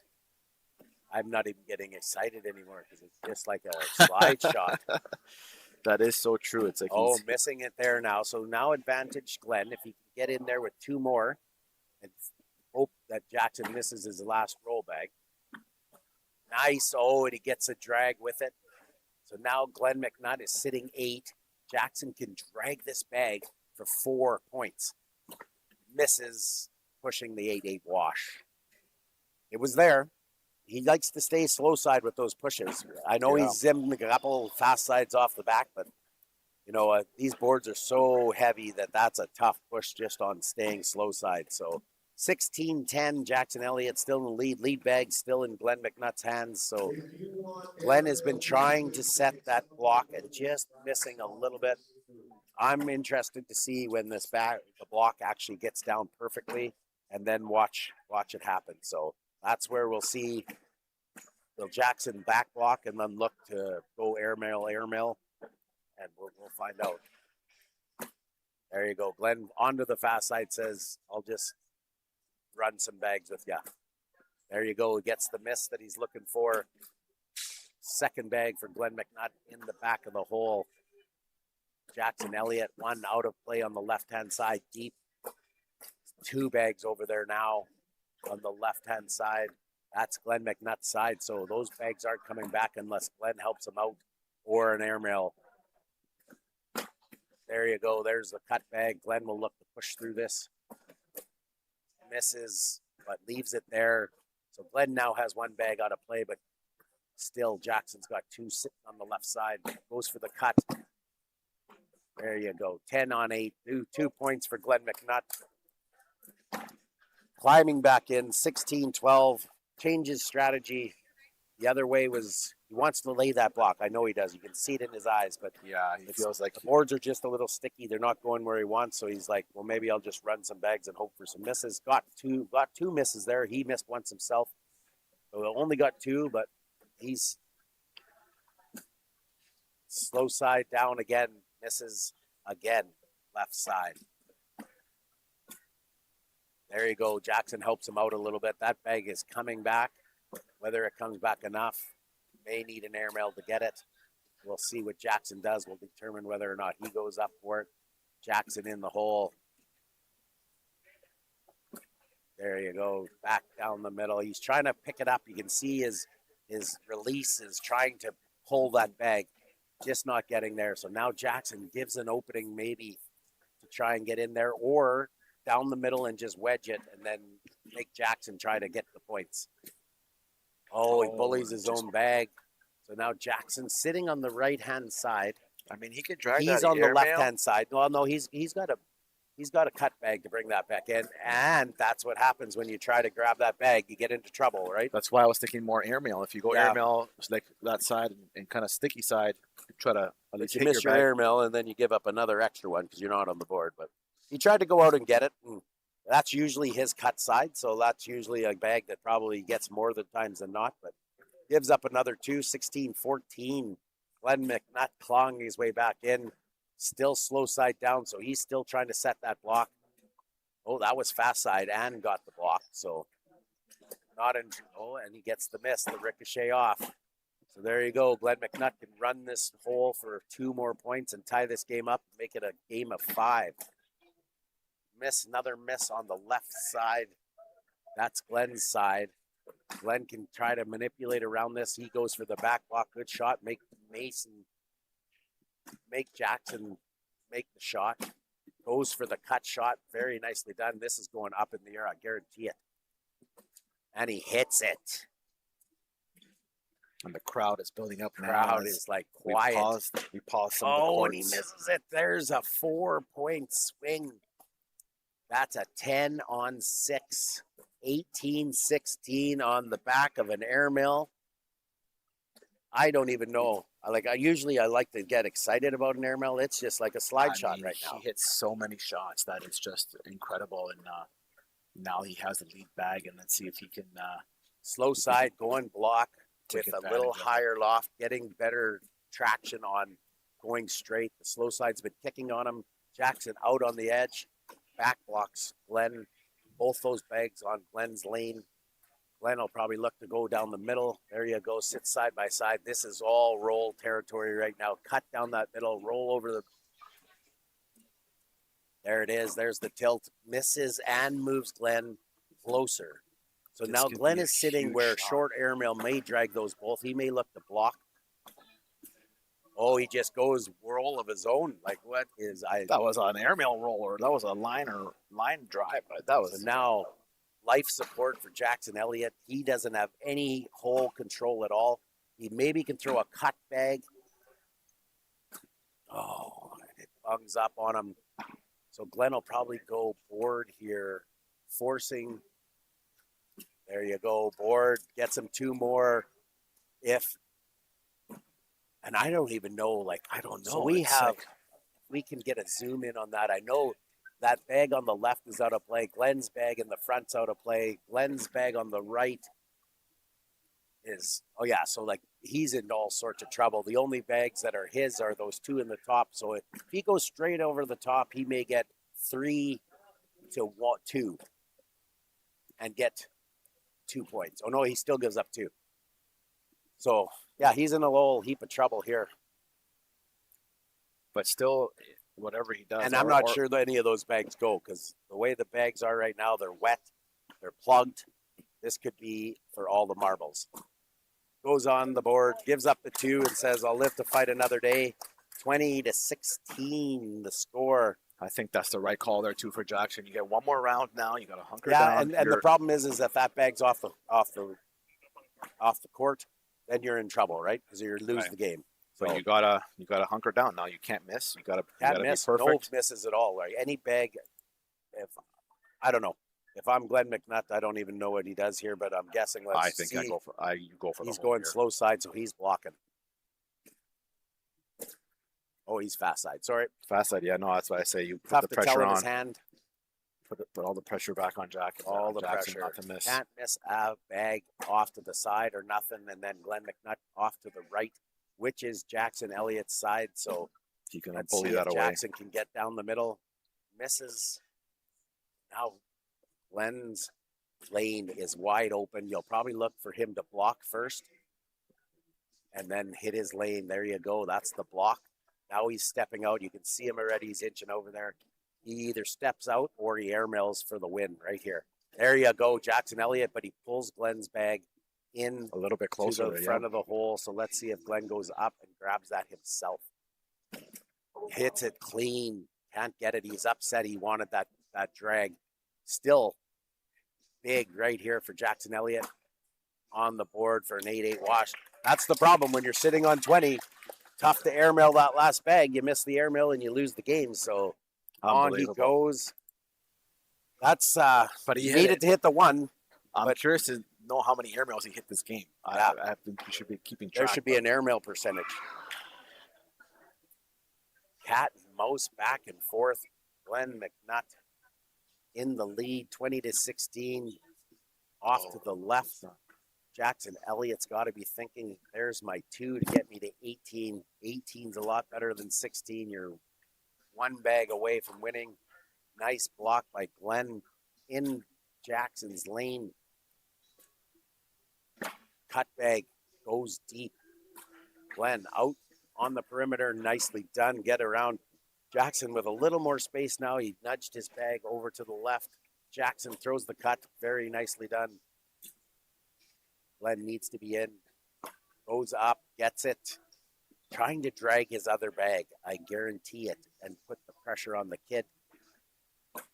Nicely done. 2 points for Jackson Elliott, bringing the score to 20-18. The crowd is big right now as they watch this showcase.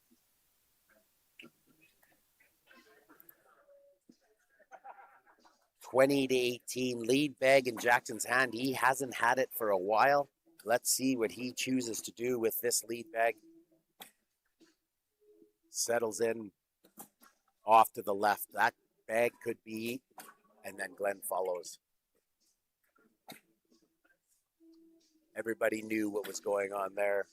Big IQ here at the back block, I'm guessing, and then airmail.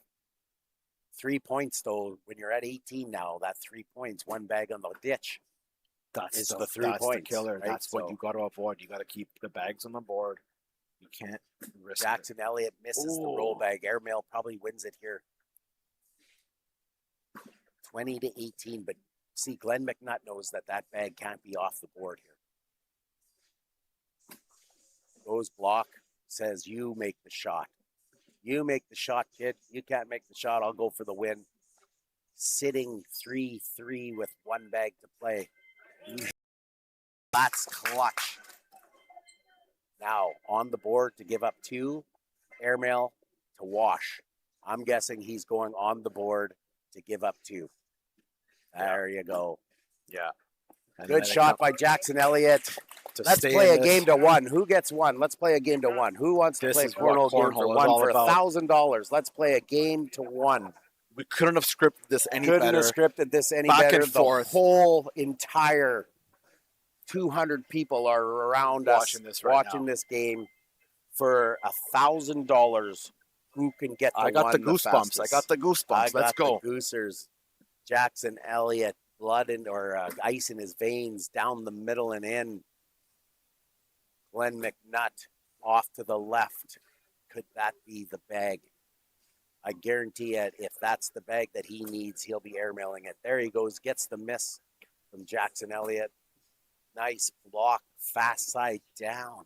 So now Glenn McNutt is looking with that miss from Jackson to maybe generate a point here, hoping for a ricochet off or a miss. Jackson says, I'll just throw a little more spin and then down it goes.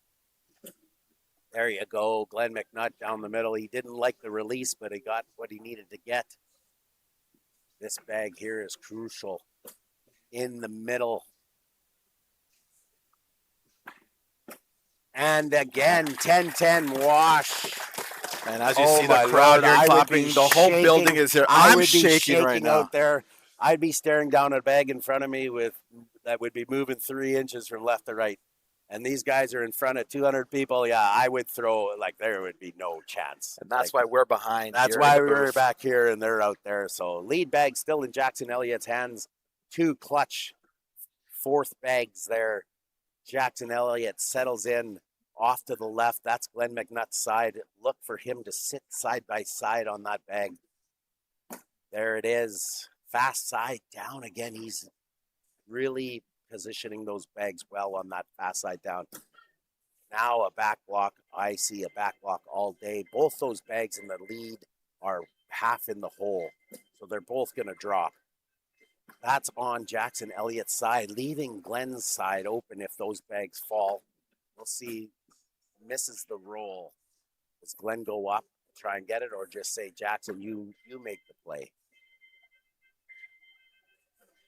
Oh, both bags drop. Jackson's got hole control. Bag from Glenn McNutt is on his side, totally pullable, but it needs to be perfect with a left to right reverse cut if Jackson's bag falls here. We'll see if Jackson goes airmail.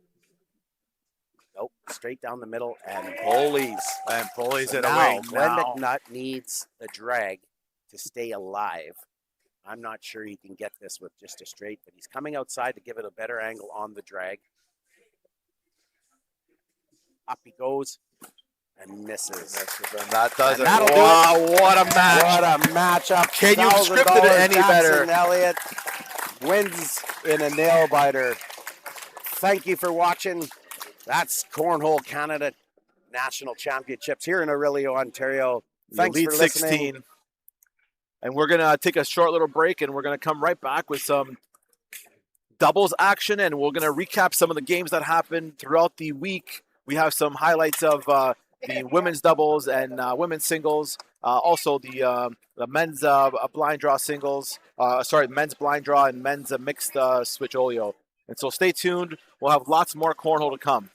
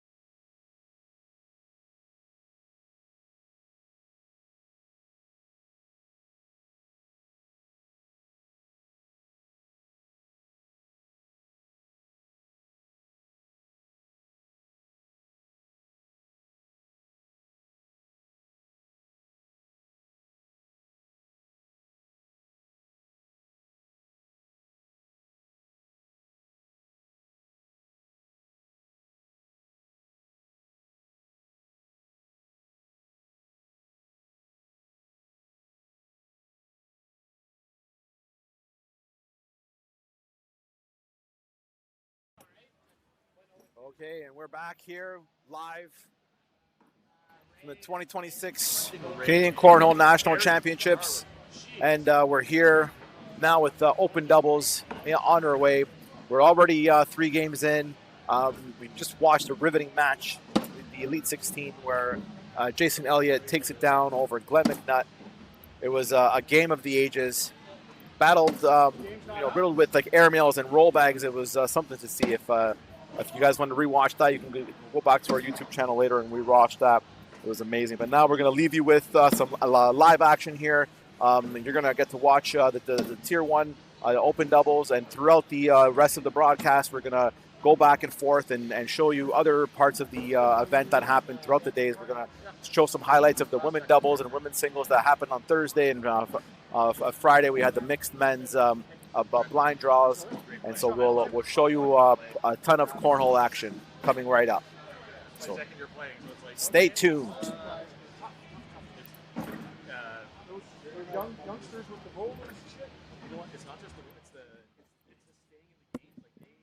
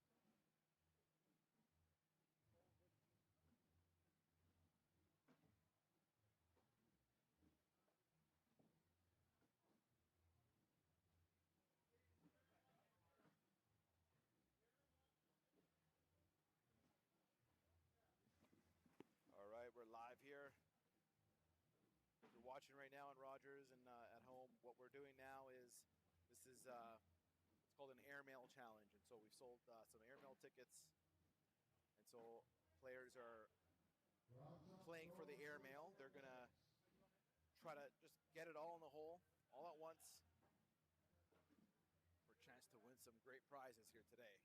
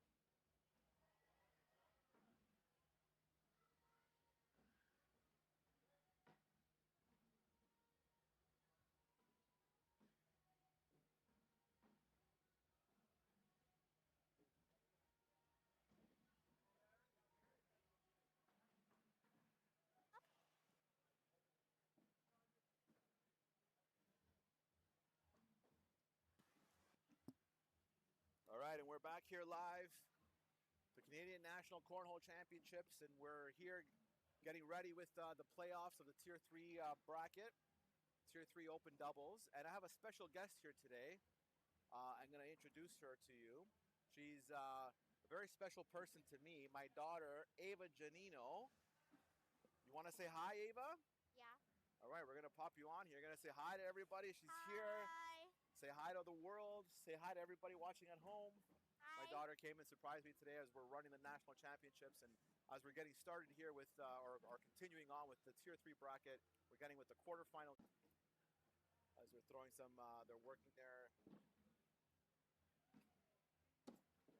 warm-ups here, and they're going to continue on to continue this bracket here very shortly.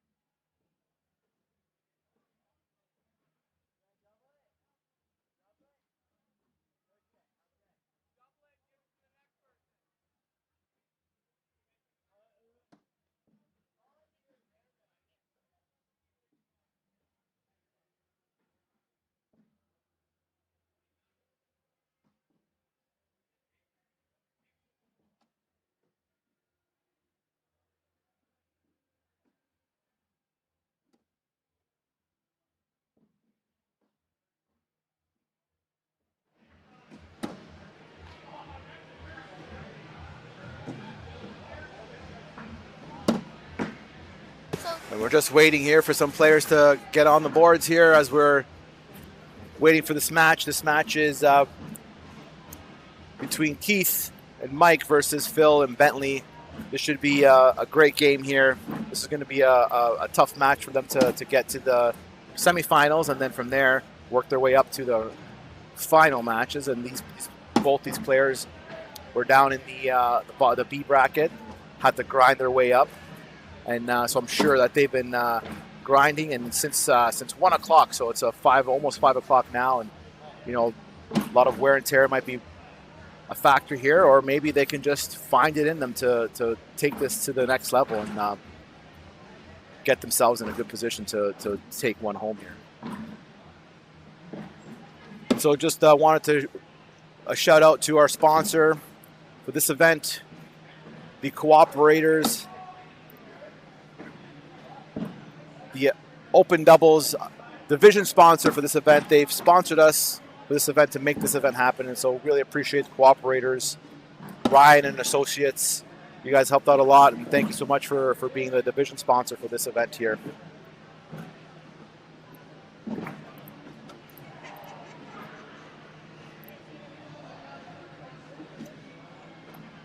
And we're just waiting for the team to finally make it to the boards here. What happens during these tournaments as well, sometimes players get notified on their phones and they might be outside, they might not have gotten a notification, so we're just waiting for the team to show up here, and we'll get started very shortly here.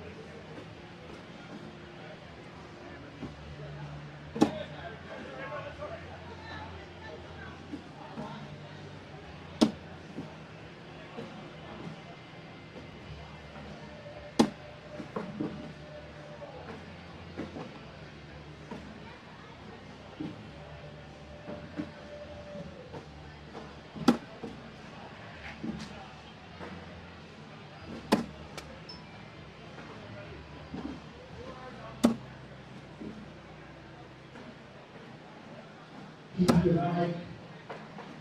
You guys are on court. Never mind.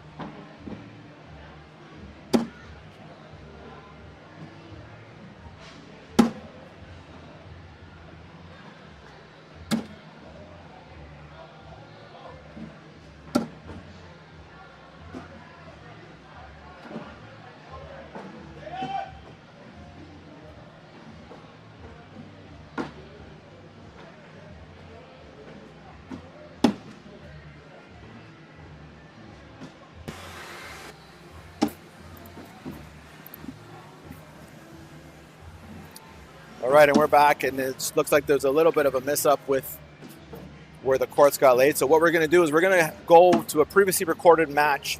This is the women's doubles match that happened on Thursday, and so we're going to go into this previously recorded women's match here. See if she can get her third and fourth bag in. Fourth bag lines it up. Those will be easy to pick up. Lana piles into the pile, making it 10-on-6 for Lana Smith as we head to round two. Lead bag in Don Schneider's hands. Looks sporting the Orillia Outlaw shirt. So we got Team Orillia Outlaw against Saskatchewan Cornhole League. Don Schneider veers off to the right and deep, bag out of play unless it starts to sneak back. A little bit hanging there, but I don't imagine she'll be going for that. Crystal follows Dawn down the middle and in. Nice bag by Crystal. Clipping the front edge for Dawn. Stays on the board, but out of play. Crystal down the middle and in. Dawn finishes up with an 8. Let's see if Crystal can get 2 points back by finding that middle. She flips Dawn's bag a little, stays out of the hole. 8-8, keeping the score at 4-0.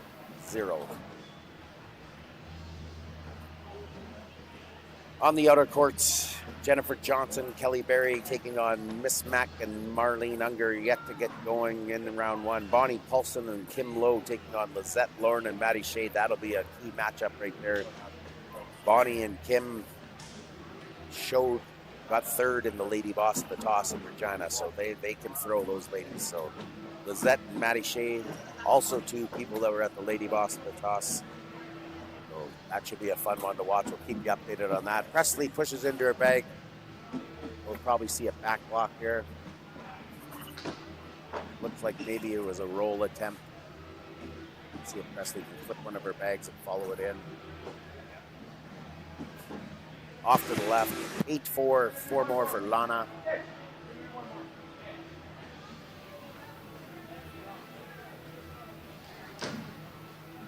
Big shout out to Lake Simcoe. Custom shirts and apparel. You're looking for jerseys, hats, anything apparel, go check them out.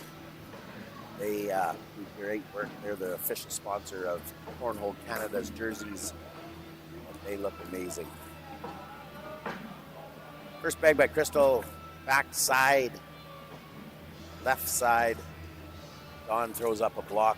Crystal's probably looking to step out, go around that bag, see if she can get her own bag to come on with. Heads right of Dawn's bag.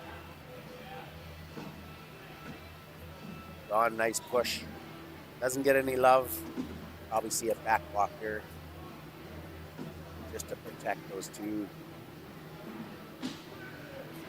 Nicely done. Gets one to go sitting probably in a position where she can push her bag, especially if Dawn goes in. Crystal's got two bags out of play, so we'll see if what Dawn does here. Dawn fires one off the back, but it clips hers on the way by, so one in the ditch for Dawn. Crystal sitting 3. She can push this. She'll be sitting 8. And then Dawn is the best she can do is 9. There you go. She's got 9. So 9 on 8. One more for Team Ontario. Orillia Outlaws in the lead over Team Sask. Kind of close.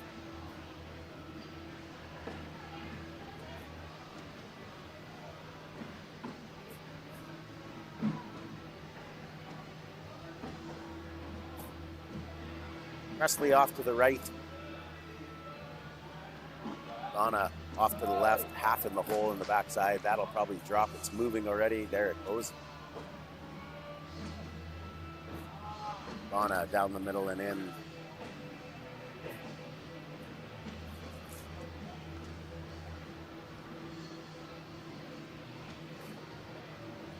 Donna gonna step out. Nicely done. See if Presley can push through this. He does. Nicely done. 12 on 10. That's a lady boss of the toss. 4-bagger. 2 points. 11-0. Team Ontario in the lead. On the outer courts, Jennifer Johnson, Kelly Berry beating up on Miss Mack and Marlene Simpson. Bonnie Paulson and Kim Lowe up 8-4 on Lizette and Maddie Shea.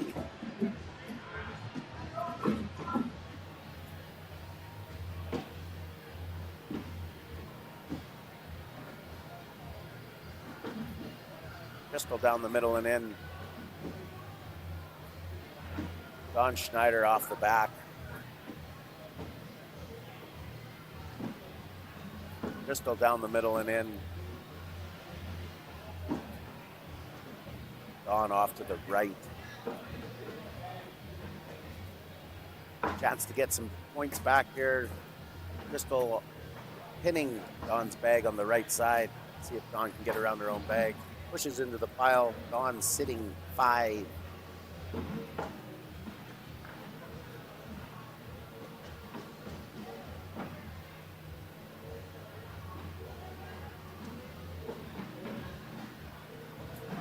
Oh, Crystal pushes in 8-5, 3.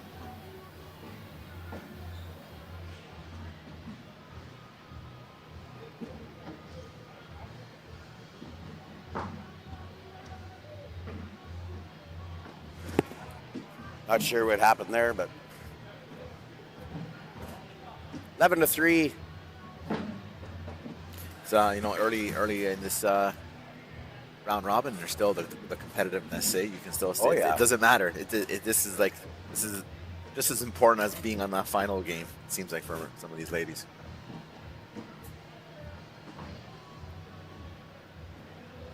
Well, and sometimes I think that there's, some players that play on a regular basis that maybe play some games a little bit, and then people start to notice that, and then I think, sometimes the old Canadian spirit is to just let it go, but that's just to the advantage of the people that are playing the game. So sometimes they the girls like to push back a little bit, right? And then you start to get it. It is a competition, and I think the competitive juices, no matter what, flowing, and you're at a high stakes event. This is it. There's no bigger event for cornhole in Canada than for these players than today, right? So they're here, and I think they want to make every game count. They want to show every game they're a force to play against. Well, and when you think about it, and cornhole's relatively new, so people don't think this on the same level. But when you look at, the Olympics and curling and, the line foul stuff with Team Canada, right? That's at the same level as this, right? This is the national championship. That was a Worlds, but it could happen at the Canadian championship too, right? Right. So, people are always watching to make sure that somebody's not taking an unfair advantage, because it kind of happens in sports sometimes, but... Well, speaking of Worlds, let's end the debate today.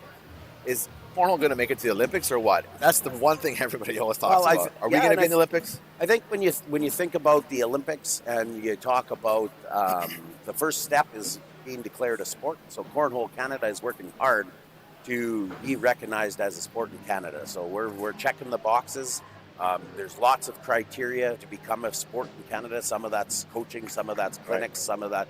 So we have a team working on that at Cornhole Canada, and we're working towards that goal to be recognized as a sport. Once you're recognized as a sport, that's step one, right? And then once the world recognizes it as a sport, then that's where you start to get into, what's going to happen next, right? And I'm excited.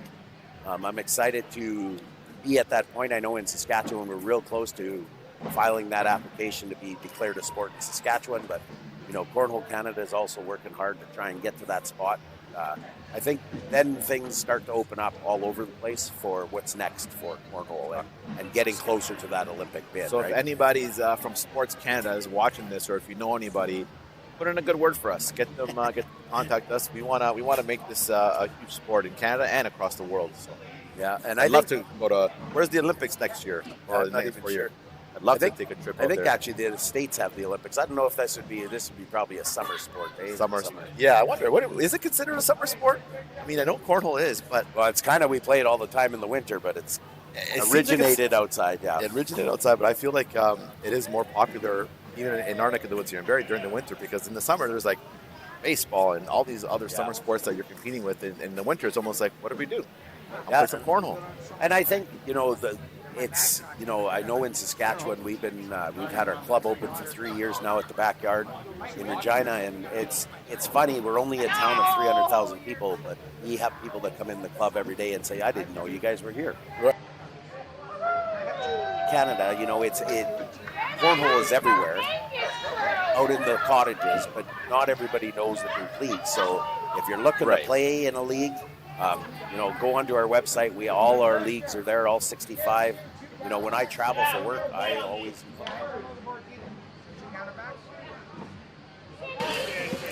All right, and we're back here live. Canadian National Cornhole Championships. We have the Tier 3 quarterfinal game here. We have Keith and Mike versus Linda and Rick, and so we have a special guest here. We got Bruce here on the mic. He's going to do some commentary for us, filling in for Kevin, who is still in this tournament. You, unfortunately, were in the tournament and not in the tournament anymore. How's that feel right now? It's a little bit tough to go out as early as we did, especially having the morning that I did. I think I just kind of ran out of gas. I've had a really good week this week, and I noticed at the last game too, the Elite 16, that I kind of gassed out a bit, and I just couldn't carry. There was a bit of a break there and stuff like that with the final of the Elite 16, and just couldn't get it back going again. So somehow that's how the game rolls sometimes. You were in the Elite 16 too, so like that obviously has to play into like your mindset, and like when you're playing that tournament and then you're going far in there, and then all of a sudden that's over, and then now you're diving right back into another tournament, and it's like it's got to take a toll on you. So from a player's perspective, like, talk to maybe the people watching on Rogers right now. Like, what does it take to be one of these like top elite players, to like grind it out to get to that final? Like, what do you think? Is this more of a mental game? Is it becoming a mental game, or is it a physical game as well? To like, you have to be able to kind of get over that kind of physical and like mental hump that maybe sometimes people get into. I think it's very much majority of a mental game, because there is so many ebbs and flows with this game. When you come across that one end that can be frustrating, you have to be able to mentally block that out to move on. And you look at the elite players like, Jackson Elliott, Glenn McNutt. When they're playing, they might have to give up those 2 points just to get to go on to the next end. And that it's just forgetting the last end that just happened, no matter good shots, bad shots, and moving on to the next round is a key. And that's sometimes what separates the elite from the excellent players is that mental toughness. Right, and that's exactly, we've been kind of, saying that all weekend. It's like, I think that's the part of the game that really separates that kind of upper echelons. It's the talent is there, like everybody's talented here, but it's like that extra gear, that extra mental kind of fortitude. And I think we started here, or they're starting right now. They just spun the bag, and so looking to see who is going to throw first. And it looks like, let's see here. I think looks like Mike Smith is going to be leading us off here. Oh no! Oh, Linda. It is Linda. So Linda and Rick. So Linda's up first. Okay.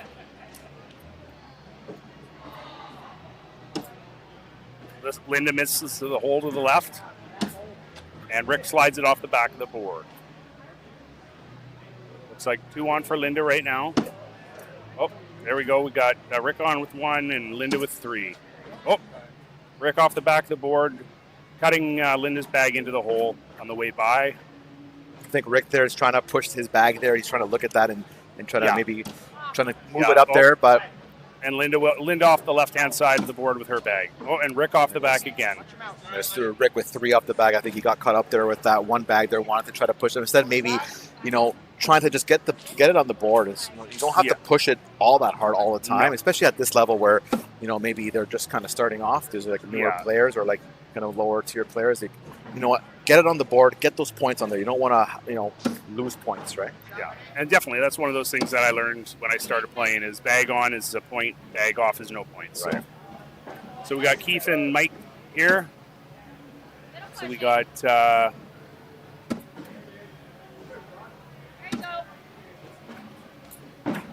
Mike. They're going hole for hole here almost, looks like. Linda and Rick are up 4 right now, and they've scored it. So now 5-4 for Keith and Mike. All right.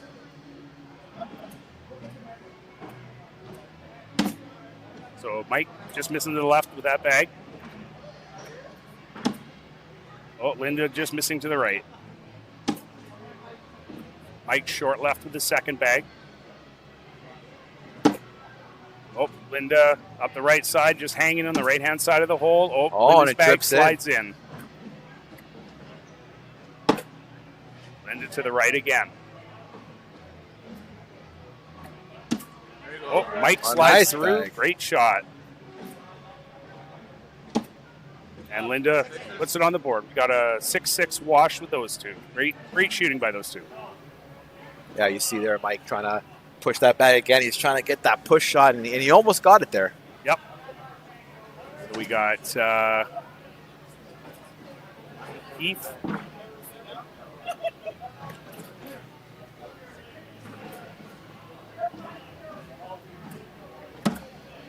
Sorry, that's Keith. Now, I believe Rooster's shooting now. Oh, no, that's Keith. His bag in. Now Rooster stepping up. Oh, just short right side, right in behind Keith's bag. On the right-hand side of the hole. Keith throws again. Oh, off the board on the right-hand side. That could be costly there, too, for some points, Rooster for sure. up in behind his bag again. Oh, there Keith goes. Knocked his own in. Hanging on the side, and Rooster right in front of the hole now. So it looks like a 5-3 round for Keith. Now they're taking a pretty good lead here, 7-4. But still early in this game, so it's nothing to really worry about. But maybe you want to try to, hone down, the strategy here a bit. Maybe try to hit more the center of the board here and see if they can kind of hit those holes a little bit more. Yep, here we go. We got Mike with the first bag.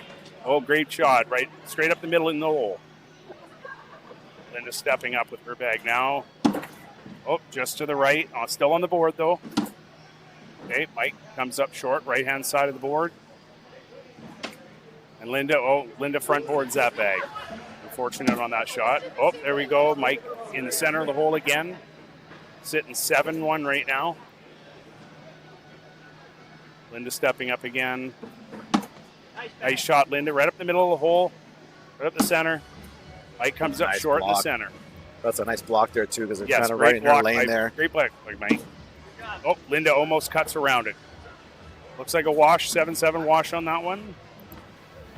It's nice to see them two, like they're throwing some bags off, but they're still having fun. Like you see Absolutely. Linda kind of laughing, and then in this tier, that's you get a little bit more of that, where it's a little bit more relaxed, and the players are more just having some fun, and they're here to have a great time, but also they're here to compete. I mean, there's some, Yes, and that's what the people out there really need to know is that yes, there is a competitive divisions here, but when you get into tier 3, these people are here. They're having fun. They're having some competition, and in the end, it's a great cornhole community. People really don't get to experience that if they don't come to these events.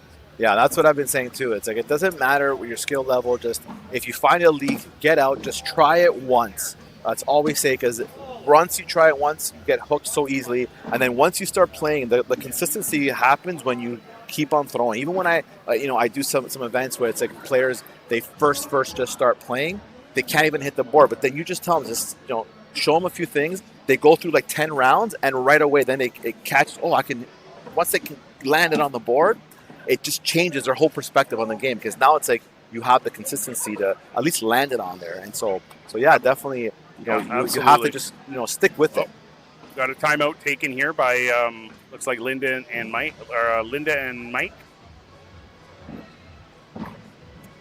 Looks like we got one bag on the board for Mike right now. Linda stepping up for her shot.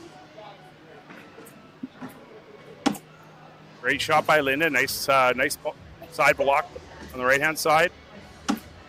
Oh, Mike short, low board, sitting on the lower end of the board. Nice level 6 block there. Yeah. Those are always hard to. They always screw me up, those ones. Oh, Linda trying to go up and over hard. Slides off the back of the board.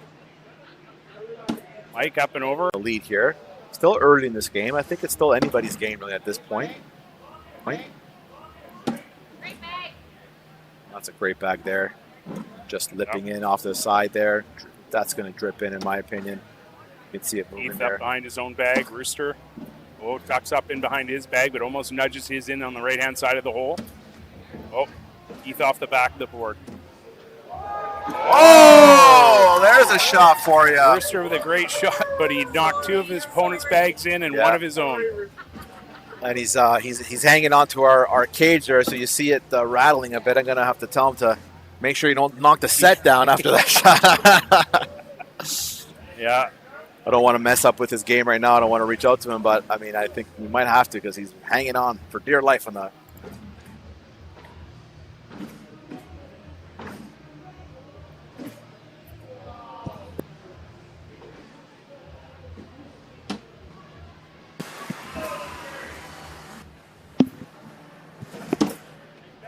Oh, they're going in.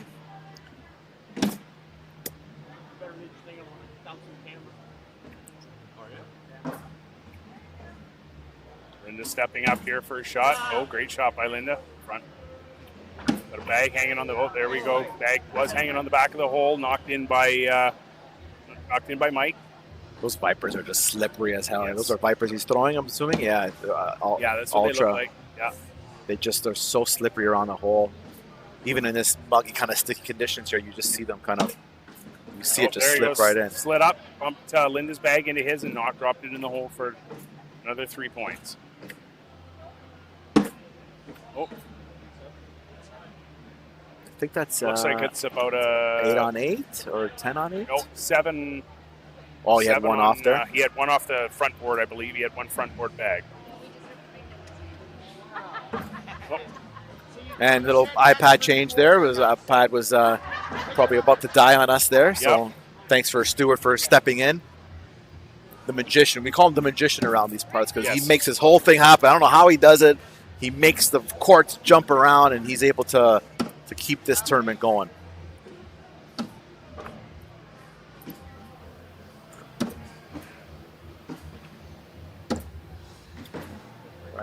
pretty bag good here. short, coming up short on the hole there. Oh, off the right-hand side of the bag, board for Rick.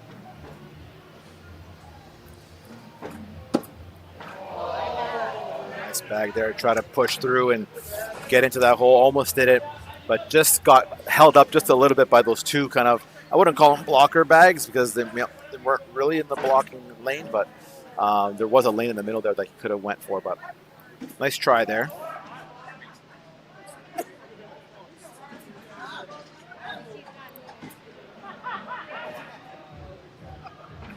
Linda throwing first here. Deep up next.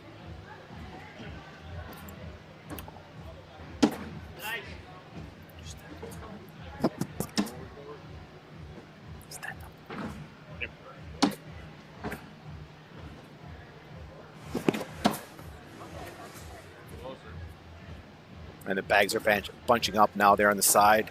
Wondering, and Linda's taking a timeout to kind of take a quick look there and see what she wants to do, and wondering if she's thinking about that back bag there, that right there. She wants to make sure whether, that one doesn't. Whether she'll bump that in with if she tries to push her bag in. Yeah, I'm wondering if she's thinking about going up here this way, and that's it's a little bit of a dangerous bag there in the back there. But I think if she comes around, even if she can slip it in the side there, I mean, I think. Yeah, even if she can pull maybe come half through her bag, yeah, she might be able to drag her two bags in, and even if the back one falls, it's yeah, it is on her side, so she should be able to try to do that. Steps up. Oh, and she tried. Good. Yep, great try. Didn't move the pile too much, so. Not it's acting like a double block there now too. So now to you have to kind of go airmail. I think. I don't think you can push through that. Yeah, no, you're not going to push that now. He just decides to lay it up on the board for looks like a 5-4 end. So minimize the damage there. That's the you give up the 1 point, but in a 14-10 game, that's not a big hurdle to overcome. So they got Rooster with his first bag in front of the hole, and Mike seems to be going off to the right a lot there. I don't know if it's just maybe the angle that he's throwing from, or he's kind of veering off to that right side a lot there.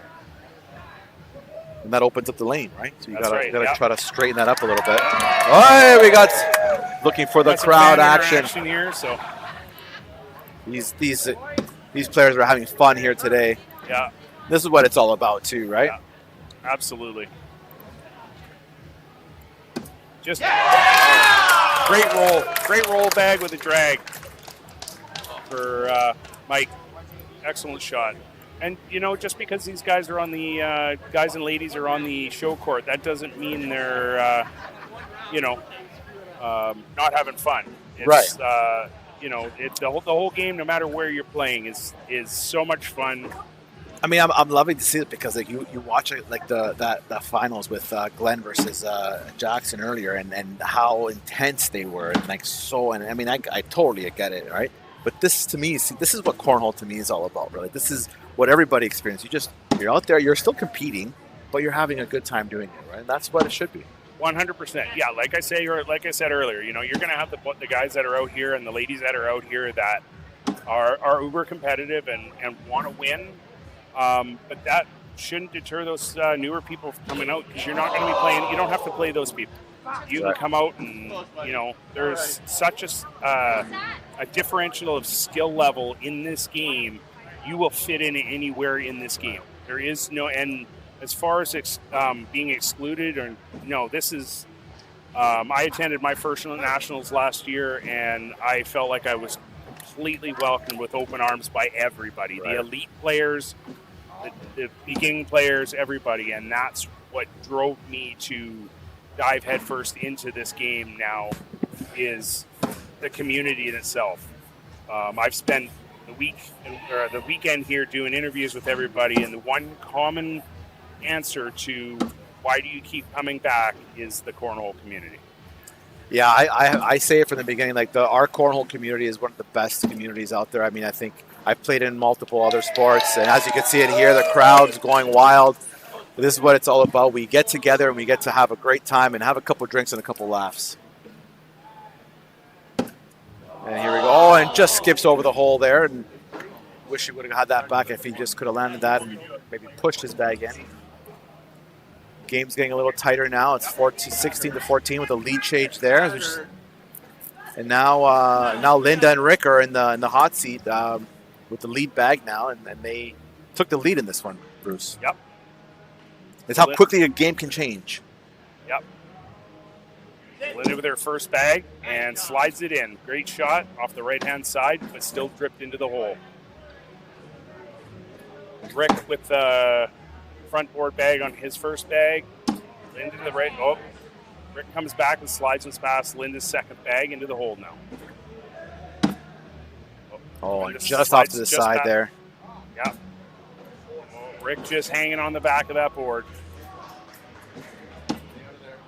Linda, nice little cut bag there. She kind of cut right around. For Linda. Oh, excellent shot by Rick, but caught Linda's bag and dragged that one in as well. So that looks like it's a 10-5 round, that one.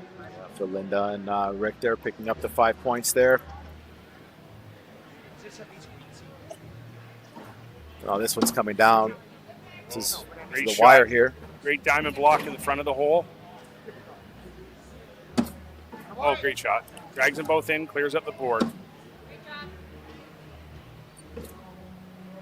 Playing a little bit of a block game now, it seems like.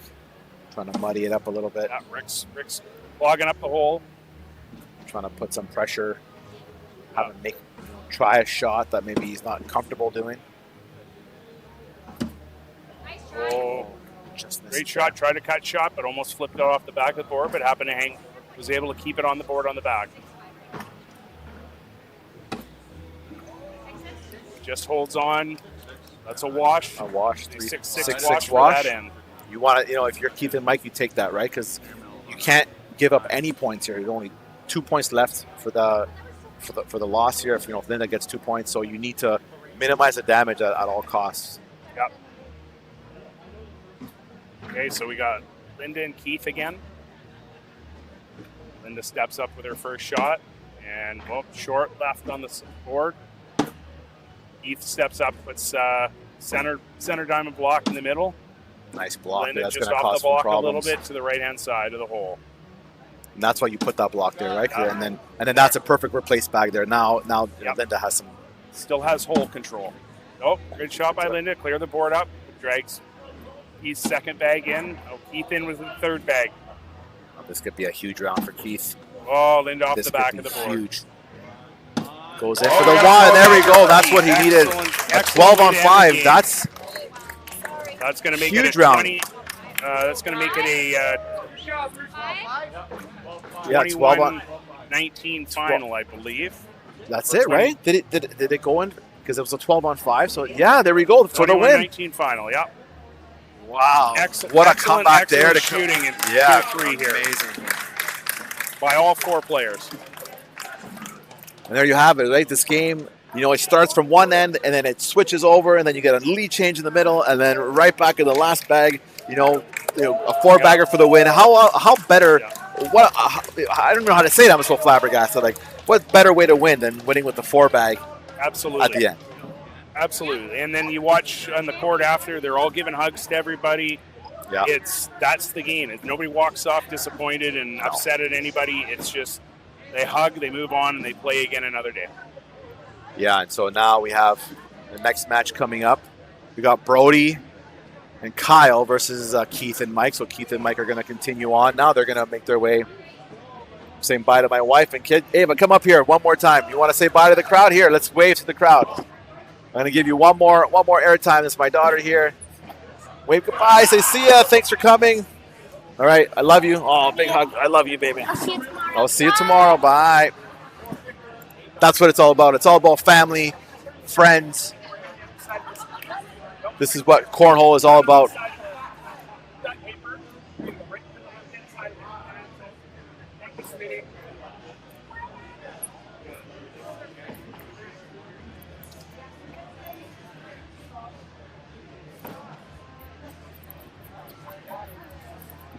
We've got a few down and backs here, or they're getting ready for their down and backs. Little hydration break for Keith and Mike. That was a great, I don't know if I'd call it a comeback win, because I think they were leading at one point, and then the lead change, and then they looked like they were in trouble there for a little bit, but then right at the end there, 4-bagger for the win. So anything can happen in cornhole. Absolutely. Anything can happen at any time. And, I mean, that's the good thing about this game. It doesn't matter how good you are. If the person you're playing against is on and they, they're making the shots that they need to make, they're going to come out on top. And this is now Brody and Kyle versus Keith and Mike for the finals here, the Tier 3 Open Doubles Finals, coming to you very shortly here as they're getting their drinks and getting their bags, maybe selection. I don't know if they're going to think about changing the bags. What do you think? Like if you're Keith and Mike, do you think you change a bag at this stage of the game, or I mean you've been probably throwing them all day. I don't know if it's worth it, but they were pretty fast out there. Like they threw a couple off the back there, and when they're trying to go in for some pushes, wondering if maybe slowing their bags down a little bit would be a good thing to do right now. I don't think that would be in the cards for them to change, especially with Mike throwing the 4-bagger at the end there. He's probably dialed in onto now. Those bags now and wants to keep it that way. So.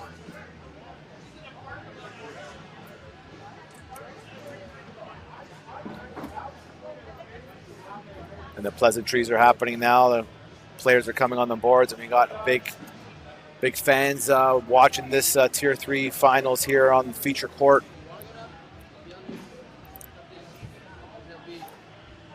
Want to thank our sponsor again, the Cooperators, Rick Kerr and Associates, for your generous sponsorship for this event. Without our sponsors, an event like this cannot happen, and we're always looking for great sponsors to step up and help us with running these events, with the cost of these events. And so Ryan Kerr and Associates, Cooperators, thank you very much. All right, and here we go. We're going to start with our down and backs here.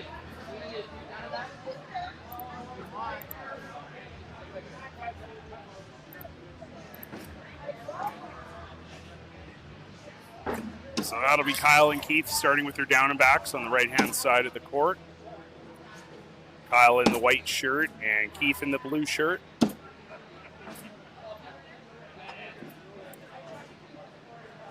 And now this is, for Kyle. I don't think I've seen him on the feature court yet this week, so this might be his first time here. Do you think he'd want to take an extra couple of down and backs just to see how the board conditions are playing, and being that it's his first time on the feature court here? Or do you think they're just going to go with it? Well, I mean, if I was them, if they haven't been on these boards before, I think it'd be wise to try to get that extra down and back just to see the feel of how their bags are and stuff like that for sure. I don't think you can go wrong by doing that. The excitement the excitement of being on the show court in itself might not put that thought in the mind, but if they're comfortable with their bags and they've been throwing them all weekend, they might be okay with it. But yeah, definitely not a bad thing to do, to take that extra down and back if your opponents are good with it. And they, most of the time, like I say, this is such a gentleman's game. Nobody ever fights on the second down and back. And Brody's been on these courts a few times throughout this week here, so he's very comfortable. Look at the way he's sitting. He's in the comfort seat right now. And they are doing a second down and back, like we talked about. And that's for Kyle, right? Because Kyle, I think, it's his first time here, so just to get a feel, right? You want to make sure that you got the boards dialed in and the bags dialed in for what you're looking to do here. So.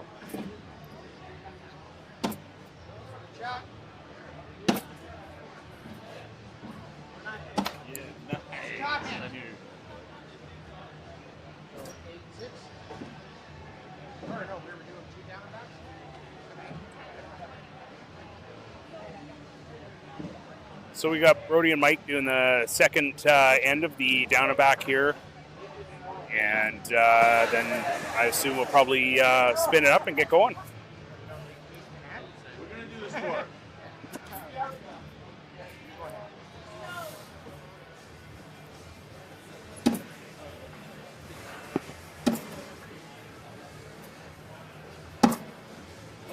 And so Brody and Kyle are in the king seat here, so they need to get double dipped by Keith and Mike. And so Keith and Mike had to grind their way from the bottom bracket there. And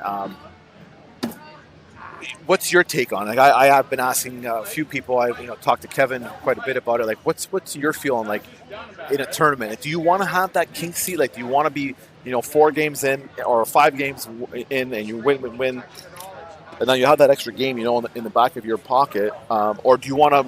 Not that you want to lose, but maybe like get down to the bottom at some point, like in the middle there, to kind of grind your way back up. So then now you're coming in fresh on like 3, 4, 5 games in a row.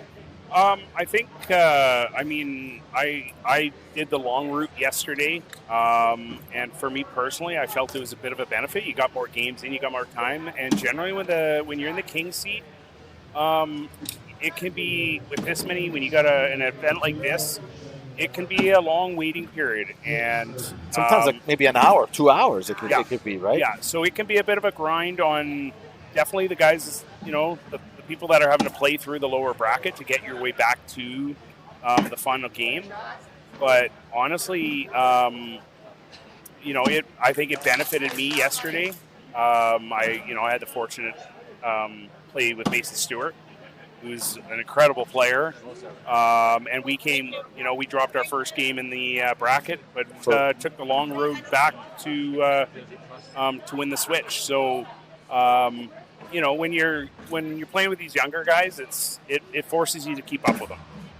Yeah, these younger kids are just on. It's incredible the different shot selections that they have too. It's just the arsenal they have: roll bags, cup bags. It's just it's amazing to see.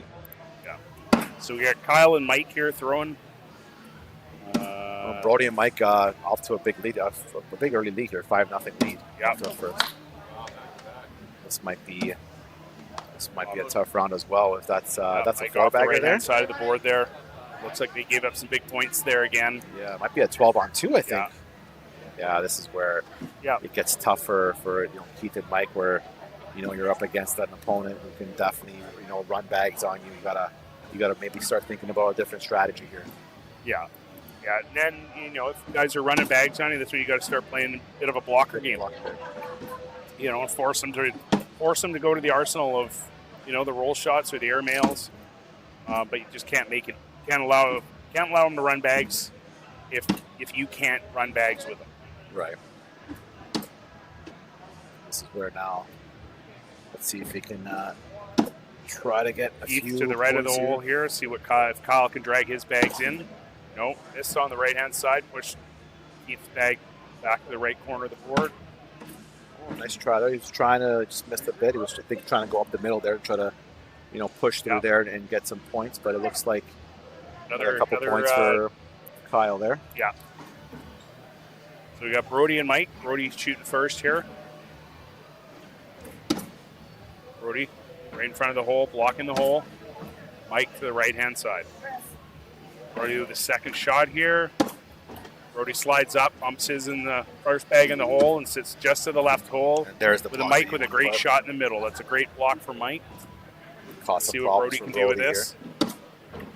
Good shot by Brody. Got hole controlled now.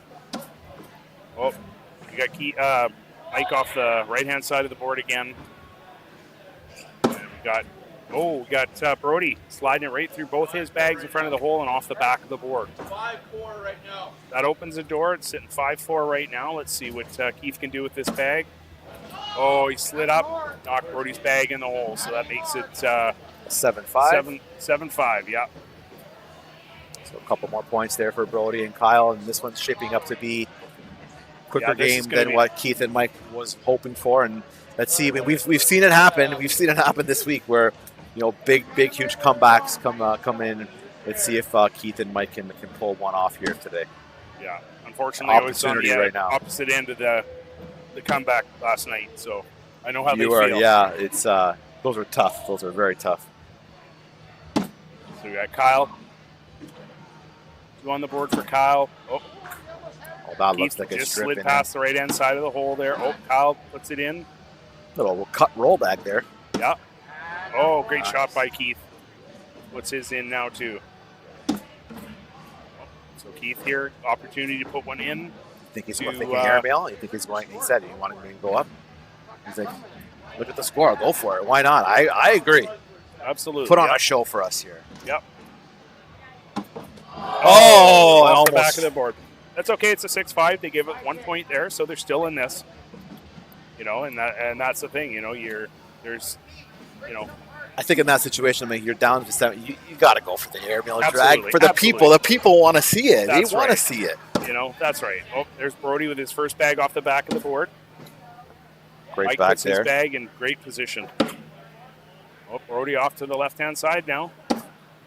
Mike following right behind him on the left-hand side of the board. Brody, off Mike's bag and in the hole. There's Mike sliding it in. Great shot, right-hand Those side. Vipers Bag, right-hand side of that hole. right in. It's amazing how slick Brody those with his Vipers last bag in the hole. And Mike short. Just comes up short of the hole. It's going to be a 7-on-5, I believe. 2 more points there for Brody and Kyle. Yep. Very huge commanding lead here. It's going to take a miracle, I think, for Keith and Mike to get back in this one, but Absolutely, and this is where you're going to see players here like Keith and Mike that are going to have fun now. It's going to be a tough thing. So hey, you're probably going to throw up an airmail when you normally wouldn't throw one up. Or just have some fun with the game. Right. We got Kyle in with his second bag, with still hole control on his first bag, blocking the hole. Yeah, this is one Kyle pretty is much still, over he's now. missed off to the left-hand side now. Keith throwing his third bag here now and pushes Kyle's bag into the hole. Sitting on 7-on-3 right now. There's Kyle in for his 10. Pretty much over now. No, dropped it on the board. 4. So we got a 10-4 round. And that does it. Yep. And Brody and See, Kyle. Again, hugging on the court after. Yeah. There's no losers never lose in this sport. No. Losers don't lose in this sport. It's everybody wins in this game, whether whether it's by the community or you're playing the game. It's this is an absolute win-win sport, and I don't think there's anybody in this room that would argue that. I agree.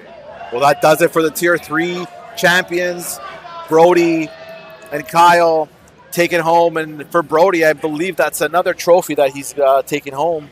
And he's been on this feature court, just showing to be a menace out there in the Tier 3 bracket. For sure, we're going to see him crawling up in the Tier 2 next year as his game has just grown and now taking down a few championships here and becoming a national champion. All eyes are going to be on him, and they're going to want to see him progress up to Tier 2. So we're looking forward to that.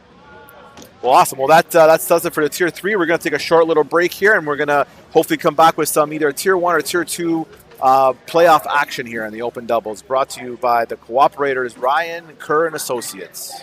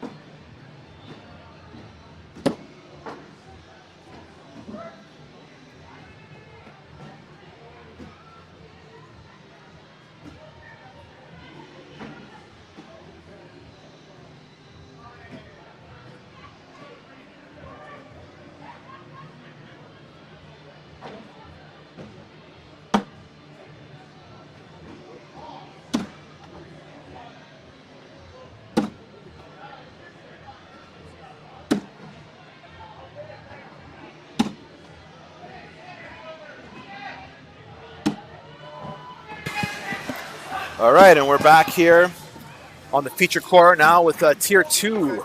This is the Tier 2 semifinals. Warming up right now. We got Mike Shaughnessy versus, Mike and Jason versus Shauna and Kaylee.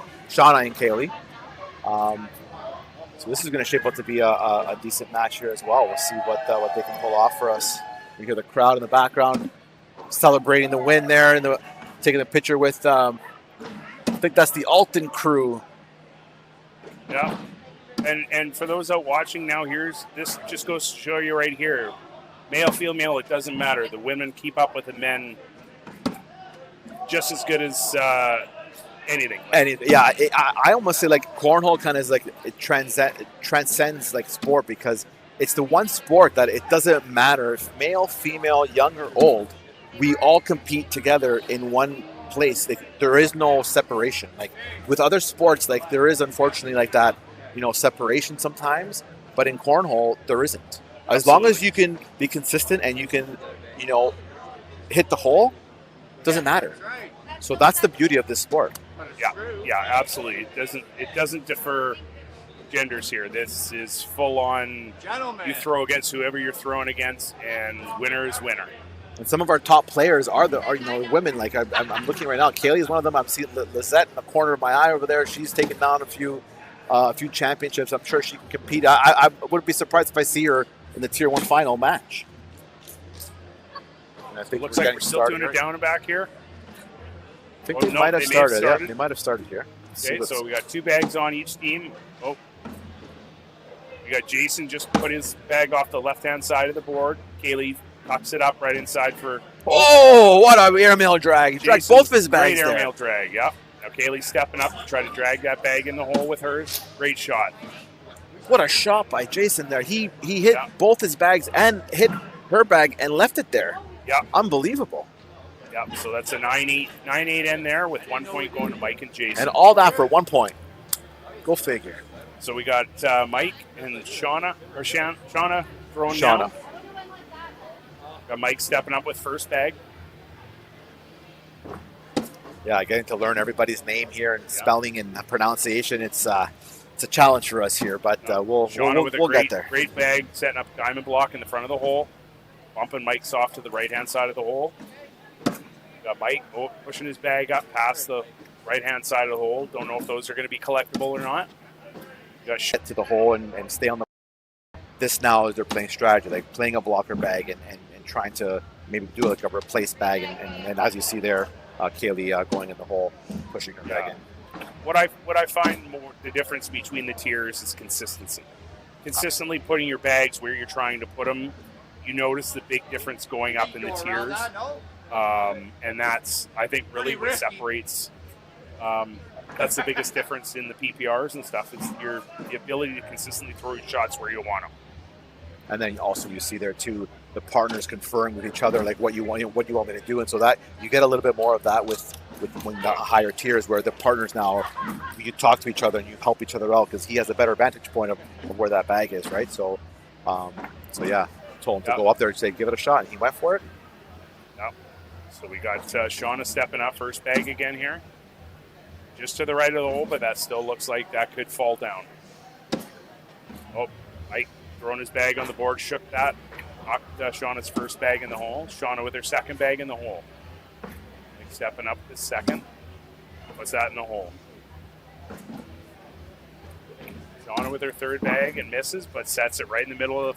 That's exactly where if you're going to miss anywhere, that's where you want to miss. Absolutely, yeah. See, Mike slides by, but still catches Shauna's and knocks that in the hole now. Shauna for her fourth bag, going for a 12.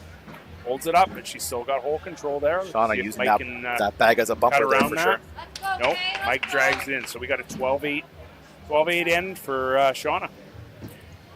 So it's going to move it. Nice bags being thrown here. You can see the consistency on the Shauna and Kaylee side where they're consistently hitting that center of the board and either placing it right in front of that hole, and you have no choice but to what can you do with the bag? That you have to either go around it or push it in. And again, the diamond block Kaylee there. With a great diamond. Shauna with her third bag. Oh, misses to the right, slides to the back of the hole. Mike steps up, third bag, puts it in the hole. Shauna with her fourth bag here. Oh, and just a cuts weird and cut there. Cuts around the hole and sits on the back left corner of the board. And Mike in with his fourth bag. So we got a 10-8 in for Mike and Jason. That gets them onto the board. And that's the round that Mike and Jason need there just to get those 4 or 5 points. Now you're kind of in this game. Anything can happen now. Yep. And you get lead bag, so that's very important because now you can maybe slow them down and place a nice little block here. Start. Or maybe not. Oh, Kaylee coming up right short.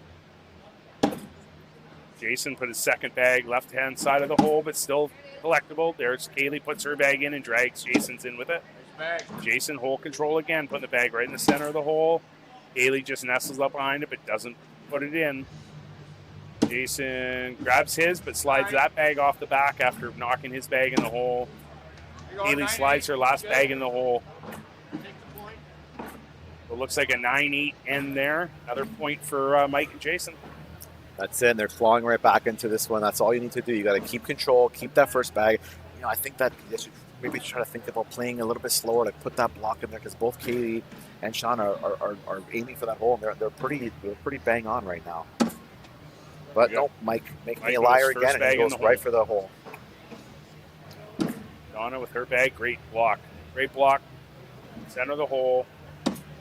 Mike throws another block.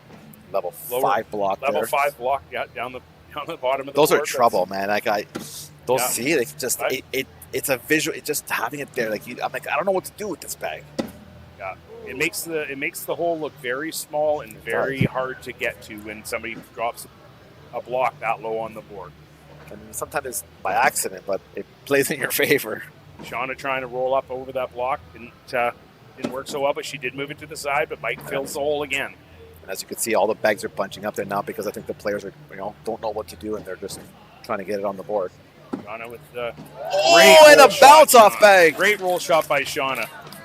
Wow, it bounced right off. That ends up with a 6-5 round, I believe. So one more point on the board for Mike and Jason, but that could have been a big swing in points there had she not made that shot. Now we're Jason and Kaylee up again. Jason's first bag off the right-hand side of the board.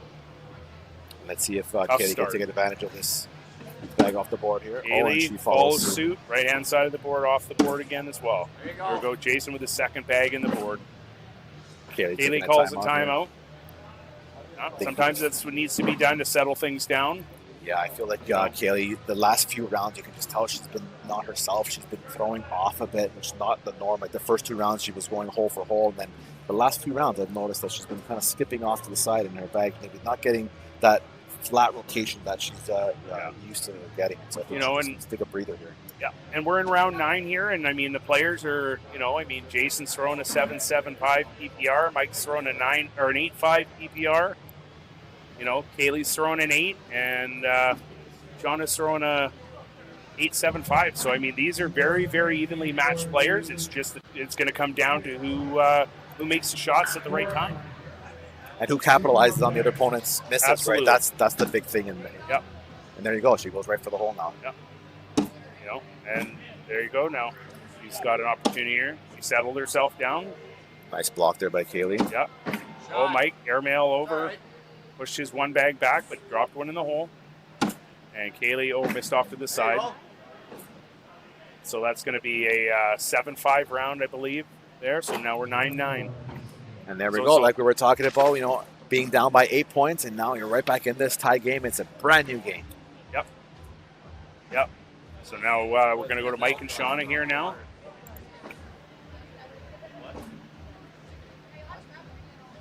Have a little discussion. Friendly discussion on what's going on. I guess something fell behind somebody's drink spilt, I guess. Oh.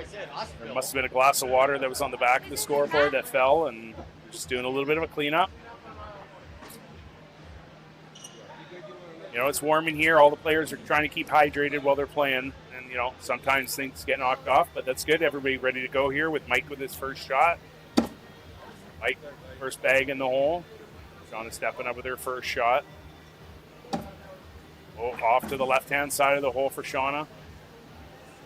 Mike steps up a second bag, drops it in Shauna's first shot's out of not reachable there, so she's got to focus on the next 3 bags. Puts a little bit of a block up that leaves the right-hand side of the hole open for Mike.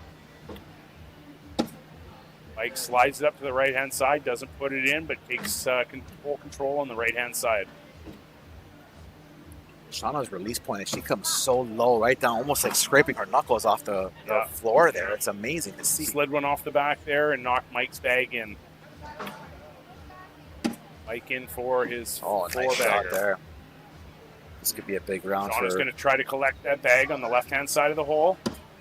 Misses it off the back. That's going to be a big round. That's going to be a 12-2 round there, I believe.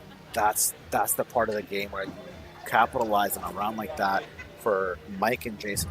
Got to feel great about that. You took advantage the best way possible with a 4-bagger on 2 points. So 19-9. But by no means are Haley and Sean out of this. They can. They have the ability to come back on here. So got Jason throwing up the blocker, the first bag. Haley nestles up right in behind. Jason tried to put it in behind, but backed off the thing. Looks like they're going to just dirty up the board this round. Oh, Jason drops off. And that could be a momentum swing.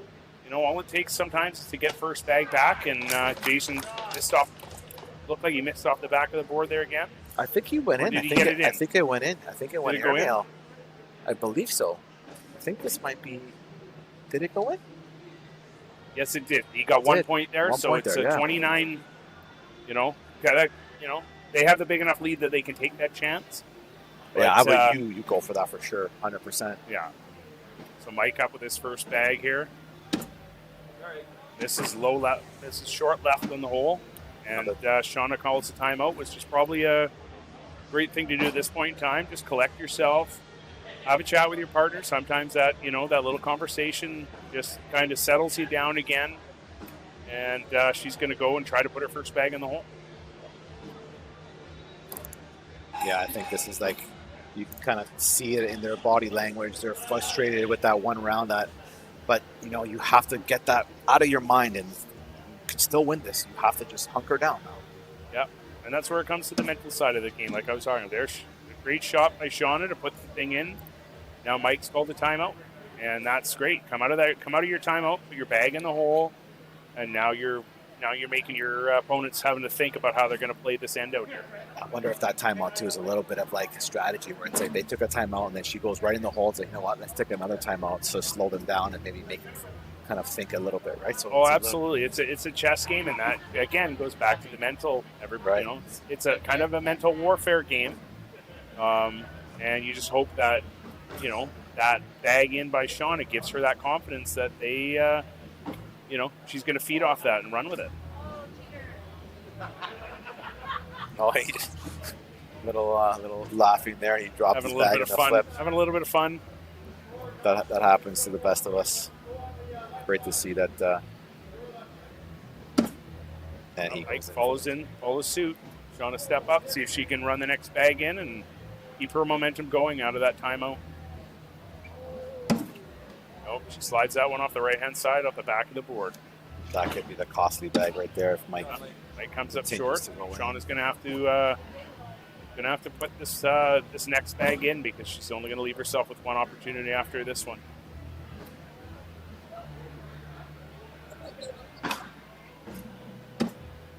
It almost rolls it in. Great shot, almost rolls that bag right up and over. Now she's sure her bag is going to go for sure if Mike tries to push that front bag of his in. I think it's 5-on-4 right now, if I'm not mistaken. So there he goes. Just drags it all in. So now I don't know what it's sitting 10-6 right now. So not going to matter what Shauna does. I don't think it here. matters. She's got to knock that bag off and go in, right? She's got to knock that bag off and go in to wash it. So she tries for it. She tries for it. Off the back of the board, but great effort. Great effort.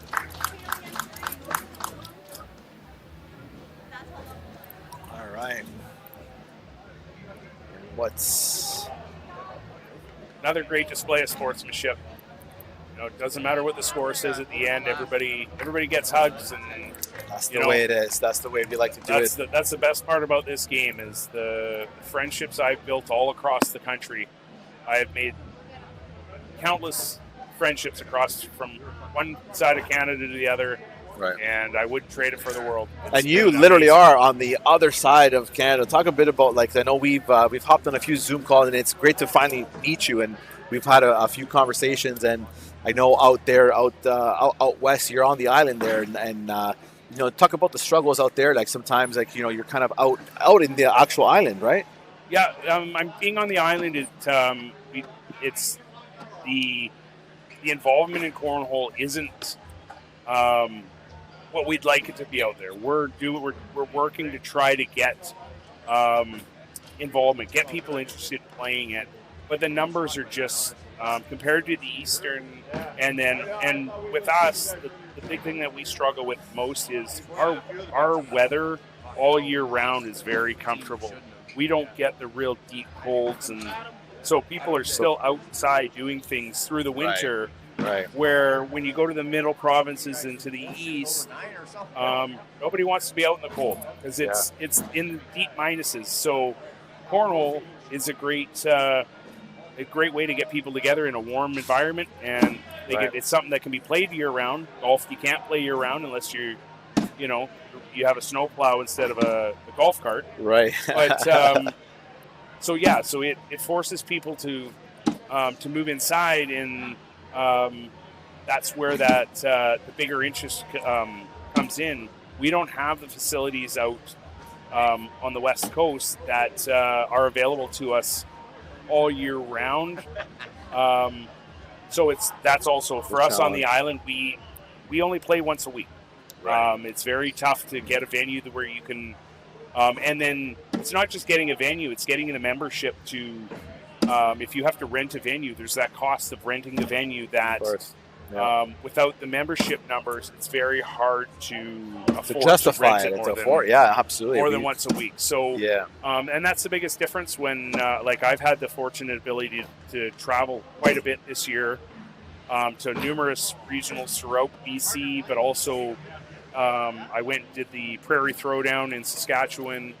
And I've also, I've done some other events and stuff, and it's, I've been able to experience the different venues, the different levels, and you see the people that playing 4 or 5 days a week. Oh, it's a huge difference, 100%. Versus like you say, myself, and there is just that. That's a big difference. No, I know we've had those conversations, and so we need to, out there, on the island, we got to get the players out there, and so Bruce can play. Bruce just wants to play, guys. He just wants to throw bags. Let's get some players out there. Let's go.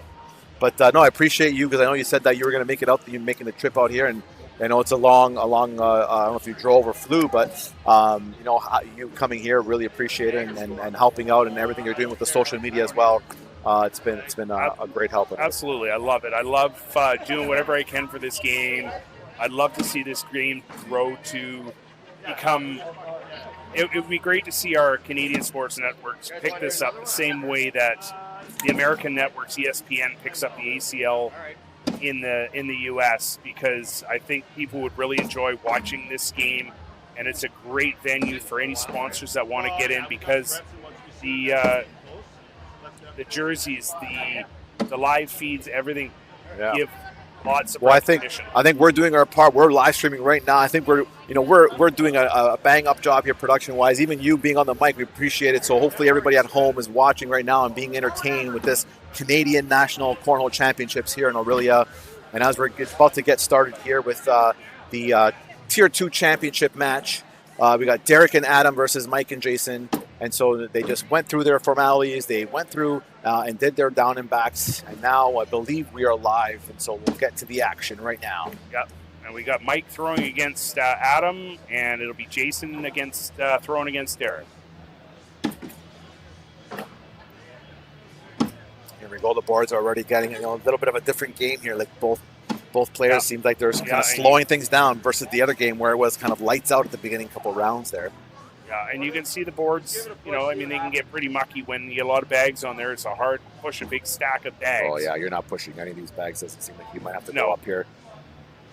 He's trying. He tried. I don't know they have the same bag colors. I think that's going to be a wash. That ended up They lucked out there and got a 6-6 wash, I believe. Yep, 6-6 wash. So now we got Derek throwing first bags here. Derek with his in probably a level 3 block. And Jason tucking him right in behind him. That's going to make this board become a very messy board again. Oh, Derek with a nice cut around shot. Puts his bag, second bag in the hole. Oh, Jason with his bag, second bag off the right-hand side of the board. Derek with another great second cut around shot. Oh, stacks his last bag up in the back pile there. Oh, Jason trying to push the pile and maybe bump his in, but that looks like it's going to be an 8-4 or 8-3 round there, I believe. Oh, yep, 8-3. So that puts Derek and Adam up 5-0. All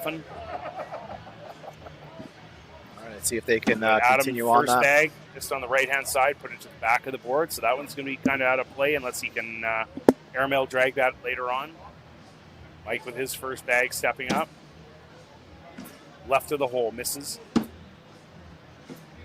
Adam with his second bag, left side of the hole, but still in play. Mike missing right side of the board.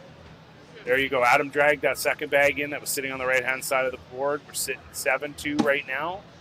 Mike with his third bag in the hole, and Adam with his third bag in the hole. Mike going to try to keep it here, do a 10-8 end. Doesn't put that third bag in, so we got a 10-6 end here. A nice commanding 9-0 lead here for Derek and Adam. Shaping up to be potentially a short game here, but we'll hope that Mike and Jason can get back with this game. Derek with his first bag in, throwing his second bag in, short right, but still in play. Jason with a nice push shot, pushed his first bag in and still kept his. Derek missed to the left and pushed Jason's second bag in, and Jason just slid his third bag in. Derek followed up. And Jason with his third bag in, and it looks like a 10-10 wash there? 10-10 No, a wash, 10-7? Yep. Oh, no, it was 10-7. 10-7, yeah. 10-7 for Mike and Jason, so that gets them on the board. Or 10-6 maybe, because they got 4 10-6, points there, yeah. Yes. That's the round that you want there yeah. to come back here. At least cut the lead almost down in half. Yeah, Mike and Jason back in this now. So Mike with his first bag, still in play, but short left-hand side of the hole. Adam nestles right in behind it. Great block. See if Mike's going to try to cut around here on the right-hand side. As he does, puts it in the hole with a nice right to left cut shot. Adam covers up that hole. Mike follows in with a nice block in behind. Oh, Adam trying to push the pile, but comes up short, but still bag stays on the board. Mike here with his fourth bag, just throws it in, bottlenecks up that, knowing that he's got a bag in the hole right now. But we got a timeout with Derek and Adam here. Yeah, they're going over to take a look to see what's going on and what kind of situation they have here. Derek's trying to get Adam to throw that bag and hit the low bag on the right-hand side and try to push their bag up into the hole on the right-hand side of the opening of the hole. So he's trying to, I believe that's what the plan was trying to push that with some force and see if he could get it and stay on the board for a wash. And that was the plan, but came up a little bit short. Great effort, though. Great, perfect call on that play, but just come up a little bit short. So that'll be a 6-4 end for Mike and Jason. Let's say now they're clawing back in this one, 9-6. Cutting that lead down. With his first bag. Short left of the hole. Derek with his first bag. Short left, but center setting up a block. He's going to step out and try to go around his block and leave that block in place. Oh, fired that off the back of the board. Jason piling him up behind there. Derek following suit right in behind Jason's last bag. Oh, Jason trying to go around the pile and off the back of the board. Oh, Derek, last bag, caught his bag and put his in for 2. So it looks like a 7-3 in for that. So that's gonna 13-6 for Derek and Adam. Derek and Adam showing why they're in the king seat. There's a double dip situation here, so Mike and Jason need to claw back in this one, win this game, and then do it all over again in order to win this championship.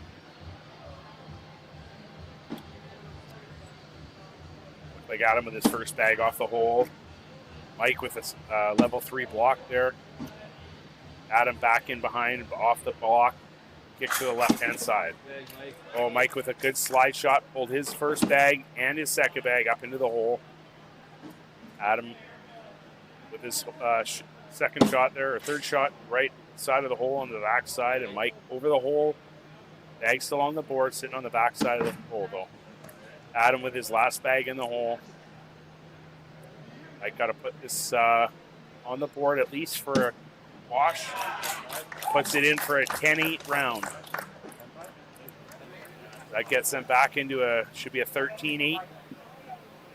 Yeah, you can't count Mike and Jason out of this one 13-11. yet. 13-11.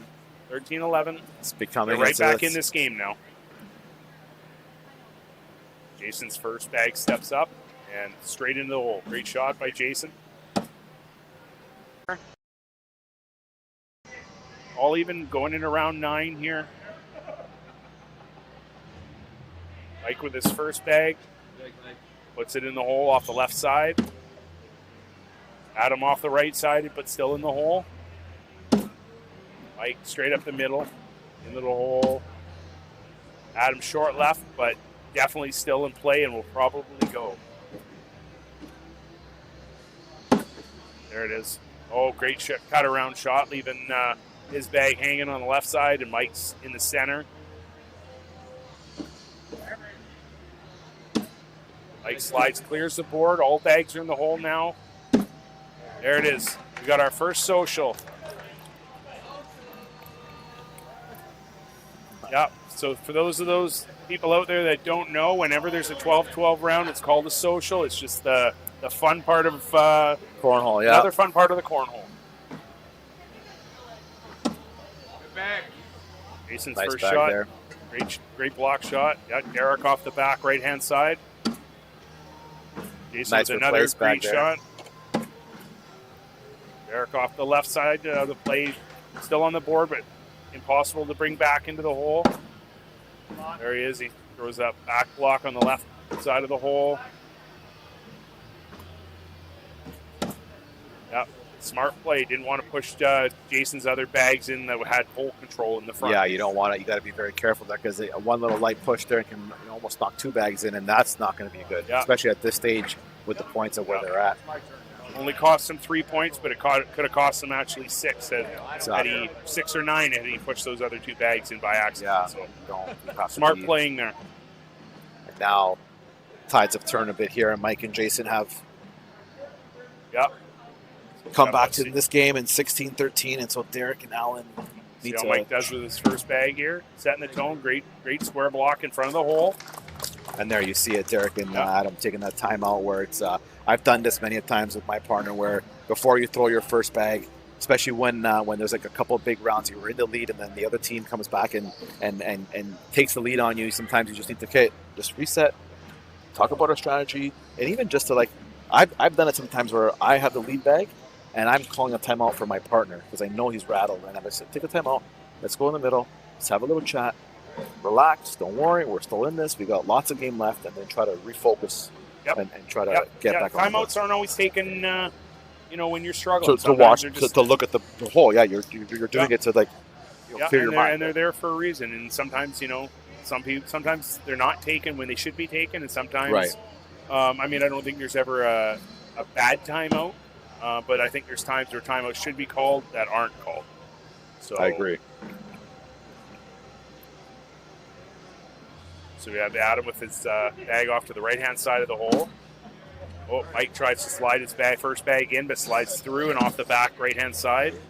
Derek to the left-hand side of the hole now, with Mike still having hole control with his first bag.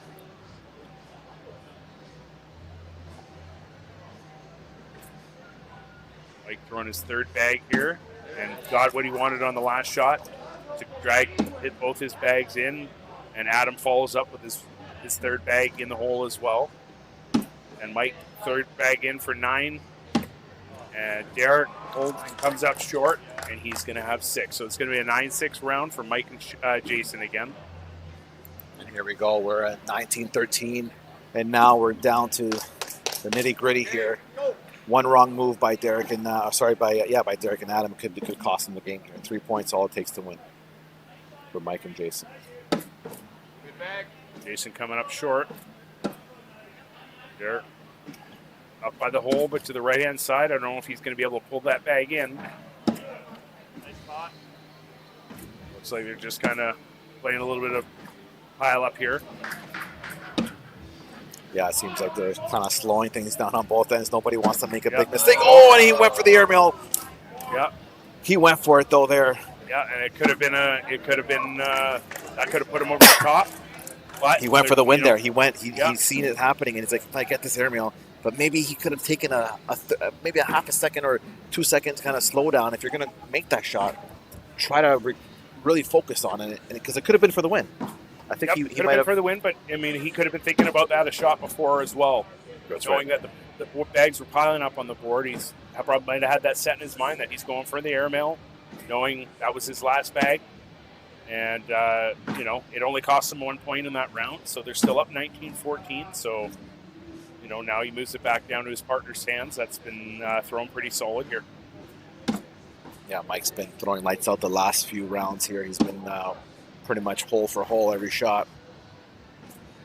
You see it there again. He's just lasered in, laser focused, and there's the miss there. It could be the opportunity to get a couple points here. Oh, and he just, the LBJ, as we call it here in Ontario, in Barrie. Last bag jitters. It's like that last bag. All you got to do is just either land it on the board or get it in the hole. It's good. Derek up first with his first bag, missing right, the back side of the hole. Out of play probably, with Jason setting up a great diamond block in the front of the hole. Oh, Derek hits Jason's bag and pushes it in, and Jason pulls in with the second bag on his own. Yeah, this one's over. This one looks like it's going to be over for this one. Yeah, it looks like. Oh! Yeah, so that's a 9-3 round there for Mike and Jason. So that one's going to be 25-14. But fortunately for Derek and Adam, they have to be double dipped, and that's only game 1. So they got a whole nother game that they can come back now. Right. This is where the mental side comes in. You got to completely erase that last game, that last shot, and focus on the next round ahead, because it's all you're back to 0-0. And that's where, having that, starting up in that a king seat situation where, you get to have, I know you might, have to wait a little bit longer. So maybe that first game you're not as sharp, which we see time and time again, where like these double dip situations usually end up going to the bottom bracket team because they're on a roll. They grind it up, and so you usually see that. But now the advantage is you get that reset. But the key thing here is in Cornhole Canada is now you switch sides. So now you're throwing on your opposite side that you probably haven't been shooting all day unless you've been rotating. So this could be a big factor in this match right now as well. Yeah, absolutely. And I mean, if the people were watching the semifinal game, Mike and Jason were on opposite ends, and they were throwing. And then they went into this one starting on their strong inside, Mike with his inside arm and Jason with his outside arm. And now Mike is forced to go to his outside arm with Jason on his inside arm. So that can be a big difference.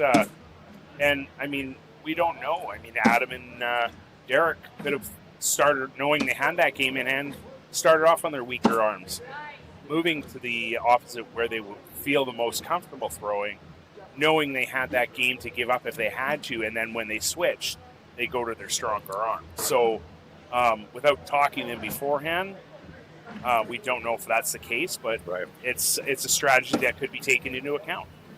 100%. I think that's something that, don't know if at this level that's the the thought process, but you know that it's in the back of people's minds for sure when they know they're in the finals and they have to double dip. What do you do there?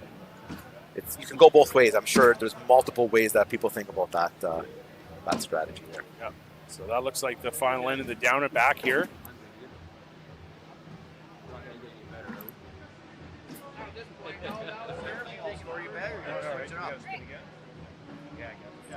So we're going to spin it up here to see who gets first bag here. Looks like it's going to be Mike and Jason that get first bag, starting this one off again. So here we go with Mike and his first bag to see to get the second game of the championship going here.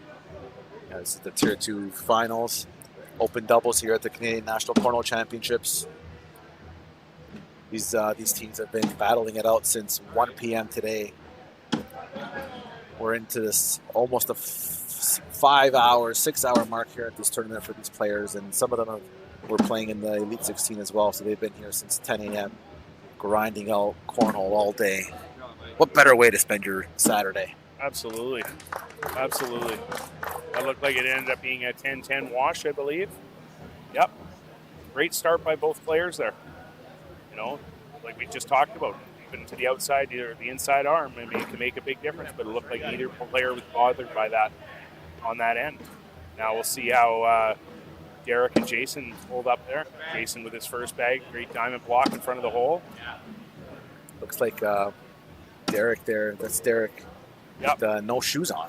He took his flip-flops off, I think. It's all about comfort. That's the thing with this game. There's no there's no real dress code. There's no real some people are wearing jerseys that promote their sponsors that have helped them out and that, but not it's not something that's mandatory. You don't have to, obviously, you can't no shirt and that, but yeah, there's a lot of players that play with no shoes on. You basically just come dressed to a cornhole tournament. There's no dress code, but dress up.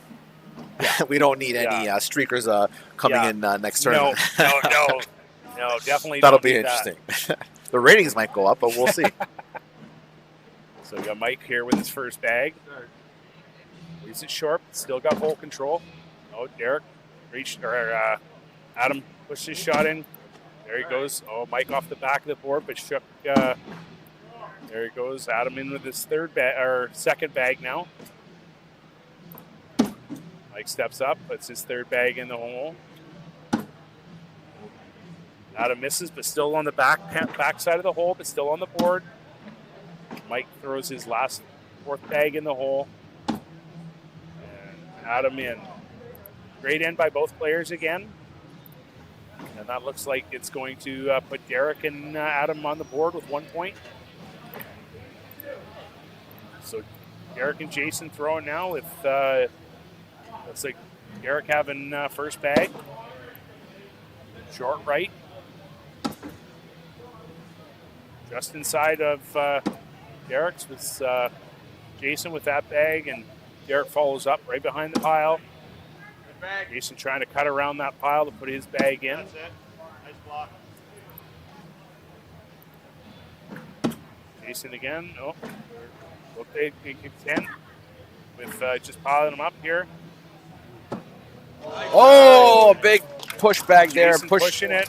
Ended up with a 6-4 end there. I think he was going airmail there, but it kind of ended up being a short airmail. Yeah. And pushed it in. This early in the game, that could have been costly, though. Missed that and bounced off the back. That would have been, he was only going to give up one there, but it benefited. He picked up 2. So, Mike with his first bag. All right. Backside, left-hand side of the hole. Derek follows suit. Or Adam follows suit, same position. Mike left-hand side of the hole again. Adam right in behind him on the left-hand side. Mike following right up to the back block. And another back, trying to move the bags, but ended up landing on top of Mike's bag. Mike trying to step in out here, trying to cut around the piles, put his last bag in the hole. Great shot by Mike, cutting around that stack, putting his last bag in the hole. And, Adam trying for the airmail, missed it, bounced off the board. So we're going to have a 6-3 end here for Mike and Jason. Jason stepping up to the board for his first bag here. Short right with Derek putting his bag, first bag in the hole. Jason coming up short again. Derek short left, sorry. Oh, Jason nice. Sliding through, cutting it around, putting it in the left-hand side of the hole.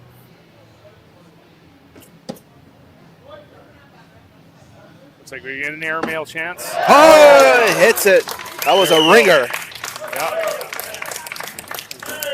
It's nice to see them going for those shots at this stage of the game. It's like high pressure, high stakes, and you can have the gumption to throw one of those. Yep, and it worked out. Put 2 points up on the board for them, brought them to a 7-3. Now they're only down 4 here, so and that could be a momentum builder for 100%, and just a confidence builder. Know that you can have that in your arsenal to throw that. There's Adam, just right-hand side of the hole. Mike stepping up with his first bag. As always, been very consistent today. But center hole, Adam off the back of the board. Mike left-hand side of the hole. Adam right-hand side, but is hanging on the hanging on the right side of the hole there. Okay. Let's see what happens with this one. Missed left off the left-hand side, fell off the board.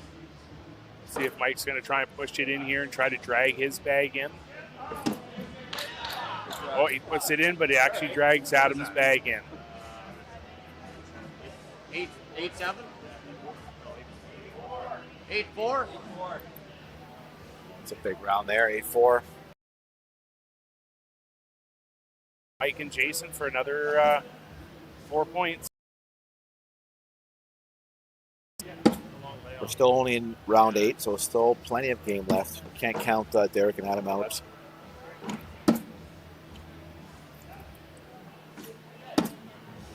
Nice block there. They're starting to get a little muddy there. Going up, I think for the back block there. Taking a timeout here. Jason and Mike taking a timeout here. I think Derek and Adam still got to try to not get too aggressive here, because I don't think he can afford to give up any more points right now. Yeah. He elects to just one so point? 4-3 end there. I think they elected to give up. Just 1 point there. Yeah, Smart. Give up 1 point, which is smart. I feel like there could have been an airmail opportunity there, but it's amazing to see what the thought process goes on every player's, how different everybody is. Mike with his first bag in. Adam with his first bag not in, but right-hand side, still hole control. Mike slides up in behind on the left-hand side of the hole, fills that hole. Adam in the back. Pushes Mike's bag into the hole a little bit more, but still hasn't fallen in. Mike setting up a block, back. Not a tight back block, but still enough that forcing Adam to take a chance, and ended up sliding his bag off the left-hand side off the back of the board.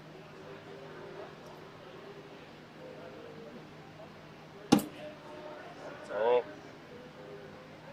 Mike's trying to come up the right-hand side there, and I believe he knocked both of Adam's bags in the hole that was in there. Whoa, what a airmails, shot. I believe, that's going to be for a 9, I believe. I don't know if he got the full 12 on that. I think he slid one of his bags off the left-hand side. Oh. So he ended up, looked like I guess it was a 10-9 round. They picked up one. All that for 1 point? Yeah. Unbelievable. Yeah, but Derek with a level 3 block there. Good bag. Jason moving his bag over a little bit, taking center hole control.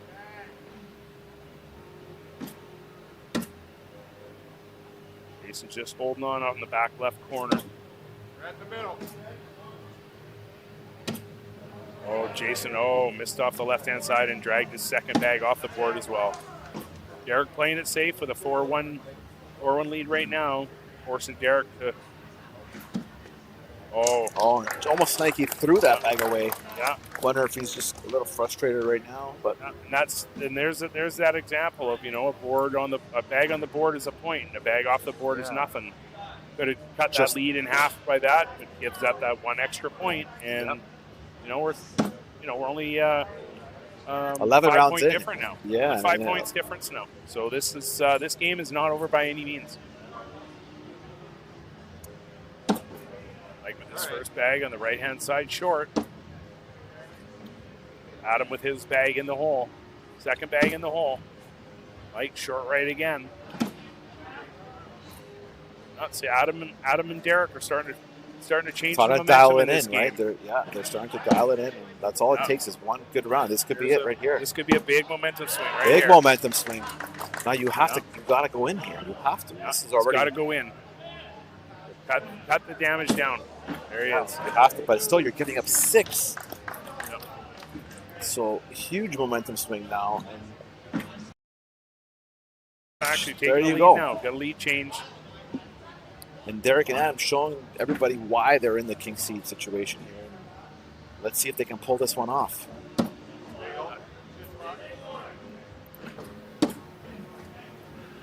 Sliding up right short for the hole. Derek sliding up in the back block on Jason's first shot. Jason moving more to the middle and the block there. Looks like these two are content with just kind of piling them up in front of the hole. Jason's got to be careful because Derek's bag is sitting on that edge of the hole. You push that too hard, he's going to drop that in. He just wants to lay up on the board here. He tries to push it.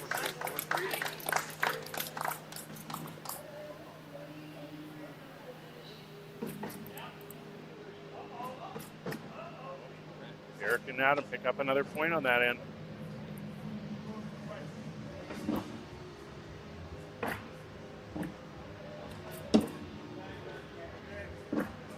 Adam missing far right. The bag just holding on to the right-hand side of the board there. Mike with his first bag.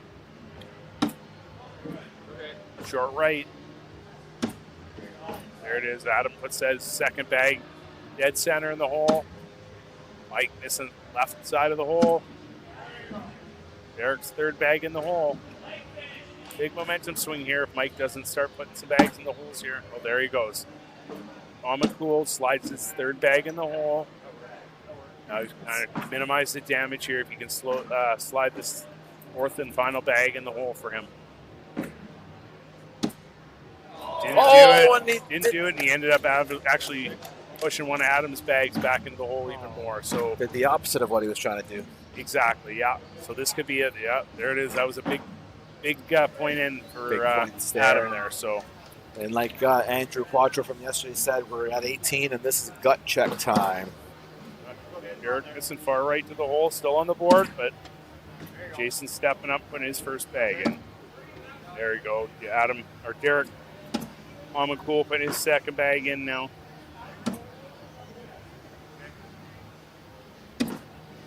Yep. There we go. Derek putting his final bag in, and Jason, that could be it. Not sure the total count here, but I think it was. Seemed like they were really trying to speed the throws up instead of when you're doing that. At this slow stage, the game down again, and especially if you're Mike, right? Mike, or Jason, sorry. Just like don't slow it down.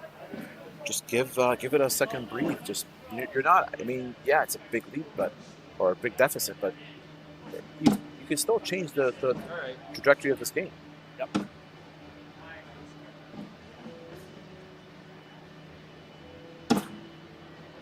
Mike missing his second shot there. Adam putting it in. A lot of pressure on Mike here now. He's got to put his final two bags in the hole. Get him closer,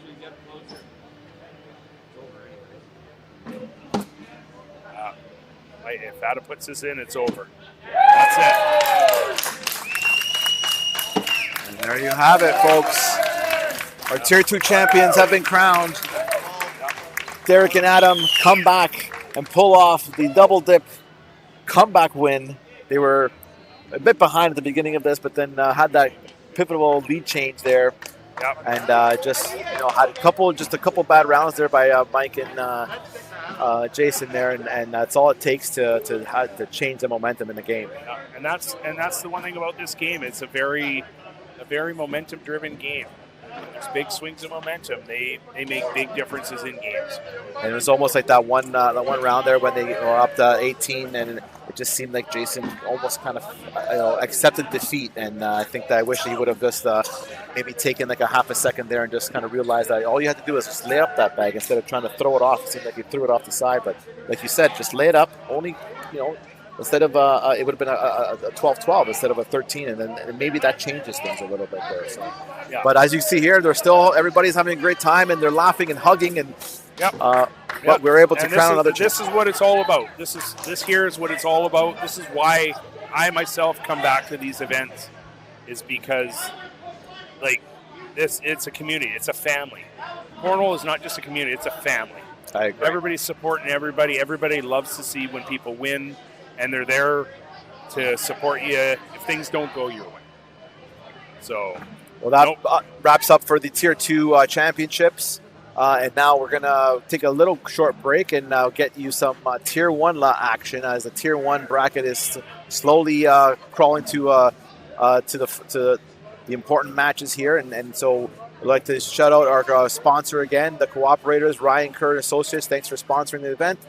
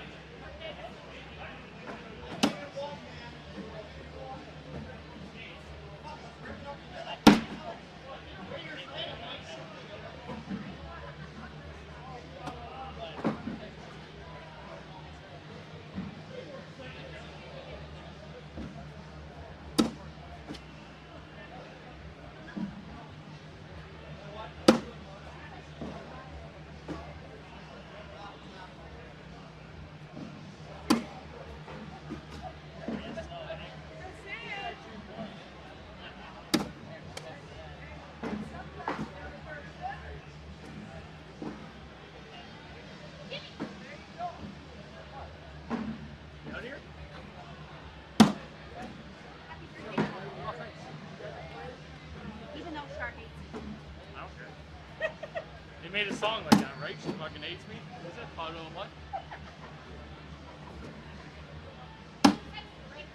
Alright.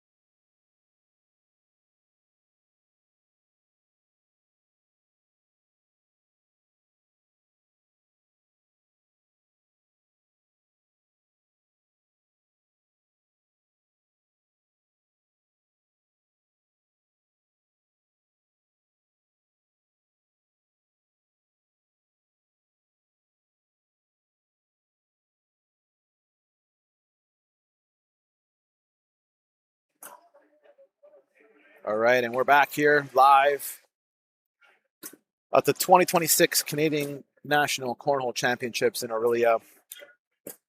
We are just about to get started diving into the Tier 1 doubles playoff bracket here. And we have Jerry and Connor versus James and Mason. And Mason, no stranger to this feature court. He's taken down a few big tournaments this weekend and this week.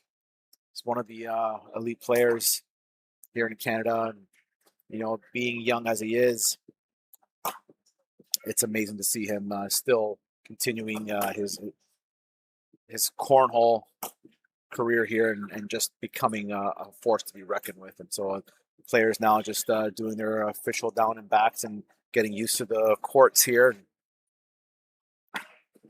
We have Jerry and Connor versus James and Mason just finishing up their down and backs here, and we're going to get started very shortly.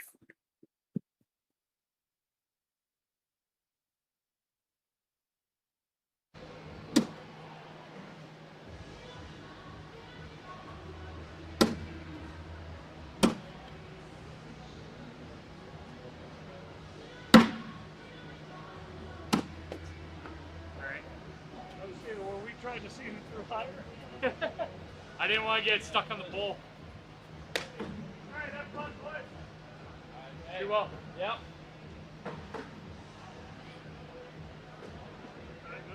Oh, that's not bad. That's a lot earlier than last week. Yeah. Nice start.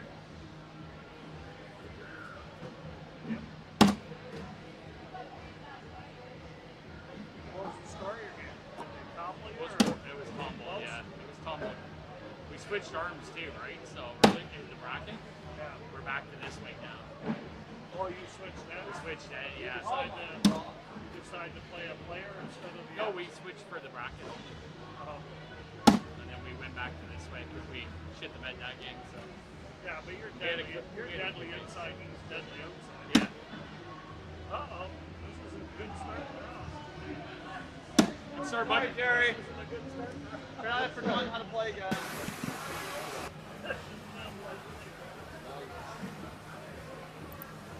All right, and games are starting here, and James and Mason start off with a big 5-point lead over Jerry and Connor.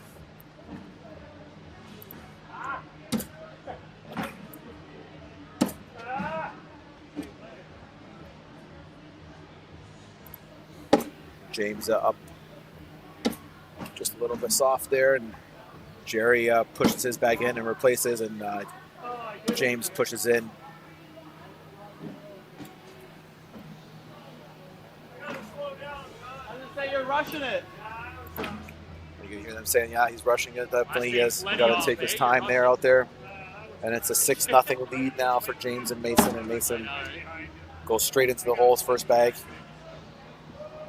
We got Connor off to the right there. Mason comes back in, going straight for the hole. Connor follows up in the hole. Now these players seem like they're just running bags now.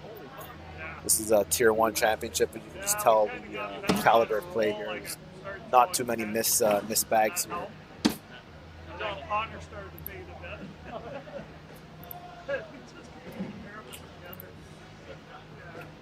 There's another big points there for James and Mason.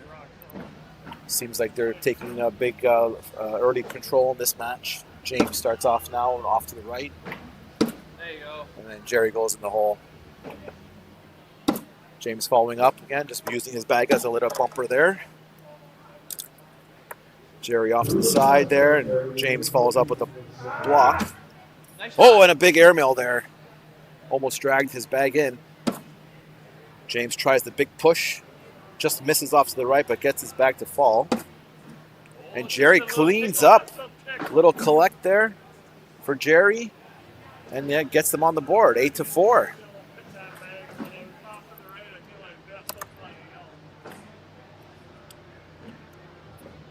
Here we go, Mason.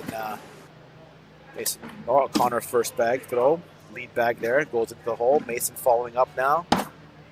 and goes right for hole. We're back with Bruce here. He had to go around and sign some autographs. It looked like you got the after your big premiere. I seen you out there. Everybody's giving you the props.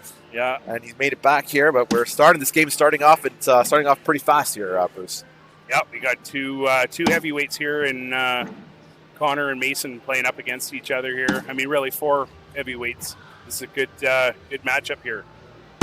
Mason with his miss to the left-hand side, but it looks like a 10-10 wash. Yeah, these were bag runners here. Like I know Mason can run bags. I know James can run bags, and I haven't seen Jerry play too much, but he just showed last round he can play with the best of them. Yeah, I saw Jerry. Jerry gave me my my fall apart loss last night, so he can throw when he gets on. He can get on, and James is a great bag thrower in his own right here. So this is going to be a dogfight. This one. James with a nice collect. Jerry just stacking them up around the hole, James slides third bag straight through. There goes Jerry for his third. James wondering if he wants to go up here and goes up for it. Oh, he misses, but also takes one of Jerry's off the board. So that's going to be a 9-2 round there for James and Mason.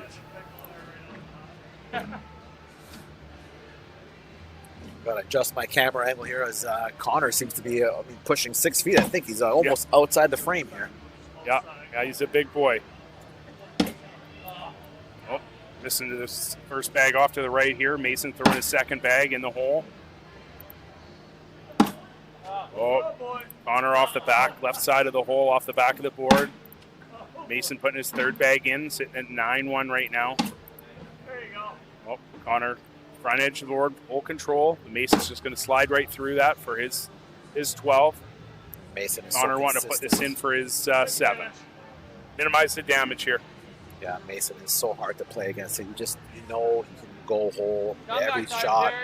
You think you need to play it, you got to slow him down. You got to dirty up the board, and you got to make him work for his points. You can't make it too easy. Mason is hands down the best cornhole player in Canada right now, and Going to the right on you, I believe he's just graduated out of junior. So this is his last year of junior. So you mean we're going to be seeing a lot more of him when I go into cornhole tournaments? You are, yeah. Oh, he's. I was kind of joking the other day. He was playing a little 6-year-old Theo, and I was sitting here taking pictures and stuff, and I was like, here's the.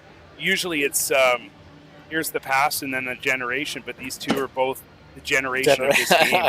Yeah, exactly. And Mason is a generational talent. He is absolutely unbelievable. I had the pleasure of winning the switch with him, and he's great to watch. And how old is Mason again? I believe is he Mason, 16, 15?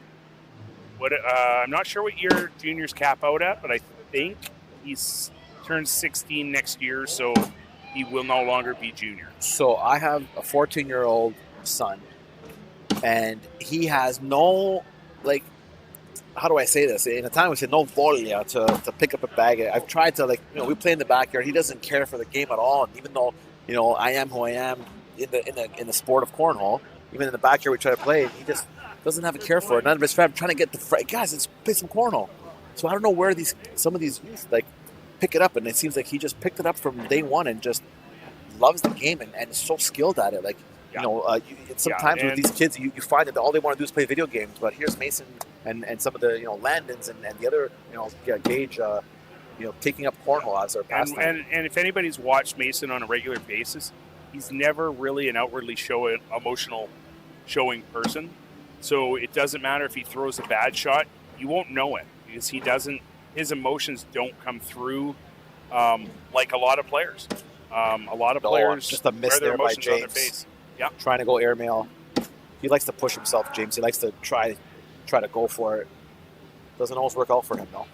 Just like that, where he bounces off to the right, trying to. There's Jerry and Connor picking up 3 more, tightening the game up here. Now we got a 10-17 game for with James and Mason still leading it out here. Connor with his first bag, front boards that bag. I don't think that's exactly what he wanted. You can see by the emotion, the reaction and not against Mason. You can't be giving him any free you bags. can't. You got to capitalize on every opportunity you have to when you're playing against Mason. Connor, in his own right, though, is an excellent shot. He was, through a lot of the tournaments this weekend, he's been running near the top PPR, so he can hold his own. Tried to roll back there. Yeah. Don't know if he has that in his arsenal, but it seemed like he tried it there. He does, actually. If you look at his shot is actually, it flies on a regular roll shot trajectory all the time. It's almost like he's practicing for when he has to do when he needs the roll bag. Yeah. And here's what we're talking about, where Connor threw out that block bag, and see, this is where I think they need to do. This is how you can beat him, but like you gotta play this against Mason, because Mason can run bags. So I think you need to dirty up that board, make him go for those roll bags, because he doesn't hit them. He hits them a lot, but like if there's anywhere that you can get some points, maybe you can steal a couple points here and there by slowing down the game. Absolutely, yep. Jerry coming up short left there, the hole. James running right in behind him, the back blocker. There you go. Right, Jerry running by, cutting around that stack of James falling right behind him again. Yep. James coming up short, running in behind his back blocker again. Jerry cutting off that lane to the hole now. Oh, James trying to push through, but actually pushed Jerry's bag in the hole and then pushed his bag off the back. Yeah, as a partner, you're trying to get points for your teammate there, and unfortunately for James, points there. Big swinging points there. Little points there for Mason, but he knows, James has the confidence that he has a player like Mason to kind of take over the reins here and take this game.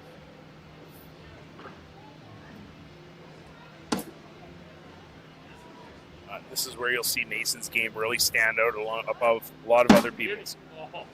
Is when he gets into positions like this, there is no panic in his game. It's just strategically, where am I putting my next bag? He's always thinking a bag ahead. Connor looking to do a roll bag here as well. Nope, couldn't get up over the top. Mason maybe looking at a airmail. Yep. There it was, and he nailed it. Almost dragged his bag in there too. I think Connor's calling a timeout here too, but I think we're sitting at 7-3 right now on the board. I think Connor's going to have to take that chance and go up with the airmail, and hope he doesn't drag Mason's bag in with it. Or do you think maybe he's thinking like, should I roll this bag, try to roll it up on this side here?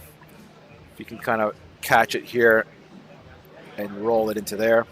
He could try that, but if he gets hung up on Mason's bag, then Mason's basically got to,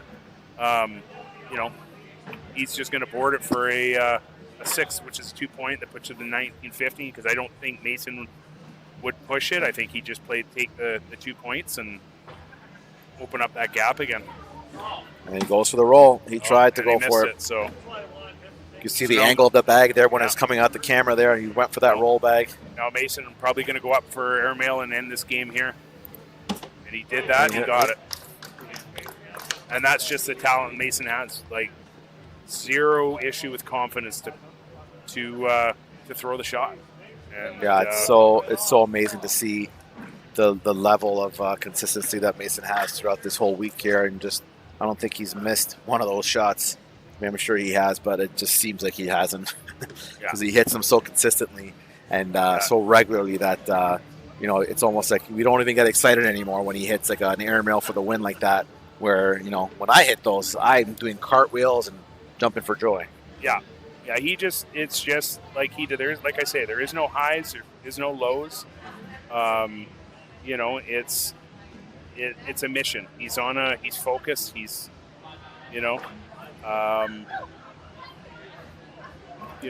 and he takes his losses and learns from every loss. He makes those adjustments and try not to let it happen again. But we're gonna have a bit of a heavyweight battle coming up. Heavyweight battle. This is the one match that I wanted to see happening. As an Ontario boy here. This is Glenn and Dave. I've when I first started in Barrie, they were the first players that came out, and then both Dave and Glenn were the first two players that just you could see the level of play that they took to a new height. So it was great to see them both become the players that they are. And both of these players have taken down big championships, won big provincial championships and regionals, and so many games won. And now it's these two against the youth of Mason here, and it's I think to see if maybe Glenn, maybe their strategy is Glenn's going to try to play against Mason, try to keep him to like minimal points, maybe dirty up the board a little bit, have Mason make tough shots, where then having James and or having Dave play against James and know that he can maybe get more points off of James there, as James was struggling a little bit there in that one match where a few bags off. So we'll see if that's maybe a game plan that they put forward. Absolutely, and I think I think for James, he was probably playing a little freer, knowing that Mason was on the other end. Where I think if it gets down to it, James will probably kind of rein in the game a little bit, play it more of a strategic. Especially against these two here, you would think that you're not going to be throwing just fun airmails here. You're going to be giving up a lot of points to the wrong pair, and it's going to cost you. Like every point is going to be crucial in this game. Yeah, this is all shaping up to be a finals almost, and as you can see here, this is one of these teams is going to be on their way out, I believe. This is the bottom part of the bracket here, and just going to quickly look. Yeah, they're this is the next. This is the quarterfinals. Quarterfinals. Winner of this goes to the semifinal games, taking face against Mac, Huey, and Dave Demetrios, Thomas. Sorry for screwed that up. Wrong, but and then you have Connor Weiss and Kevin waiting for you. I played against Mac and Dave earlier today, and they are not a team to be taken lightly.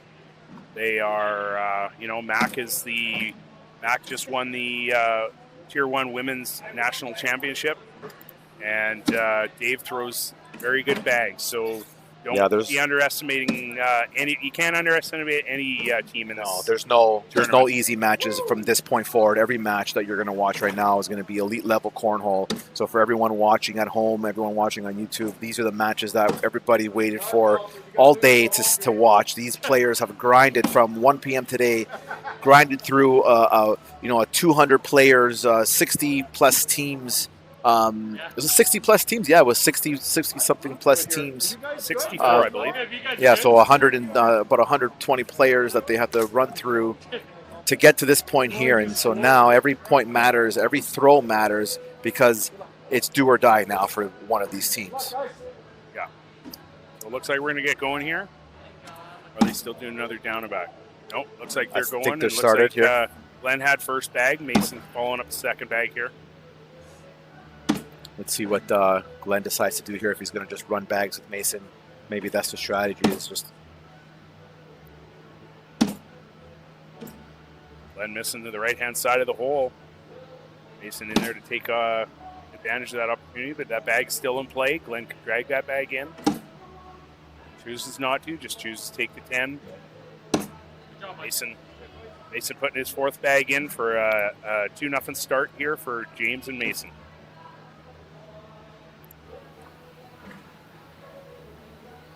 Here we see how James plays this out. First black, trying to block there, misses me a little bit to the side. James following up here. Nope, great bag, puts the center block there, back block on the two middle ones. See if Dave can push that bag in, cut around that other one. Great shot by Dave. Nice collect there by Dave. Absolutely, yep. James there. Oh, great shot. Pushes his two bags in, but pushes his other bag off to the left-hand side of the hole. Probably out of play. I don't know if he can grab that one. Dave follows up, pushes his bag out of play, but still on the board. James with his final bag in the hole. And Dave going in for a wash. Oh, and comes up short. Giving up two more points to Mason and James and Mason. And that's where, if you're Dave, you can't be doing that even against James, because James can hurt you as well. James is not too shabby himself as a thrower. Absolutely not. No. I don't think anybody that's going to be coming up through these final few games is anybody that you can take lightly. No, you gotta have your A game. Well, Glenn coming up short. See the frustration. Not wanting to leave that bag where it is. Mason trying to cut through. Knocked his bag off to the left-hand side. Well, Glenn trying to push through, but pushes his bag through the left-hand side of the hole and off to the back of the hole. Glenn, good shot there, pushing through, but Mason still has the ability to drag that front left hole bag in with this shot, but doesn't do it. Mason. From the back one? Just slide in. Glenn's got to put this in for a wash. Looking at trying to drag that other bag in too, but he's got to be safe not to go out too far. No. I think he'll take the settle and take the wash on that end. Yeah, I think he was asking if there's room there to maybe drag that back, but it looked like it was a little bit too far back, and you heard him there. It's like too early for that right now, and we're only around 4. You're not down by a lot, and there you go. James misses off the back there, and this is the opportunity now for Dave to capitalize on and get 3 points. Dave with his first bag in. James with the second bag, short right, still in play. Oh, Dave right, but pushes James' bag up into the hole, but sits on top of it, so it's going to be a tough drag to pull that bag out from underneath.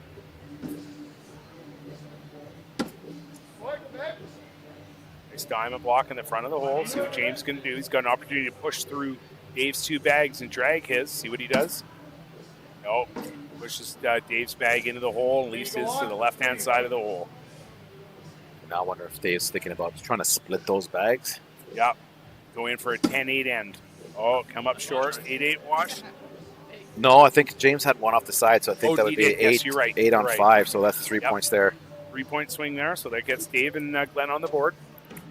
Yeah, that's a good decision there to maybe not go too much there because you don't want to drag both of his bags there. They were both on the lip there. And so Glenn up the first bag here. Short right. Still in play, though. He can drag that. Mason still in play, but off to the left-hand side, upper side of the hole. Glenn trying to drag that bag in, but push it to the back of the hole. And still in play on that first bag, but his second bag is probably out of play now. it's amazing how both those bags haven't gone in yet. They're both kind of hung up on each other. Yep. Oh, Mason knocks his bag in, but sits left side of the hole. Oh, but Glenn goes up and tries to airmail it, but drags in Mason's bag with it. So Mason in for, Mason slides left side hole off the back, not off the board, hung on for a 10. So 10 on 8 there, so 2 points. Yeah, Glenn got lucky there that Mason missed there, but Glenn's idea to go up and try to catch that, I like it, but just a little bit too far left and dragged Mason's bag in. Yeah. So James up short, right-hand side, left-hand side of the hole, sets a block. Dave come up with a back block on that. James with the back block on Dave's first shot. Dave looking to step out here and cut around the stack. Nope. Back up in the back of James' second shot. Looks like they're just going to be content piling them up here unless Dave's going to try to cut around here. Yeah, he's looking to try to cut around, I think. Oh, and he does. He places it pretty good. He could push it. James is going to set up a back block on that bag now. Oh, tried for a roll over the pile. Hung up there. Leaves Dave an opportunity to cut that bag in on the left-hand side. Or off the right-hand side. Oh, didn't go. And is that a 4-4 wash? 4-4 wash. 4-4 wash, man. Even in Tier 1, it happened because this is the game now. They all have a game plan going in, right? They don't want to give up too many points to each other because one big swing in this match could be the end of the match. Yeah, and when you get to this level, these guys aren't worried about their PPRs when they come to big games. They'll do whatever they need to do to stay in the game. Yeah, PPR goes out the window. You're thinking about the opponent. You're thinking about what their next bag is. You're thinking about what the strategy is and sticking to your strategy. Mason bouncing off the diamond block in the front from Glenn and going up to the left-hand side of the hole. Still collectible. Glenn coming in behind on that last bag. Mason cutting around on the right-hand side. Right to left cut. Oh, Glenn trying to do the same thing but flipped over the hole and ended up on the back side of the hole. Mason another great cut shot. Right to left. Glenn trying to push and help. Couldn't get the push. Another 10-8 round here for Mason and James.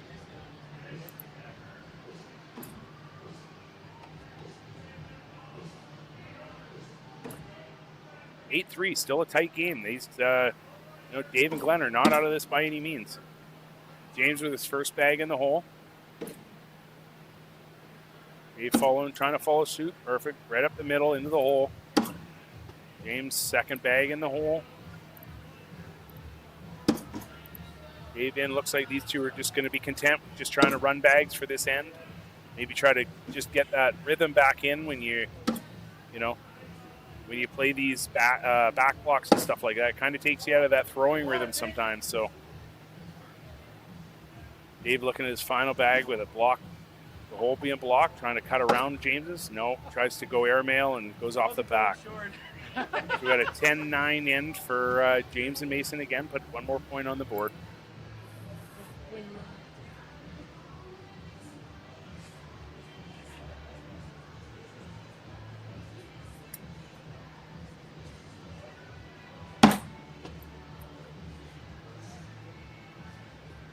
Mason with his first bag in. Glenn trying to follow up. Drops to the front of the hole. Still great position. Mason tucks it in on the right-hand side of Glenn's bag. There's still great position there. Oh, Glenn pushes that bag left of the hole and out of play on. Won't be able to grab that one and bring it back in. Perfect. Mason just pushing the whole pile in. Clearing the board up. Glenn coming up short again. Mason's going to look for a right to left cut around here. Nice bag. And he does it. And looking to pull this bag in with his. Oh, he misses left off the left-hand side of the hole, off the board. That's That's going to be a big point right there. That's going to be a 12. That's those two last rounds are the two rounds that just can't give up at this level. And unfortunately, we don't want to count them out, as it's a big lead to come back from. And if anybody can do it, it's Dave and Glenn. James flipping over to fast side now, trying to he's finding, I think, slow side's kind of slowing up here, so he's been flipping over to fast side. And the success that he wants out of it now.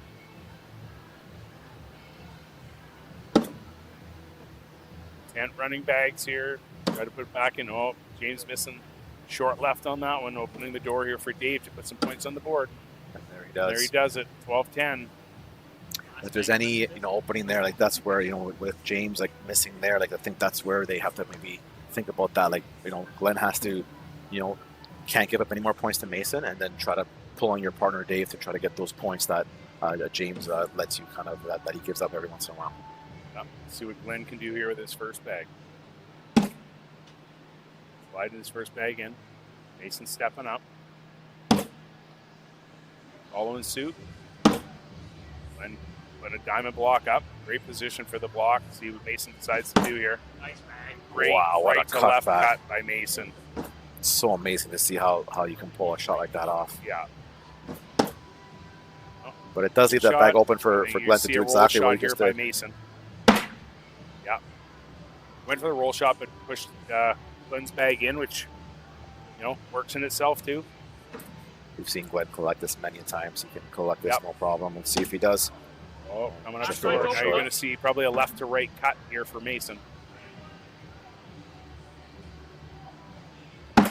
Nice Oh, bag. he went for the And he roll opts bag. for the roll bag.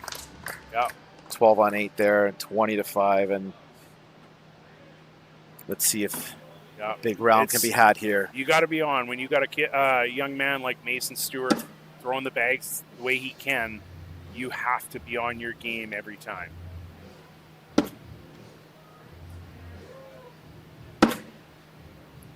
James gone back to slow side again. Trying to maybe muck up the boards just to push it back to his partner. There he goes. Good push in, clean up the board.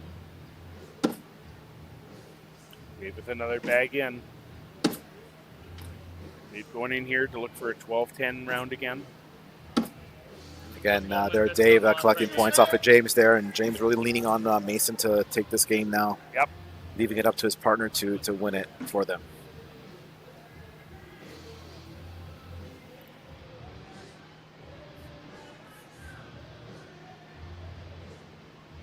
Glenn stepping up.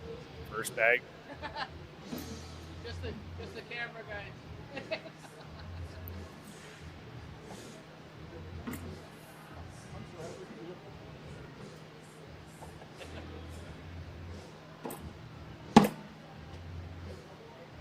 Glenn slides his first bag in the hole. Following suit. Setting up that block here. See what Mason decides to do here. Sets in a great back block on that. Forcing Glenn to go up. Glenn succeeds. We've seen him do so many times. Unbelievable. He's been on that airmail all day today. Let's see if he can do it again here. And he does. Almost drags his bag in the process. Now Mason has a decision here to make, and it's going to up for the roll bag. Oh, he went airmail. And he missed. Yep. So and that's 10 on 6. 10-6 there. Another 4-point swing. Could this be the turning point of this game?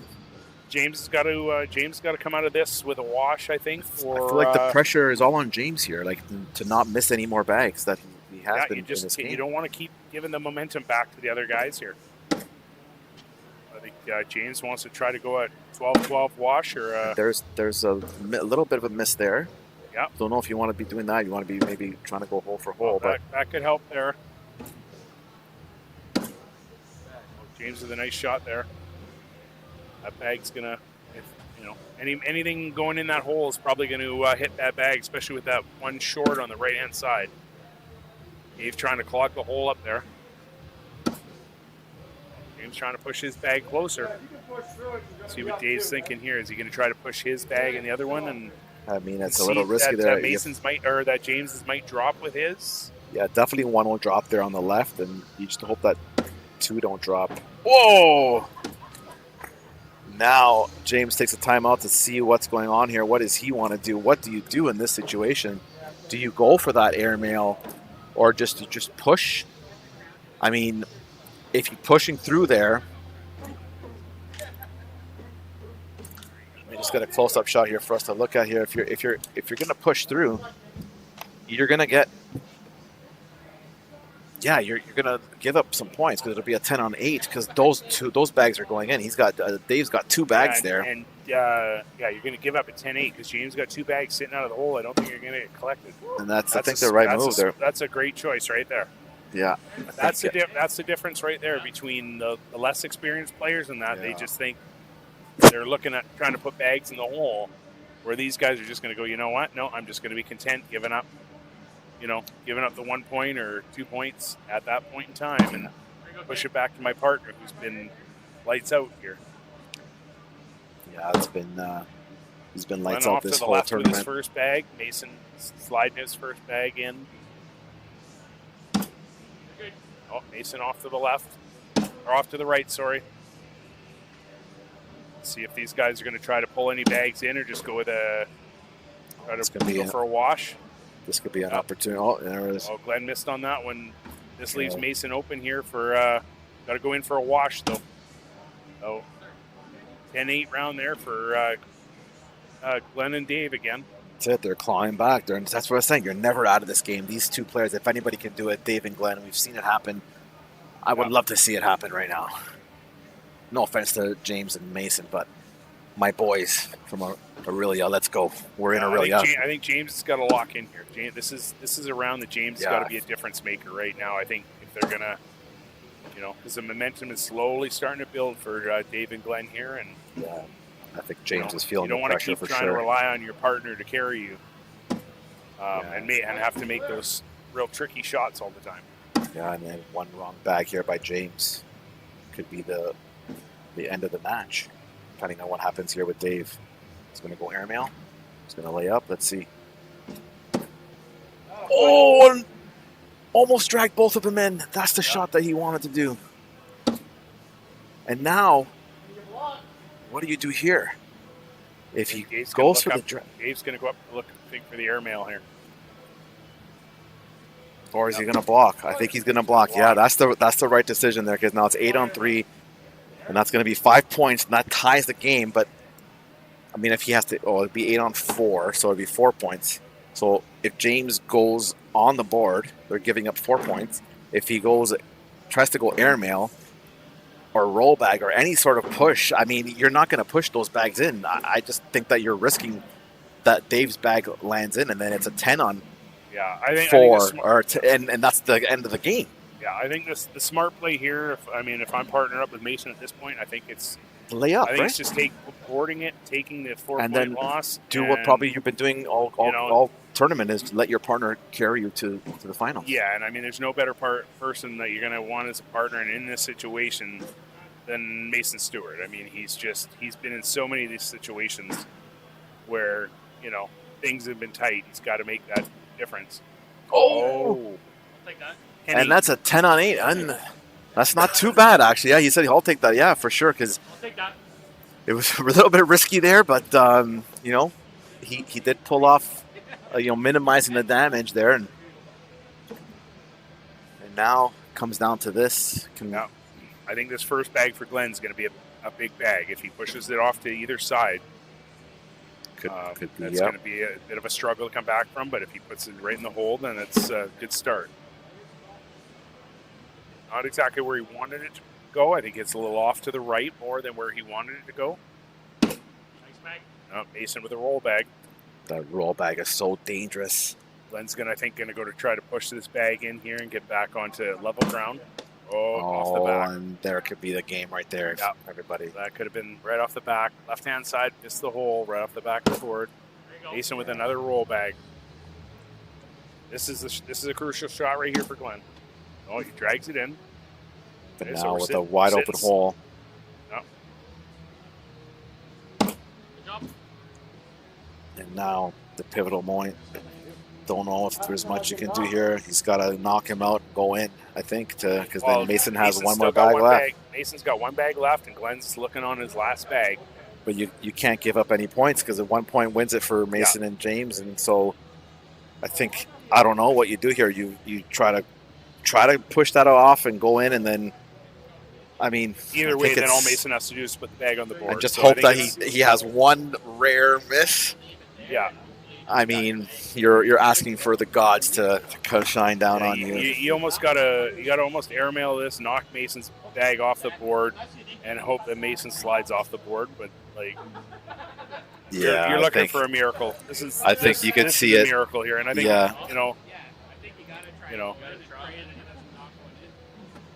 Let's see what he does here. He's going to take his time and milk all the TV time as he has left here. Yeah.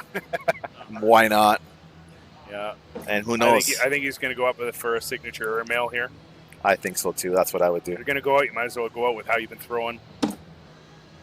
Oh. And that's it. Yeah. I think this is going to be the game. On the board. And that's all he does. He puts it on. Doesn't want to take too much of a risk. Yep. And doing what he's been doing best, Mason, carrying his team into the semifinals now.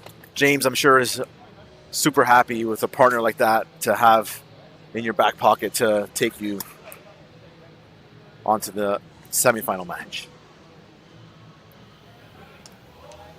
We're on that, yes. We're going to take a quick little break here. Our shout out to our sponsors, or our sponsor cooperators who sponsored this division, this event here tonight. The cooperators, Ryan Kerr and Associates. We'll be back right after these.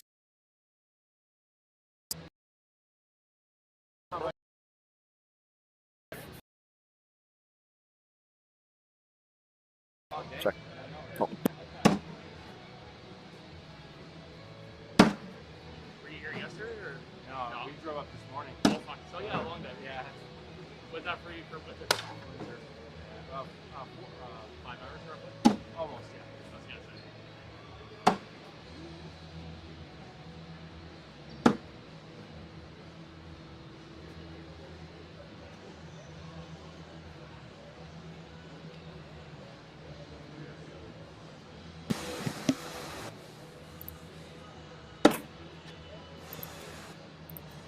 All right, then we're coming back as the players are on the courts now, and we got James and Mason and Mac and Dave. We only have to cross out one name there on your list to remember who's who. Yep. Yeah, it's always nice to have have it sorted out who you're what end you're calling. And they're doing their down and backs here, and this is going to be a great match to see how Dave and Mac Huey take this on. Definitely they've been shooting lights out all week, and so let's see how this one shakes out. Yeah, I think you got the the men's national Tier 1 champion here ahead up against the women's Tier 1 championship. So that's going to be some amazing cornhole on that end of the thing. And then of the court, and James is great, and I had the opportunity to play against Mac's partner Dave, and no slouch in the game at all. He could put the bag in the hole. So James going to have his hands full here.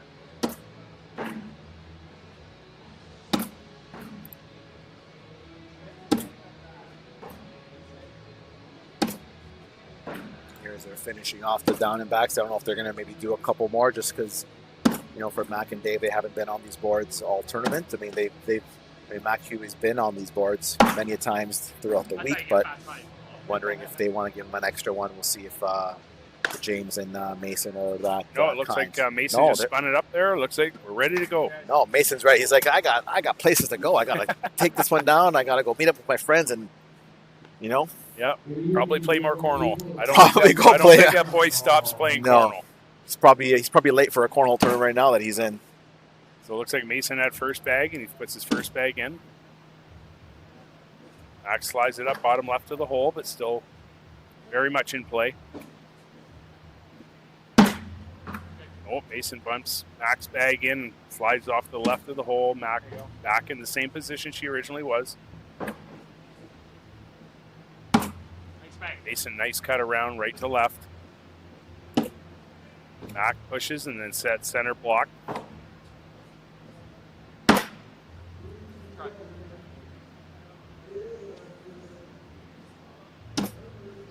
Mac slides off the board, knocks Mason's in.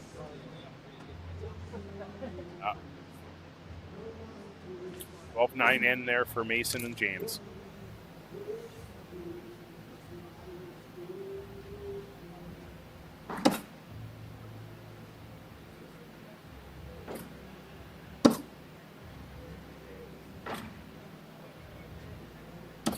James second bag. Oh, rails it off the right-hand side, off the back of the board.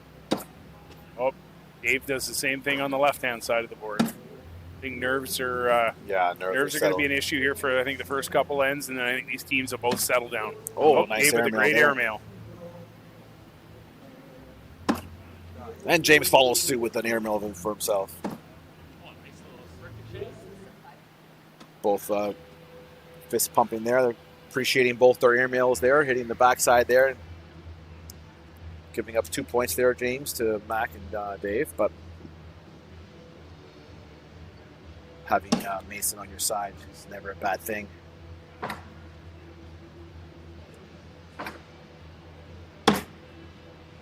Mason just drips his bag in the left-hand side there. Mac going in the right side. Mason. Matt just hanging on the top left there and pulling it back into the hole.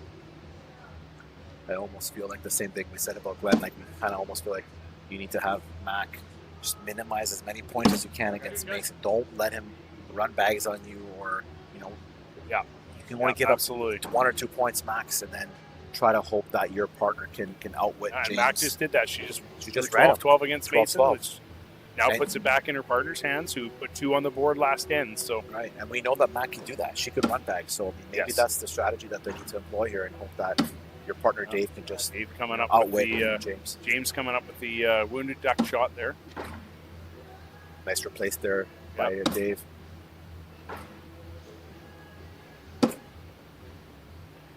Oh, that one lined up pretty good. Yeah. A little bit lucky off James's front bag there.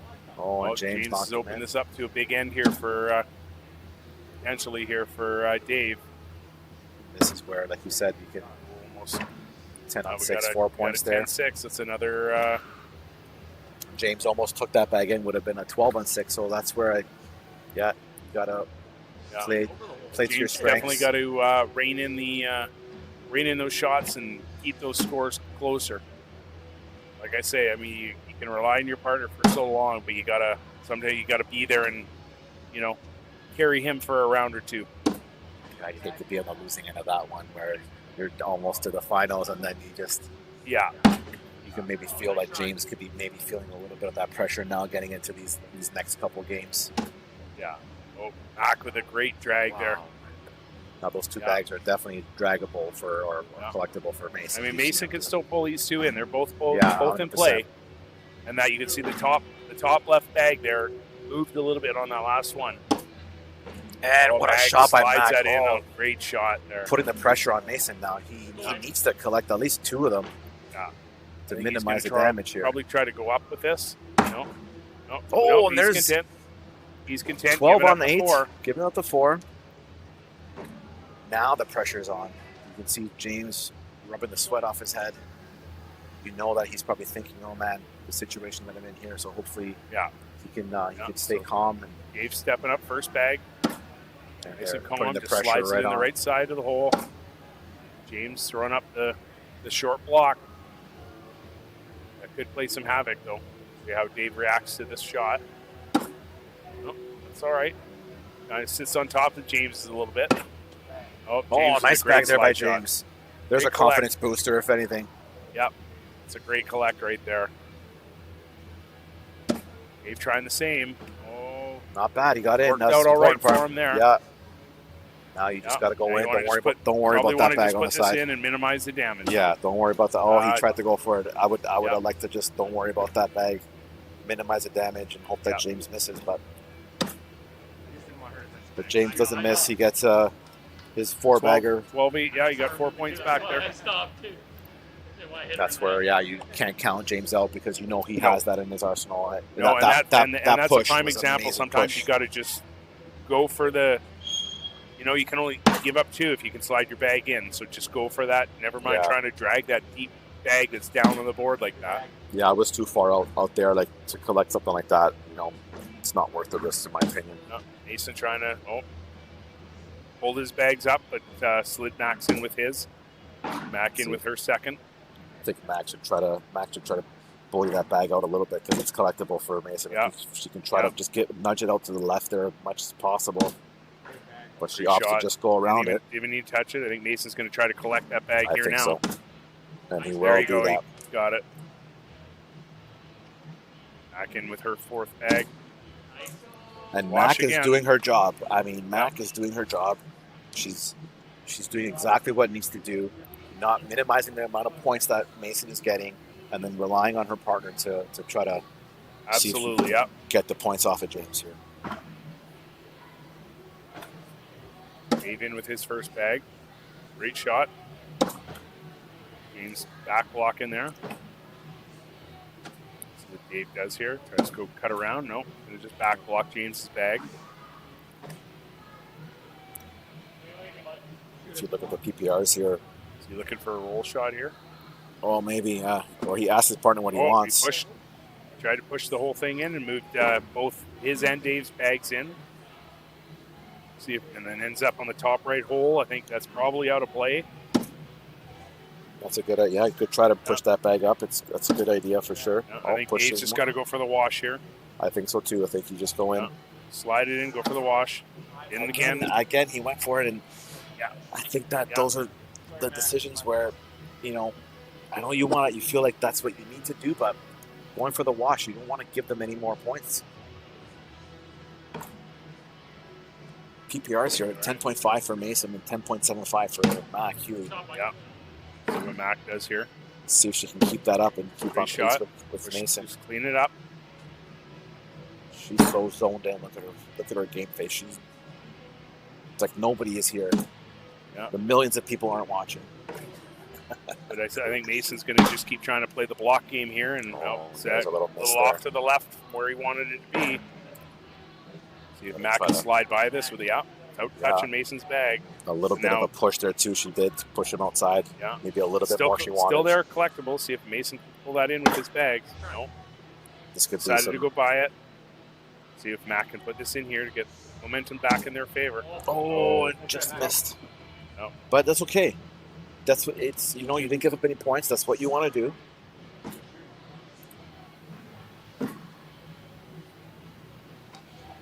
James still with the lead bag. Let's see what he opts to do here. James got a little off to the right there. That could be a bit of a momentum swinger. Dave off to the left.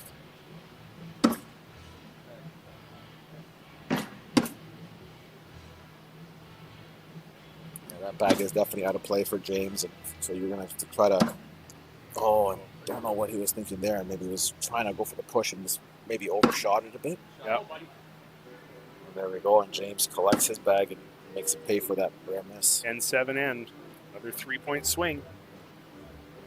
And James now doing what he has to do on his end to get those very crucial points, as you know, Mac is shutting down Mason here as much as she can. Mason off to the left again. Great shot, diamond block in the middle. Not going to help Mason trying to drag that bag on the left-hand side. So he just throws the back block. See if Mac can slide around the right-hand side here. Nope. See Mason probably going up for an airmail here. Nope, gonna go roll bag. That's gonna be a any kind of movement on that pile. I think that's gonna flop over, drop in the hole. Do it again. Wonder if he goes for a roll back. He's telling him he wants to go roll. I would roll. He's like asking his partner James, should I roll here? I mean, I think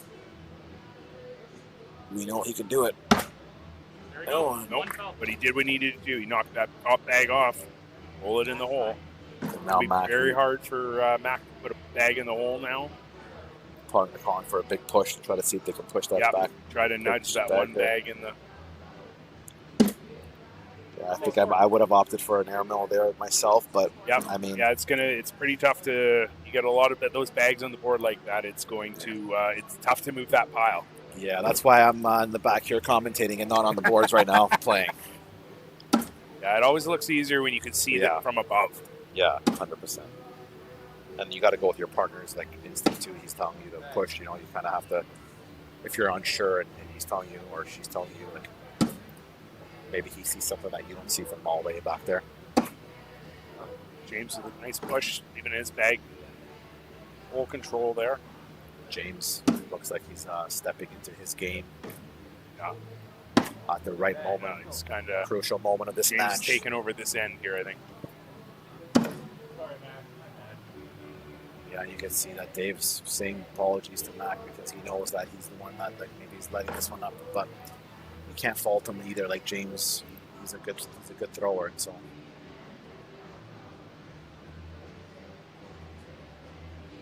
Okay, buddy. Mason off to the left. Not going to be happy with that one, but still got 3 bags to make a difference with here. There's Mason. Mac, Mason, center diamond block. See what Mason can do here. Is he going to roll over this bag? Nope. I think he tried. I think he did try to roll it. Just a little short. I think he was worried about trying to miss too much with that roll.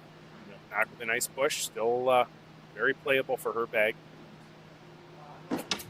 Oh, Mason trying to slide it with a.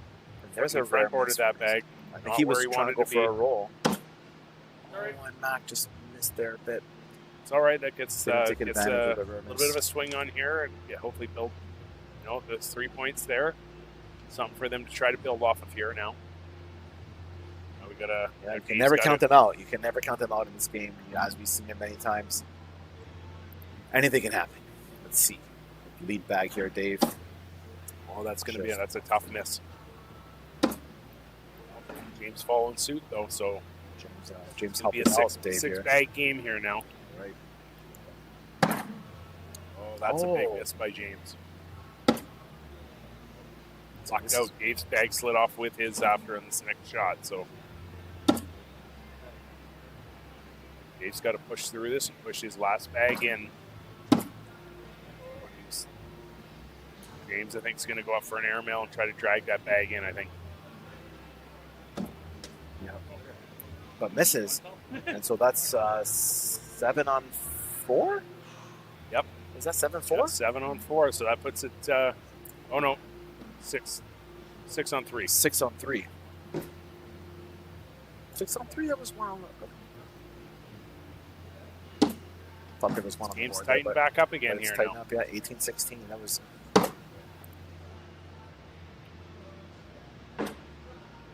Second bag. Still playable. Off to the right a little bit, but still playable. Mason's tried to block that, but I still think those are going to go eventually here.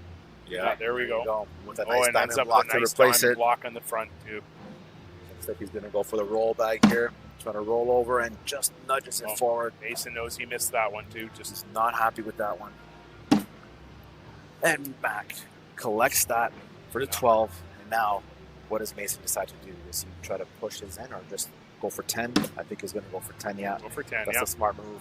And that's the advantage of the diamond block. That's why And there we go. That's why it's such a good block to throw up, is because you can force your opponent's bag to ricochet off of that, go left or right. And now both these players, the pressure on both these players, because it comes down to them. One wrong bag here, one wrong miss, and it could be the game. Yep. Let's see what Dave does. Dave first up here. See how Dave off to the left. Still in it, though. Still in it. He's got to... James follows up. Again, it's another six-bag game here. Dave puts his bag in.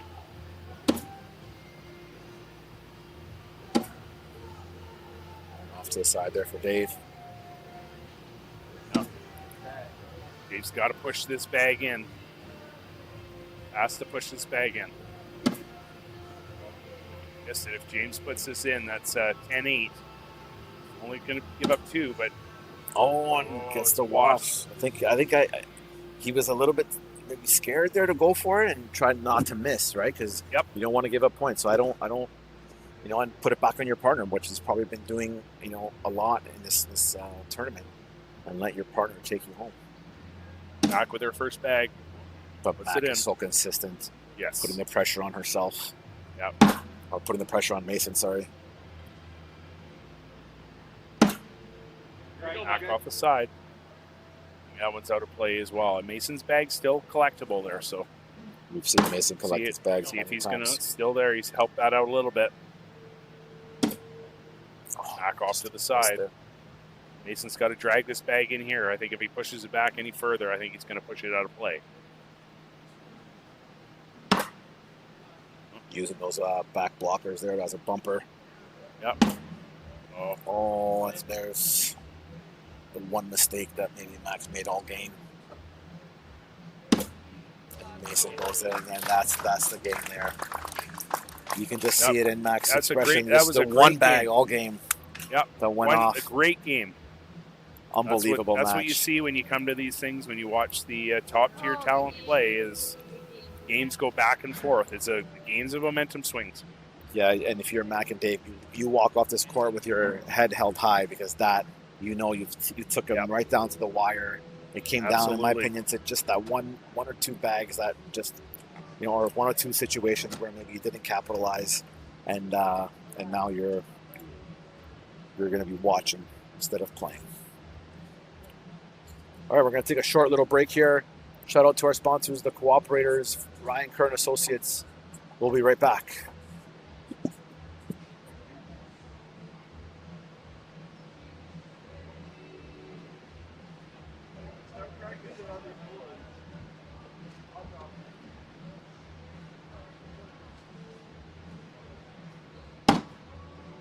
Their shit slow, eh?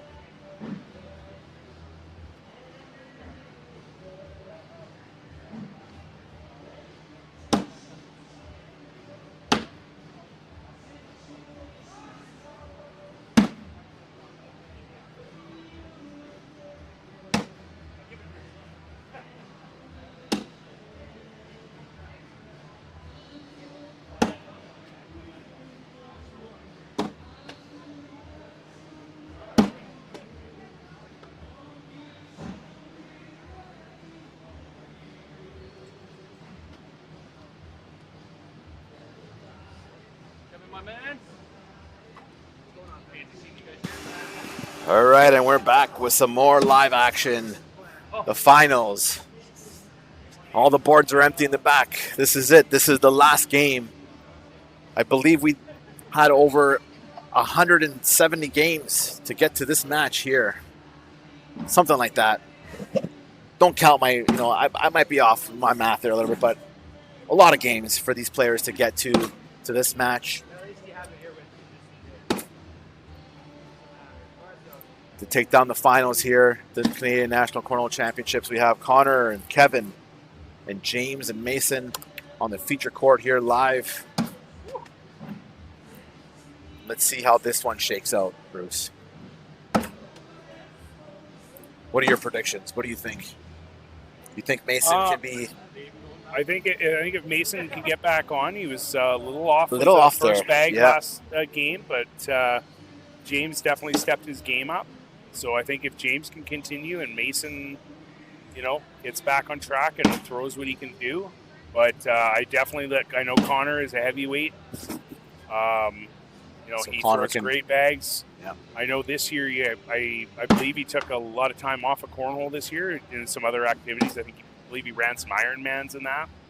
But sounds like he's getting back into cornhole again full time next year, and I know he's a force to be reckoned with. So this is going to be a heavyweight battle. One more? So. Yeah. And Kevin, they're asking for one more round because he hasn't been on these boards all day, so he wants to make sure that he's got his throw zoned in. And yeah, I haven't seen Kevin play all that much. I don't know too much about him, but I know that he's in the standings, in the national standings. He's over 3,000 points, 137th ranked overall, shooting with an 8.4 PPR for the season.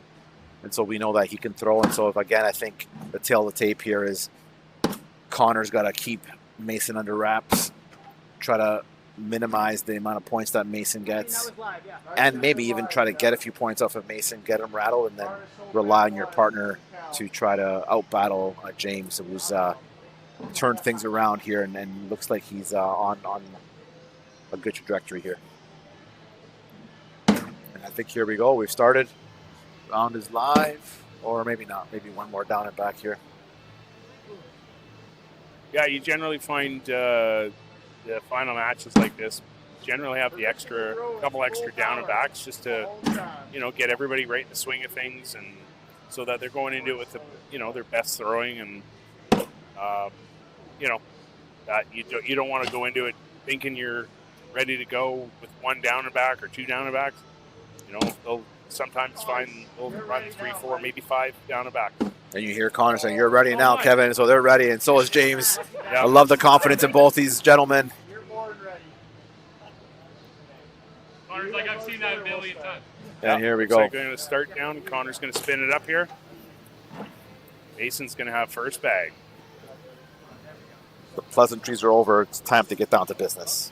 Absolutely. Got Mason starting with first bag here. Leaving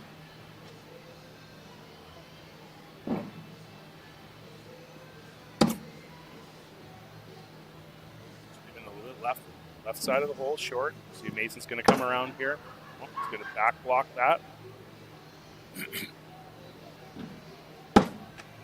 Oh, Connor off the back of the board on the right-hand side of the hole. Mason stepping up here. Oh, back block piles it up on the back of his bag. Connor stepping up here again. Oh, throwing long off the left-hand side of the back of the board. Mason holding on. Connor stepping out here to try and put this in.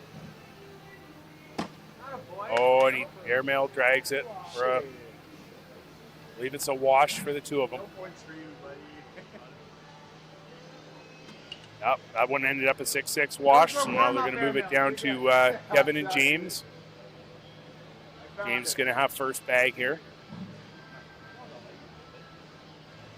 Oh. James first bag. This is left of the hole. Kevin stepping up for his first bag of the match. Puts it in the hole. James is able to pull his left side bag a little bit closer. Wouldn't say it's fully out of play quite yet. Kevin stepping up with the second bag. Help drag it back a little bit more. Well, James pushed it back, but it still has the potential to be pulled back into the hole. Kevin for his third bag here. Drops it in, but James's bag on the back left moved. Oh, James held it in his bag back up against the back of the hole. See if Kevin can slide it in on the right-hand side and not affect the other two bags. His fourth and final shot. Oh, he shook the board enough that it ended up being a 12-12 wash. Great throwing by all four players so far. Yeah, these players are all zoned in. It's 0-0 going into the third round here. This is exactly how you pictured this match to go out. Yep. Mason with his first bag in. Connor. Not in, but bottom left to the hole. Half in the hole. Probably go with Mason's shot here. Mason pushes Connor's in and replaces.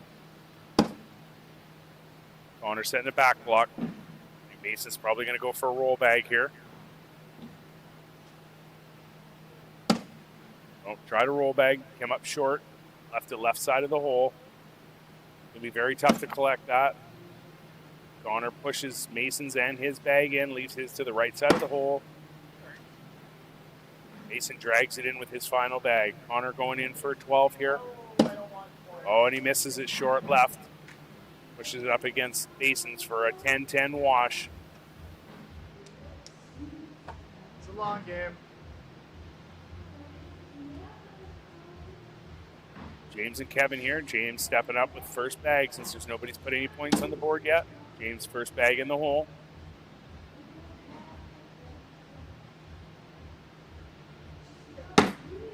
Kevin coming up short, but still right in the middle of the hole. James going to back block that.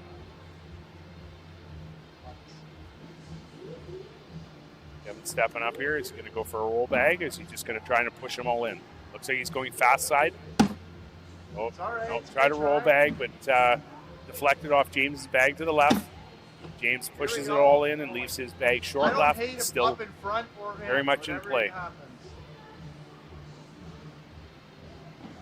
Kevin going to try and slide it in right side of the hole here without touching James's bag. Does it, pushes James off to the left. Still collectible for James. But misses it, slides around the right-hand side of the hole, ends up on the back side. Kevin, one more to put it in here for a wash. Oh, nope, sorry, it'll be a 10-8. Yeah, good bag, Kevin. Puts it in. There we go. 10-8 for Kevin and Connor. First 2 points on the board. Round 4. You hear Connor in the background there, pumping up his partner. Really vocal on the boards there. Yep.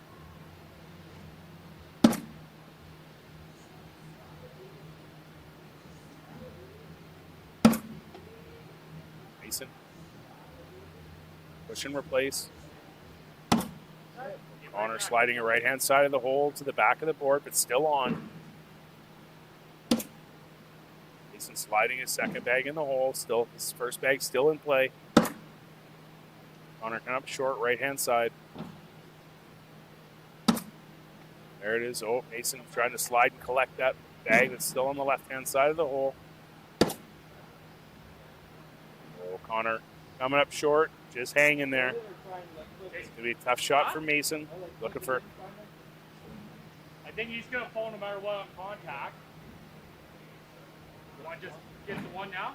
Mason and James versus the correct decision, but the more I play and the better players I play against, that's right. What's developing my game. And that's what it is, right? Even if you're maybe Kevin with a tough front side bag there. if you feel like your PPR is not high enough to play, like it, the only way you get better is playing against guys like this to better your game, and then a year later you're going to see yourself right up there competing. Yeah. Those are missed point opportunities in a tight game like this. Even though James there did get 5 points there. And like I was saying, that's the thing that's missing out of my game is those those special shots that can separate the elite from, and if I can get that down, that's my goal this winter, is to really work on those and get those into my repertoire. And then I feel I can hang with the big boys. Exactly.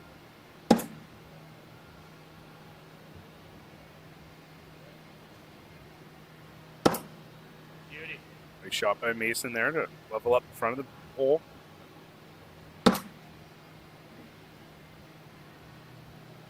What's right there? Front of the hole getting clogged now as Connor slid his bag up in the back there. Oh, there you go. Mason just cleaning the board up. Let's go back to not bad. Connor's got to slide this in for a wash. No, they both would take that for sure. The way Yep. the board was looking there, clogged up. There's lots of messiness there. Just clean it all up. Zero's basically a 0 round for point wise, and let your partners try to get some points on the other end. James first bag up here. Here we Short go, left. Kev. Kevin's got some room to go around this with a nice cut shot right to left. Good He bag, does it. Man. Good start. James going for the push. Pushed it out a little bit more to the left, closer to the hole, makes it easier for the cut shot. James loves going for those Yes. shots. He likes to Yeah. really challenge himself there. Yeah, nice Having shot, another man. It's beautiful all right. cut shot right to left. Oh, Tried it James. again. Yeah. Tried it again and hurt himself. Kevin going to step out now. Just a little bit of, half a Half a step there. step space out. Try to make the cut shot a little easier. James going for it again. He's able there, but it still leaves that right side of that hole for Kevin to cut shot through without touching his bag. See if he can do that without disturbing that bag. Easy shot. Come on. Oh, a Ooh. little bit too far out. It still ends up in the 10-8 round.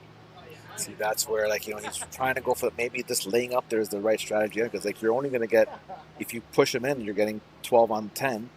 It's Still 2 points. Still the 2 points, but Right. you run the risk too of pushing throwing his off the in bat. and yours not dropping. So right, you know, or just going completely off the back there. Yeah. and missing. Get more points. So yeah, Mason with a nice kind of side back block there. Nice shot. Connor choosing just to push the whole pile up. See if Mason tries to roll over this pile here. Nope, just going to lay up with the back block. Connor cleaning up the board again. Mason going to look to try to drag his bag in with this shot here. Oh, got it there. Still in play, but a little bit tougher now. Mason coming with his fourth and final bag here to try to drag a ball in. Ooh, Nope. I bet you're pulling that for sure. Another 2 points on the board for Connor and Kevin here. Let's go, So Kevin. all We got tied up it. 6-6 after 10 Never mind, rounds. We don't. Just tied. Someone came back. The score's in front of me too.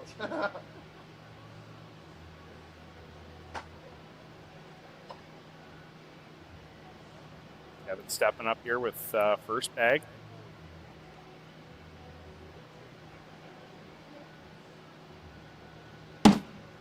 Oh, misses to the left, backside. Finish up. Right out of play with Give it that back one. to you. Oh, Here we go. James follows up, same side. Out of play, not going to be able to pull those ones into play again. Yeah, that's better. Second shot in the hole for Kevin. James short left, but still very much in play. Let's see if Kevin's going to try and cut shot around this again. Been successful most of the time. Nice shot. Nice roll shot over top. James looking to push this bag in. Oh, Come on, misses man. left. Kevin looking to do the same thing he did the last end, or last shot. Sorry. Need that. Nice shot. Oh, beautiful cut shot. Didn't have to roll shot that one. He just cut shot there.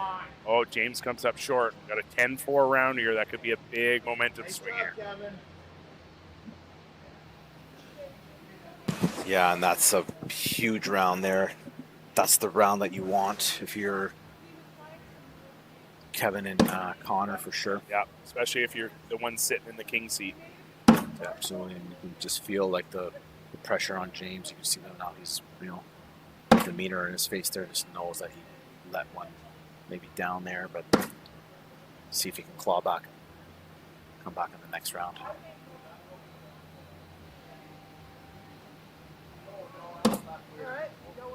Fucked out there, Connor nudging his in, but just hanging off on the backside, leaving Mason for an open push to clean up the board. Sorry, Cal. Those felt terrible. Connor giving up potentially another 4 points here. It's going to put James back into it here. I know you got my back. We're 12-8 round there, so there's 4 more points, but James and Mason right back into it here.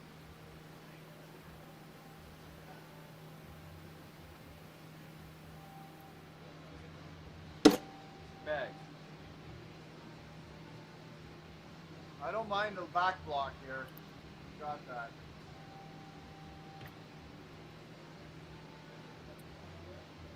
Looking Yeah, man. That's pretty block. good. I think he was looking to try and roll over that, but no. I'm going to try and roll my first one. Reason being, if I miss, it'll sit left in his lane. Sure. Look at the reasoning there. You love the confidence that Kevin just has there, telling him that he wants to roll because even if he misses, he's going to land it on the left. Or it goes in. Great shot. Or it goes in, just like pile. That was a great shot by Kevin. James sticking it in tight, left bottom side of the hole. the confidence that Kevin has right now. Kevin's going to go for probably look for the same shot, probably more of the roll shot. Nope, knocks James in. Right. That's helps out James and Mason there. It's a little easier. Bag. Yeah, Kevin man, trying to you put hit it this the in first for time. an 8-7 round here. Kevin asking his partner, should I go up? He says, of course. Why not? You're in the finals. You got to give us a show. Oh, All just right. misses. 7-6 round. 2-point swing there in favor of James and Mason. So here it goes, round 13 with a 12-11 win or 12-11 lead for Connor and Kevin. Mason with his first bag, dripping half in the hole here. Connor just electing to push it in and push his bag in as well. It's in the same spot, little diamond block right in the front of the hole. Again, Connor just back blocking that. Look for Mason to do a roll shot here. You're Nope. okay, man. Just missed to the right-hand side of the hole. That might be a tough bag to draw back in here. Connor choosing just to push through.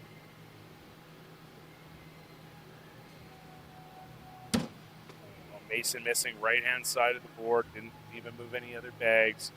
Connor in for 10. You're good, man. 10-7. It's going to make it a I just so good at sneaker 18-11 shots, it's unreal. lead here for Connor and Kevin. And Connor doing what he needs to do against Mason. And so now So, Kevin, the pressure all on James. And you can just see it. Oh, my Right. apologies. That was a wash. Oh, it was. My apologies. 15-11, Connor and Kevin. All right, let's go. Come on. it's all Kevin right, missing finish strong left here. side of the hole.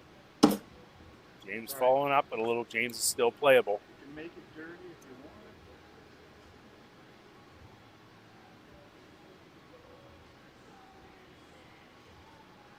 want.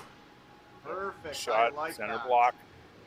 What's James going to do here? James going to push, try to push. Oh, Okay. great shot. Great Try shot. it. Very much in play, You those push two through, bags. You're going to push him in. Let him can try to do that. See Kevin possibly going on. It looks like he's Either going to roll go up in here. or In front.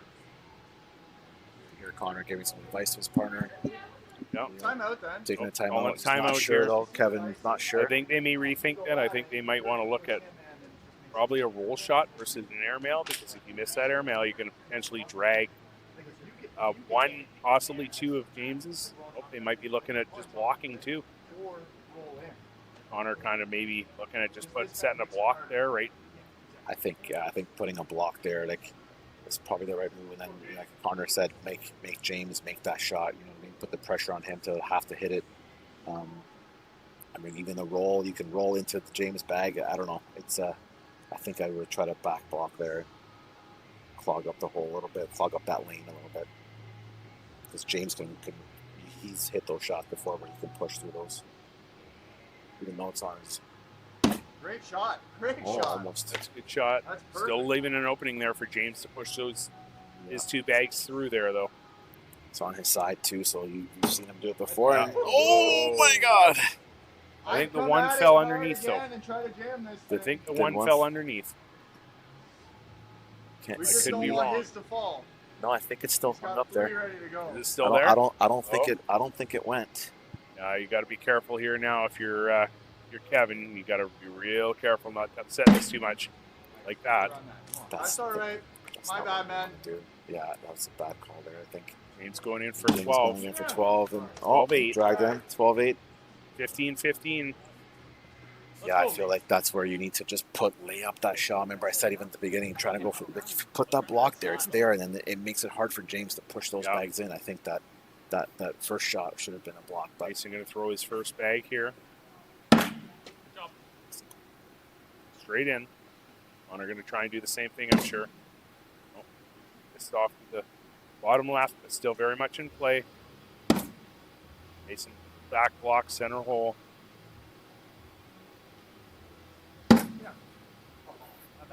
Connor misses over top. Okay. Didn't get the push he was hoping.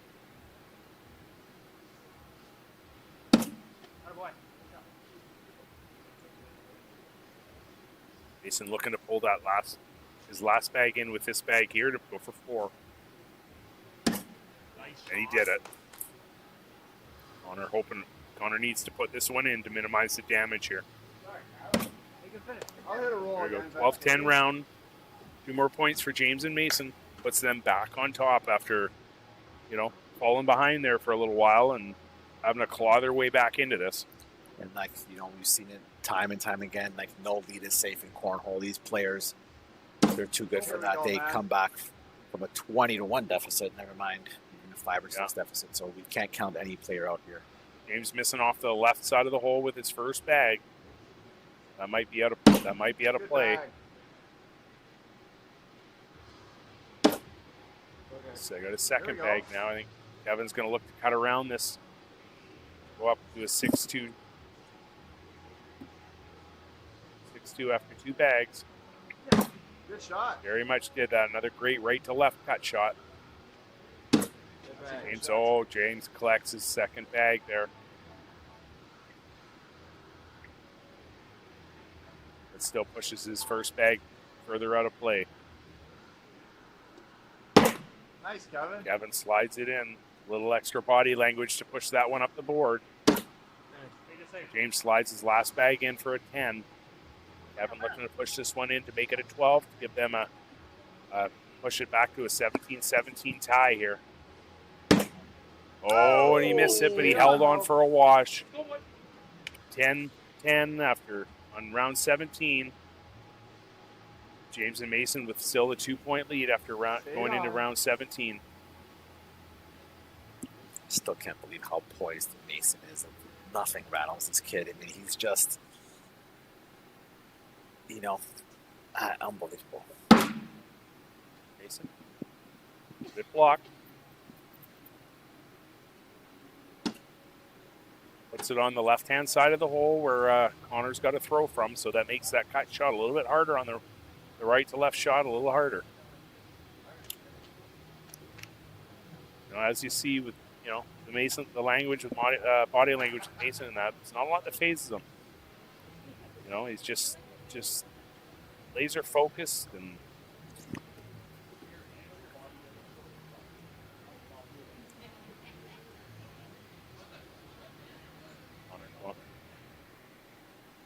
With his first bag here. Well, this is it to the left. Go around this, or is he going to try to drag it? He's going to go around it. Smart play right now. Keep the pressure on Connor to try to have to go around that block. Still there. Connor cuts around that block there. Mason going for the drag. He pulled it right tight into the hole now. definitely in play for Mason. Connor pushes it in. Oh, Mason missing to the left. Connor got to put this in for a wash. Oh, and he missed it. Missed it. 10-8 round here. We're going to go to 19-15 for James and All right, Mason. no more missing for us, I guess, Kevin. Let's go, buddy. Tons of game left. James first bag, center block. What's Kevin going to do here? Is he going to look to roll over this, or he's going to just set a back block? Oh, misses off to the left. You think he was going for a roll there? You think? I don't know if he was going for a roll. It didn't look like Or he just put enough missed. speed on. Right. I think he was looking for a back block. And just missed there. He's put himself in a position now because James has that ability to push these bags. So I think Kevin's got to go up here now to try to get that first bag in the hole. Perfect. Oh, he set the back block. Perfect, That's yeah. good, but I think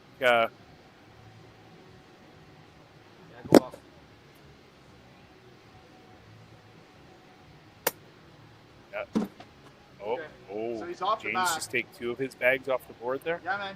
Yeah, I think he took. Yeah, he took 2 bags off. No, one went in. I think one One dropped went in. Okay, Yeah, one looks so like he's it still dropped in. sitting with 1 in, and Kevin's got 2 on the board. So Kevin's got to make something happen here. Oh, that's not going to help. You still got options, so. So we're sitting 4-3 right now with. Oh, and James went to So try to he's push sitting that. 4 right now. You're only giving one up. So 4 on 3. What do you do now if you go for a roll bag? It's 6 on 3. 6 on 4. 2 points there for. Yeah, it's. Yeah, but if you go for the roll and you happen to flip off the back, I think it's you're giving up that 1 more point to put them on 20. I know it's I think such right a tough here decision. you almost want to just take Just lay that up wash and and take move the on. one. Move it to your partner. Yeah, I think I don't know. I just think don't know if it's and especially if you go for a roll and you actually maybe bump in James's bag that's partially in the hole right now. If you drag them both, then I think though with the roll you might have a better chance of just rolling over and he's going for the. Oh, I think he went for it, and that's exactly why the rolls are so good to have in here, because you can, even if you miss, you kind of don't miss because now it lays up a little bit and has a wash there. Now it's up to Mason here to take that lead bag, put the pressure on, and as he does, goes right in the hole. First bag in. First bag can sometimes sets the tone for the whole round. And Connor Weiss now has to throw perfect bags to stay alive. And throwing first bag gives you that opportunity to just run bags and put the pressure on your opponent. So now, Connor's can't miss this. You have to, you got to go in, and then now you got to collect. See what Mason does. Mason goes in. You have to collect this. Now you got to collect it. So now this is all comes down to this shot here. And he does. That's what you got to do. 12. Can they keep on, that's throwing why perfect bags? Yeah, that's why these players are where they're at here, is because they can make those shots that a lot of players may freeze up to throw that last bag like that. James with his first shot. Bottom right of the hole, but still very much in play.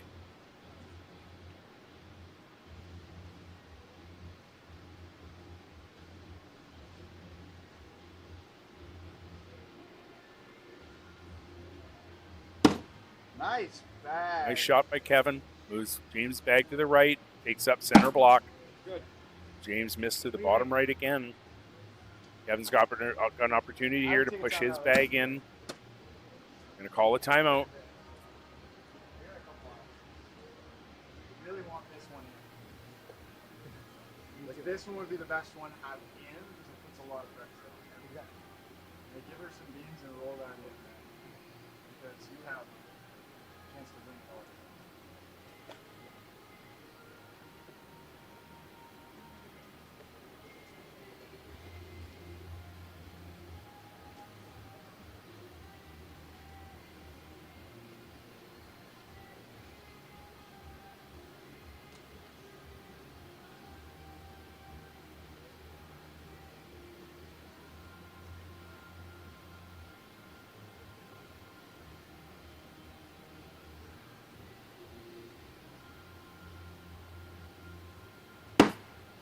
Yes. That's all right.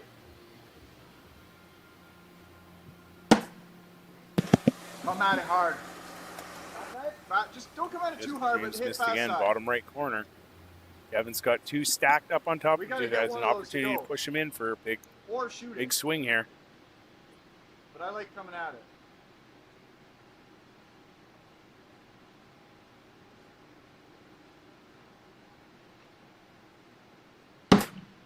Oh, It's not bad. still got one opportunity though. James is in a pretty tight spot here. I don't think he's going to move a whole lot here. No, it's pretty tight there. So now Kevin's You got hit this one rodeo, shot. bro, we can win it. I mean, he can board it to wash it out, or he has that opportunity to try to push his 2 bags that are sitting right on the front in the hole. You heard Connor. You can rodeo it for the win. I mean, I love the way these guys think in this crazy situation here.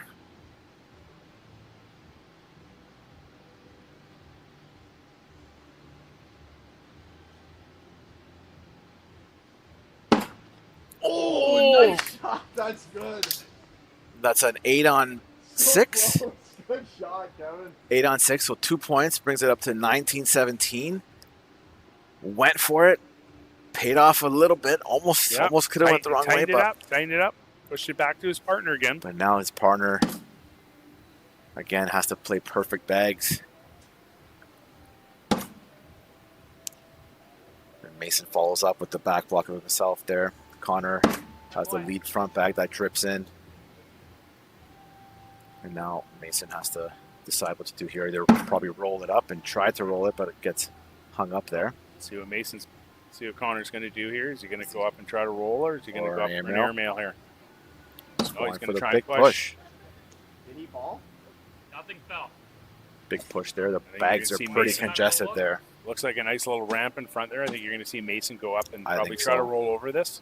Here's a timeout here that they're taking to look it over, talk it over amongst themselves.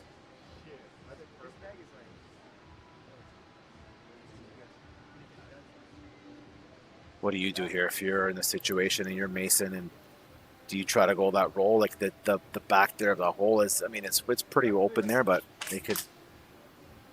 I don't see why you wouldn't roll here. He has an amazing roll game. You have a little bit of a ramp, but like, is that a big enough ramp that the bag can go flying off the back? I don't know. It's a pretty steep.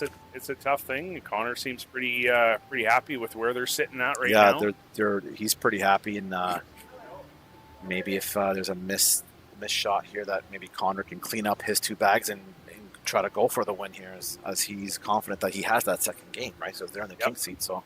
Yep. And opted to go for the block, but kind of missed it there until the opportunity Connor's now still for got to try Connor. to push this whole thing in, though.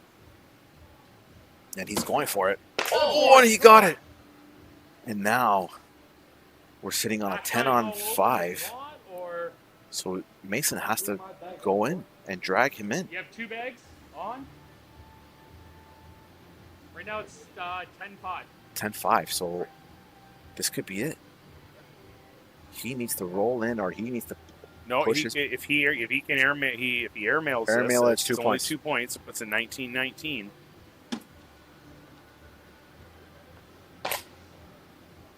Right, if he airmails, it's 19. Yes, this is crazy coming down to a shot like this. Yeah.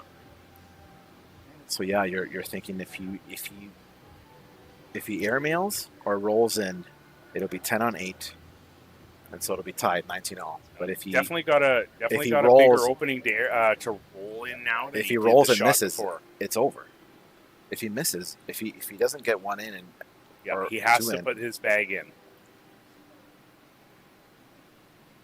Has to put this bag in.